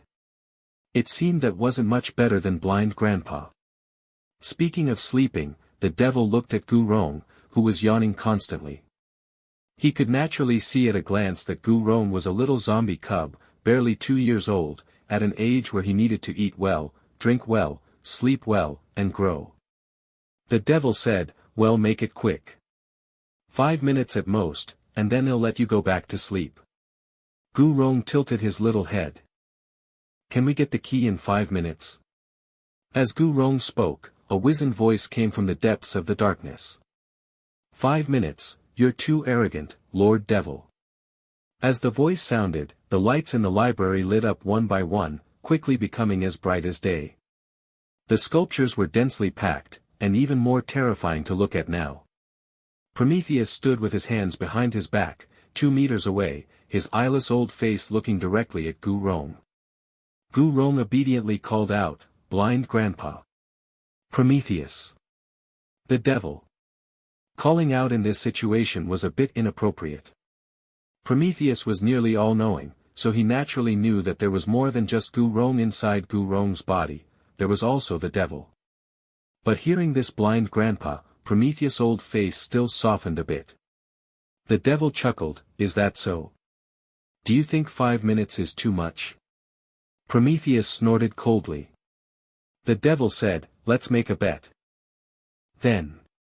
You consider yourself near omniscient, so you ask, and he'll answer. The one who can't answer or answers incorrectly loses and has to hand over the key. Prometheus said, you are currently sealed. I'm afraid that temporarily residing in this little doll's body has already exhausted your remaining strength. There's no need for me to make this bet. The devil spread his hands, is my remaining strength not enough to kill you? Losing the key, versus losing your life and then losing the key, you should know what to choose. Prometheus. Prometheus didn't say anything else, which was considered agreeing to the devil's proposal. Prometheus said, "Then, Lord Devil, please go first." The devil said, "Guess, which of the devil's bones was the key of wisdom made from?" Prometheus. Prometheus was silent for a long time. He really didn't know. Except for the devil himself, no one else could possibly know. The devil said, "Prometheus, my patience is limited." Prometheus. A rib bone. The devil smiled slightly, "Wrong answer." Prometheus. But Prometheus hadn't lost yet, because he hadn't asked the devil a question. If the devil also couldn't answer, then they would be tied. Prometheus' expression was serious, and cold sweat beaded on his forehead. His right hand was hidden, holding the eye that could instantly petrify people. Perhaps he could instantly petrify the little Zai in front of him in an instant, and then the devil would have to leave. But, looking at Gu Rong's round, chubby, soft appearance, he could even call out Grandpa. If he was petrified, he would never be able to speak again. Prometheus clenched his right hand, "Lord Devil, then please guess the location of the key of wisdom." That. The devil frowned, which meant Gu Rong frowned his little eyebrows. Gu Rong's original appearance was cute and soft, like a porcelain doll. Such a sinister expression on his face was extremely incongruous, but it was also very cute, reducing his intimidation significantly. The devil was silent for a long time, and Prometheus was about to breathe a sigh of relief. However, the next second, the devil made his move. His movements were too fast to see clearly, as fast as lightning. When the scene came to a standstill, Gu Rong was already holding a blue key. Prometheus was kneeling on the ground, clutching his bleeding right hand, howling in pain, "My eye, my eye." The key of wisdom had always been hidden in the eye in Prometheus' palm.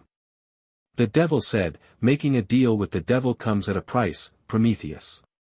Prometheus had personally gouged out his own eyes and used the devil's key of wisdom to act as the eye of wisdom in his palm. The eye of wisdom made him the most intelligent person in the mental hospital. The devil was just taking back what belonged to him. The key is made from his bones. If Prometheus hadn't shown a trace of kindness towards his little lackey, it wouldn't have just been the loss of an eye. The live stream had been on the whole time, and the devil casually turned on the comments. After a moment of silence, the viewers, who had witnessed the whole process but had been unable to speak, now frantically spammed the chat, filling the screen with "ah." The devil casually glanced at the screen in front of him, holding the blue key of wisdom in Gu Rong's little hand. Despite being young, he looked down at the kneeling Prometheus with an air of superiority. "Oh, I did say too much. It didn't even take 3 minutes." Chapter 15, The Mental Hospital 15. Damn, the second key is obtained. The devil is so cool. Ha ha ha, I agree. Such a small key, taken so easily. It's so good that the devil just took the key and didn't kill Blind Grandpa. I was so worried, woo-woo. Actually, Blind Grandpa is pretty good to the little cub. Okay, now he's really Blind Grandpa. Did you guys notice? Blind Grandpa had the opportunity to use the eye of wisdom to petrify the little cub, but he didn't. The devil could have directly killed Blind Grandpa to take the key, but he didn't either. Can I interpret this as the effect of a bond? Zai, this family would fall apart without the cub. It's clearly a life-or-death battlefield, but I'm touched. Blind Grandpa, because it was the little cub, chose not to petrify him. The devil, because Prometheus is the little cub's blind grandpa, also didn't kill Blind Grandpa. The devil. So noisy. The devil waved his hand and turned off the comments again. Live stream chat. After obtaining the key, the devil was ready to leave. Before leaving, he instructed Gu Rong, "Little lackey, tomorrow night before you sleep, go to the Black Forest in the back mountains and report your work progress to this lord." The devil was sealed and couldn't leave the Black Forest for long. What if this little lackey failed the task? Was he supposed to wait forever? Gu Rong, who had previously been carried by the 3 NPCs, frowned his little eyebrows. Where did Faceless Brother, Grandpa Skeleton, and Uncle Long Tongue go? The devil raised an eyebrow. Oh. Are you talking about those 3 ugly things? 006. Livestream chat. Gu Rong tilted his little head, thought about the appearance of the 3 NPCs, and surprisingly, without questioning, nodded. In a babyish voice, he said, yes. 006. Livestream chat. That's too harsh, hahaha. Such a cute and soft baby voice, yet the emotional damage was so great. It has to be said, the 3 NPCs, one with a long tongue, one with no face, and one just a skeleton, really didn't fit a child's aesthetics. The devil's voice was lazy, but his tone was crisp, dead. Gu Rong had no concept of death. He himself was now a hanged little ghost. Then where did they die to? The devil. 006. You're something else, little host. Overnight. All the players had a visible little handprint on their faces. After Gu Rong woke up, he followed the nurse to brush his teeth and wash his face and then went to the dining hall. All the players had arrived, each with a little handprint on their face, very conspicuous. Zhuang Yu and Shen Hanxiao were no exception. They stood silently to the side, a bad feeling growing in their hearts. Mainly, these little handprints were too suggestive. It was hard not to suspect a certain, the only cub. When Gu Rong appeared, everyone looked at his little hands in unison. Those hands were chubby, and round, like little steamed buns, looking very soft to the touch. They were identical, not just similar, to the little handprints on their faces. Everyone. It wasn't that they wanted to suspect Gu Rong, but all the players had little handprints on their faces, while this little cub's face was fair and tender, with nothing on it. Gu Rong tilted his little head. Looked at the little handprints on everyone's faces, and seeing everyone staring at his little hands, he unconsciously hid his hands behind his back. The cub darted it over to Zhuang Yu and Shen Hanxiao, his short little arms hugging Big Brother, seeking protection. Zhuang Yu immediately picked up the dumpling, and seeing that Gu Rong seemed to be frightened by everyone's gazes, he patted his little back to comfort him. Shen Hanxiao picked up Gu Rong's little hand and weighed it, then pressed it against the handprint on Zhuang Ye's face. The size was a perfect match, as if they were made from the same mold. Shen Hanxiao. It would be hard to convince anyone that this little cub wasn't responsible. Gu Rong stayed obediently in Big Brother's arms. The guilty little cub held his little hands together, silently not making a sound. The live stream chat was about to die of laughter. Ha ha ha ha ha ha, help. This scene is too funny. Zai Zai is so embarrassed he's holding his little hands together. I'm embarrassed for Zai Zai too. Can Zai Zai still put a little handprint on his own little face in time? Mainly, there's only one cub. If there were more than one, it would be easier to explain. Why can they bear not to laugh? Why, you want them to laugh after being slapped? The ghosts nowadays are too insidious. Shen Hanxiao shook his head. Zhuang Yu chimed in, they're actually framing a 2-year-old toddler. Shen Hanxiao continued, want their conscience hurt. The other players? Want your conscience hurt, talking with your eyes wide open. Although they suspected that the little handprints were from Gu Rong, apart from the little handprints on their faces, there was no concrete evidence that Gu Rong had actually done it, so they let it go. Mainly, this little cub had no motive to hit them. Nor did he have the ability to appear and disappear so mysteriously. Otherwise, he would have obtained the keys and cleared the game long ago. Yang Chunxing covered his face, silently moving away from the trio with the child, his heart filled with trepidation. He hadn't seen last night how had been hit, but a little handprint had appeared on his face.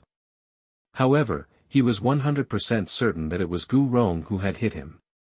It seemed this ghost doll's abilities had evolved again. Terrifying.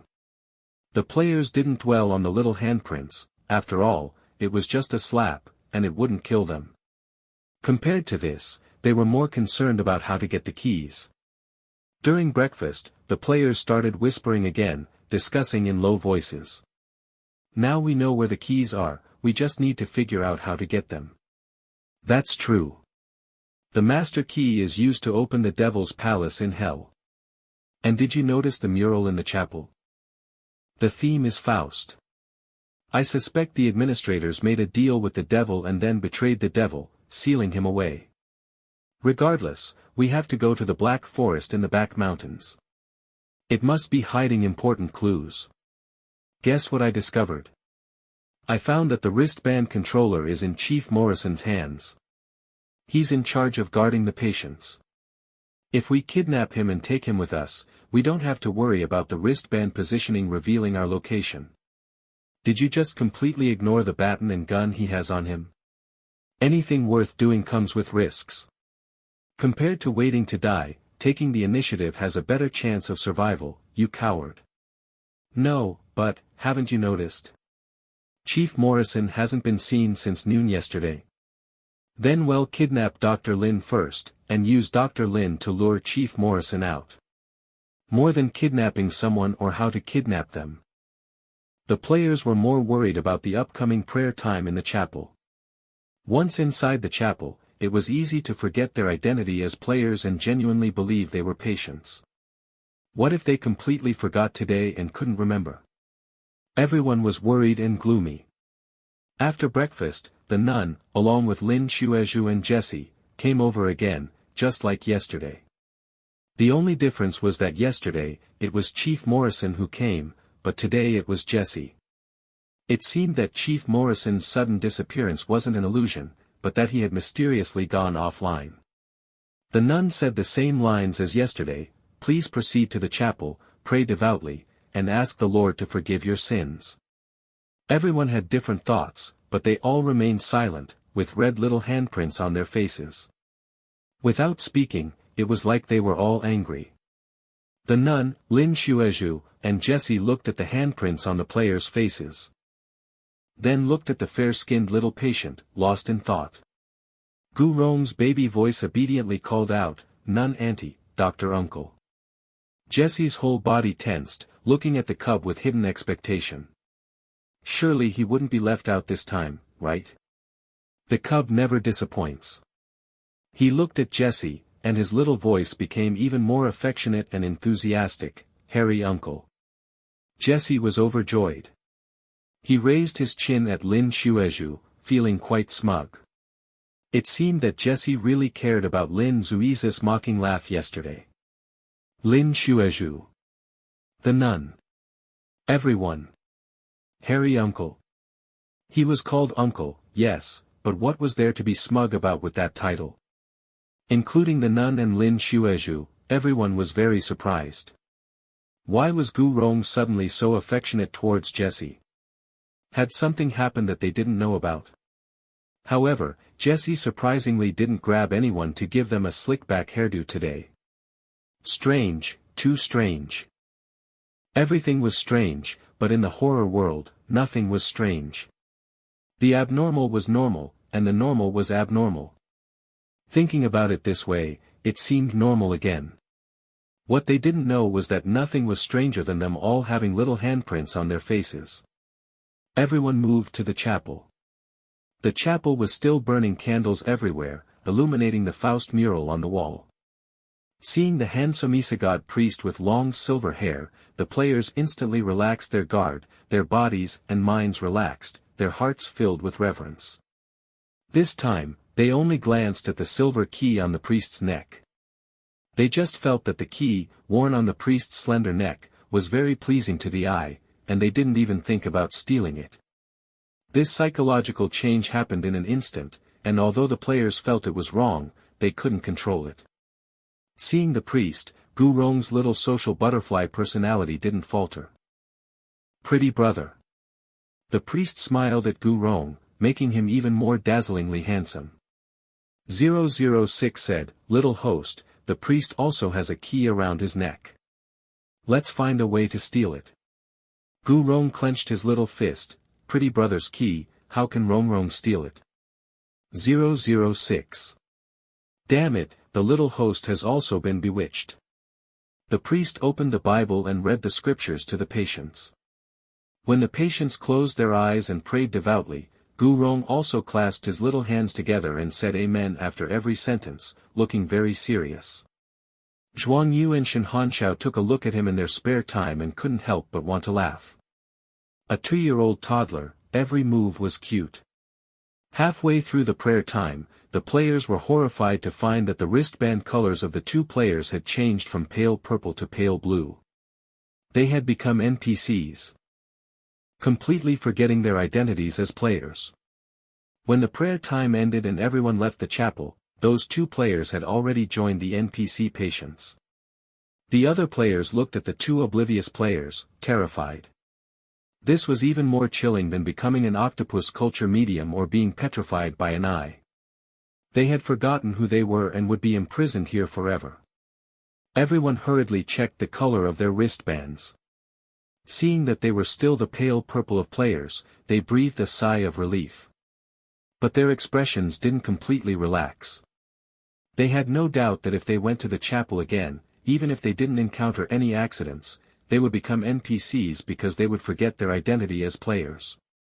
006 was also very anxious. Little host, if we don't get the priest's key, we can't complete the task, and we'll be enslaved by the devil forever and won't be able to find Daddy, Mommy, and Grandpa Ming. Gu Rong said anxiously, find Daddy, Mommy, Grandpa Ming. 006, right, so we still have to steal the priest's key. Gu Rong's words sounded very sincere, Rong not steal, Rong borrow. 006 was stunned, borrow? What if pretty brother doesn't lend it? Gu Rong frowned his little eyebrows, thought for a moment, and held up his short little fingers, shoo, don't let pretty brother know, Rong secretly borrow. 006. Well played, isn't that still stealing? Chapter 16, The Mental Hospital 16. Gu Rong was a cub of action. He said he would steal a hem, borrow, and he would borrow. The cub immediately used the hanged little ghost identity card.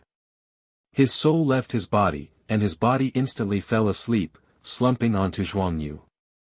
Zhuang Yu was stunned for a moment, then picked up the cub, who could fall asleep while walking. Shen Hanshao looked at Gu Rong, whose eyes were tightly closed, and clicked his tongue.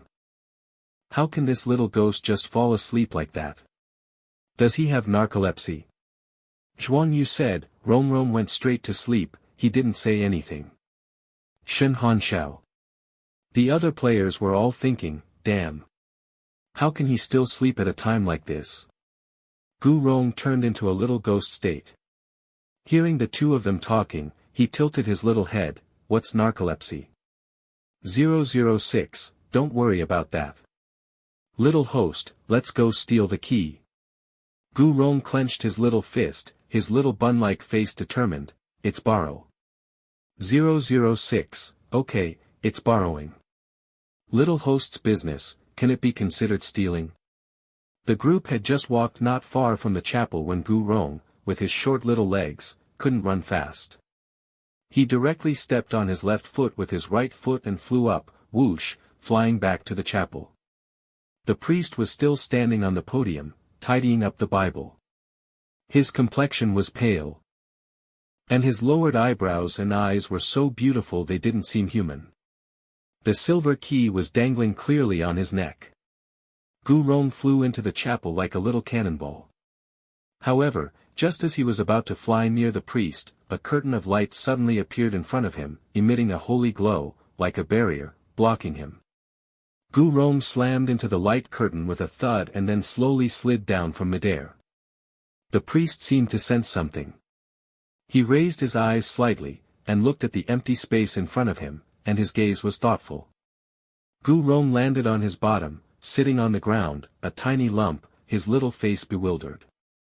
The livestream chat was both heartbroken and amused. Such a flurry of activity, flying so smoothly, and falling so smoothly. It was as if Zai flew over specifically to fall on his bottom. LOL. Gu Rong, huh? Why can't Zai get through? 006 thought for a moment and said, little host. It's probably because the key of light on the priest's neck can prevent ghosts and monsters from getting close. We're the hanged little ghost now, so we were blocked. That meant he could only approach the priest as a little mental patient. Gu Rong said oh, and could only cancel the hanged little ghost identity card and return to his body. Gu Rong had only been asleep for less than 2 minutes when he woke up.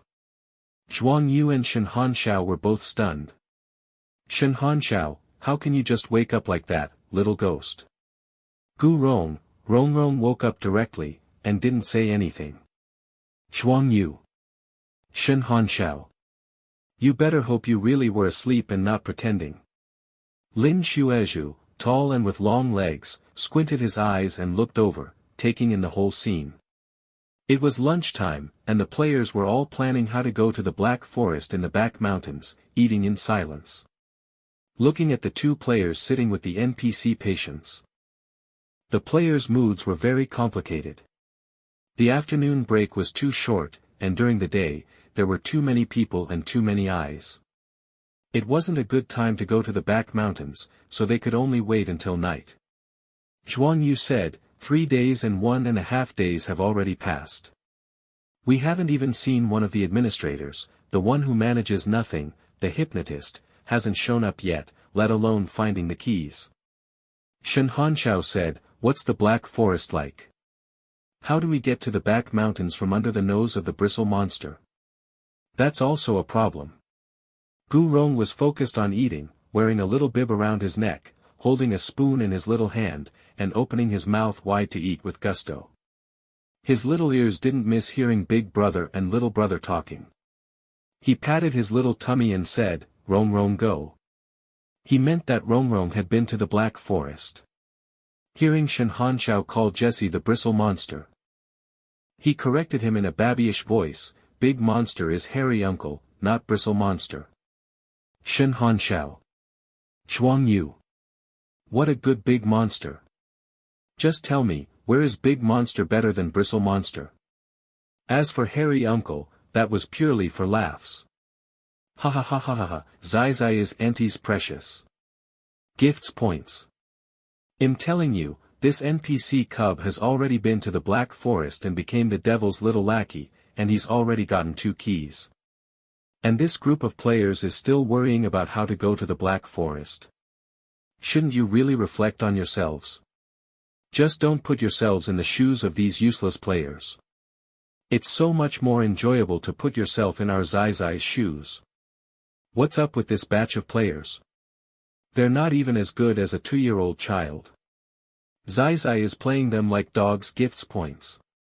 Just then, seeing that the food on his plate was almost gone, Gu Rong suddenly clutched his little tummy, his little face changing. Tummy hurts. Zhuang Yu and Shen Hengxiu's expressions changed. Getting a stomachache right after eating, it was hard not to have bad thoughts. They wanted to check if Gu Rong had eaten the wrong thing, accidentally eating meat, but Gu Rong's plate was already empty, not a single grain of rice left. Zhuang Yu. Shen Hanshao. Calm down. They had helped Gu Rong pick out the food, and they had eaten it themselves. It was impossible for only Gu Rong to have a problem. Shen Hanshao pressed Gu Rong's round little tummy, little ghost, do you feel like you need to poop? Gu Rong nodded, then shook his head. He was young, and apart from saying his tummy hurt, he didn't know how to describe it specifically. Zhuang Yu was so anxious that he picked Gu Rong up, but he didn't know where to take him. The other players' attention was also drawn over. Damn, has this little cub finally been hit? In their opinion, for Gu Rong, this 2-year-old toddler. Not to have been eliminated on the first day and to have survived until now was already beyond expectations. Sure enough, luck would be there, but without strength, it was impossible to be lucky forever. They all expressed sympathy for this cub. Probably because they had just prayed, a few players even unconsciously made the praying gesture, pointing their fingers at their foreheads and then at their chests. Just as they finished the gesture, they were horrified to realize what they were doing and quickly put down their hands. 006 said anxiously, "Little host, are you okay?" Gu Rong's baby voice, "No. 006, little host, don't be scared. It's probably just indigestion. I carefully checked the little host's food just now. There was no meat, so it won't be a problem. And, we're NPCs. Even if we accidentally eat meat. At most the little mental patient identity card will be scrapped. We still have the hanged little ghost and devil's little lackey identity cards." Just as they were at a loss, Lin Zuiza's slender figure appeared at the entrance of the dining hall. He was wearing a white coat, his hands in his pockets, walking leisurely towards them. His gaze fell on the cub in Zhuang Ye's arms. The dining hall was silent, and everyone silently watched Lin Xuezhu walk up to Zhuang Yu. Is he going to be taken away? Lin Xuezhu, with his handsome and impeccable face, always had a faint, clearly fake smile on his face. He reached out to Zhuang Yu and said, his voice low and magnetic, "Give him to me." Gu Rong was young and didn't understand the dangers of the human heart. Seeing Lin Xuezhu reach out to him, he also reached out his short little arms, obediently letting himself be held. "Dr. Uncle." The cub knew that when the body wasn't feeling well, you had to see a doctor. His tummy hurt.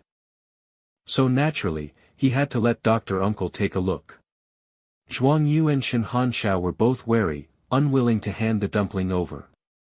What if Gu Rong's fate was the same as that of the player who had turned into an octopus culture medium? Would Gu Rong also be dragged to the Black Forest in the back mountains?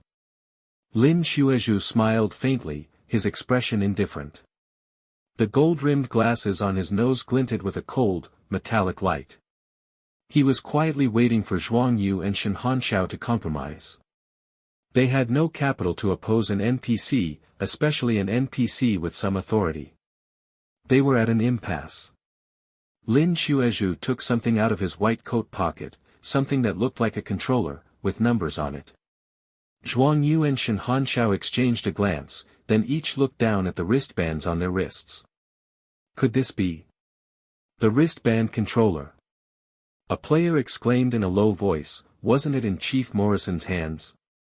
How did it end up with Dr. Lin? If he presses that thing, wouldn't they be electrocuted to death in seconds?"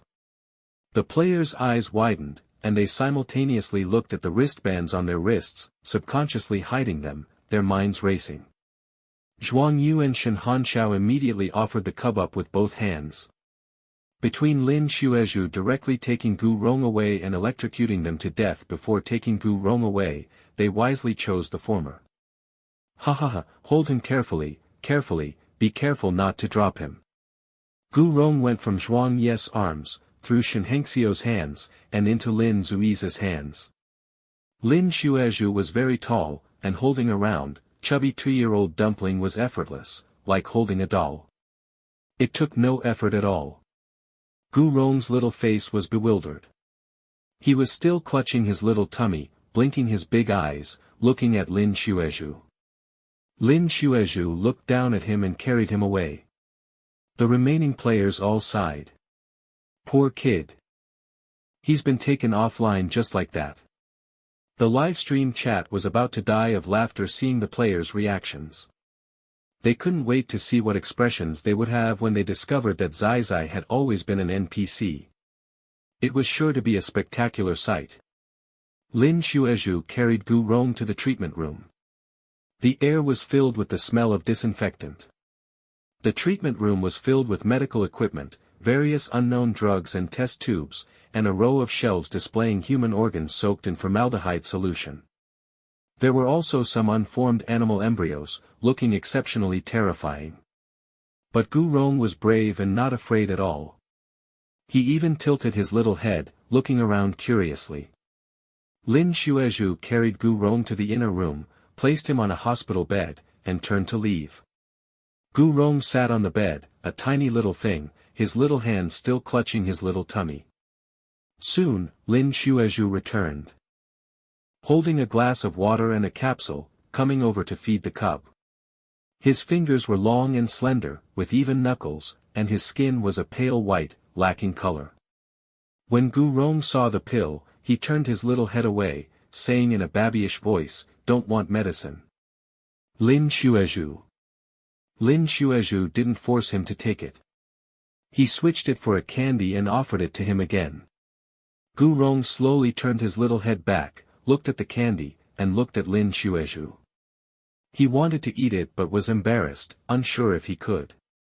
He had a round head and face, round arms and legs, and short legs. Head straightened his little legs but they were still shorter than a person's forearm, and his head was styled with a little slick-back look, every cuteness attribute maximized. Lin Xuezhu waited patiently, not taking it away or urging him, quietly waiting for this cub to accept the offering. After a moment, Gu Rong, certain that Lin Xuezhu had no ill intentions towards him, took the candy with his little hand, popped it into his mouth with a nom, chewed it, and sweetly said, "Thank you, Dr. Uncle." Lin Xuezhu leaned casually against the table, bringing the glass of water to his lips and taking a sip. Gu Rong, completely without guard, said, "Dr. Uncle, Zai Zai's tummy is all better, it doesn't hurt anymore." "Sure enough, seeing Dr. Uncle when you're sick makes you better." Lin Xuezhu said, "Oh. Is that so?" Gu Rong nodded, "Yes, the candy Dr. Uncle gave Rong is really yummy." This cub was so sweet. He didn't say the candy was yummy, but that the candy Dr. Uncle gave him was yummy. The emphasis was on Dr. Uncle giving it, not on the candy itself. He maximized emotional value. Lin Xuezhu smiled, "Cub, you took something of mine." Gu Rong tilted his head. His mouth was filled with the sweet taste of milk candy. He said, puzzled, "Zai Zai took what of Dr. Uncle's?" He didn't know. Lin Xuezhu looked at his chubby little wrist, specifically, at the wristband emitting a pale purple light on his wrist. 3416, Lin Xuezhu raised an eyebrow. "That's my identity number." All along, with Gu Rong, there were 13 players. But Gu Rong wasn't a player, but an NPC disguised as a player. There were supposed to be 13 players, so how could there only be 12? If there was a Zai Zai NPC disguised as a player, there must be a player disguised as an NPC. I can't reveal spoilers, it's killing me. Damn it, I'm so excited I don't know what to say besides cursing. A Zai Zai NPC disguised as a player, a big shot player disguised as an NPC doctor, incredible, too incredible. Stand at attention. Gifts points. This instance is my favorite too. Finally meeting. My favorite Zai Zai, my favorite big shot Lin Xuezhu, Linda Lao. Dalao big shot bigwig boss. This instance has joined my top annual favorites. One more curse. The other players are really useless. Who would have thought that both of them were entering the game for the first time, and they're both newbies, a newbie NPC, and a newbie player. Gifts points. Linda Lao doesn't look like a newbie player at all. Could he be a max-level big shot opening a Smurf account to revisit the newbie village? But Linda Lao is really good-looking. His looks are on par with our Zai Zai hahaha. Even standing next to Father Noah, he's not inferior. Dalao doesn't just have looks, he also has intelligence, and it seems like he has low pain sensitivity. Everyone still remembers Jesse breaking his arm, and Linda Lao just put it back together without batting an eye. Low pain sensitivity LOL gifts points. Overwhelming gifts flooded both of their live streams. A Zai Zai NPC and a player disguised as an NPC were undoubtedly the focus of this instance. The viewers couldn't imagine what kind of reactions the other players would have when they found out that this cub was an NPC and that this doctor was a player. They were completely played. Gu Rong was a smart cub. Hearing Lin Xuezhu say this, he blinked his big eyes and said, his mouth forming an O shape, "Dr. Uncle is a player." Lin Xuezhu smiled, "You took the wristband that originally belonged to me." He paused, then looked Gu Rong up and down. Zai Zai is an NPC. Gu Rong. 006. 006, little host, let's run. Hearing this, Gu Gu Rong immediately wanted to slide off the bed. Lin Xuezhu stood up, and with one hand, he picked up the little cup. Gu Rong stretched out his little hands and legs, his little voice crisp, "Help." Lin Xuezhu seemed to be amused. And he ruffled his little slick back hair. The texture was indeed very good.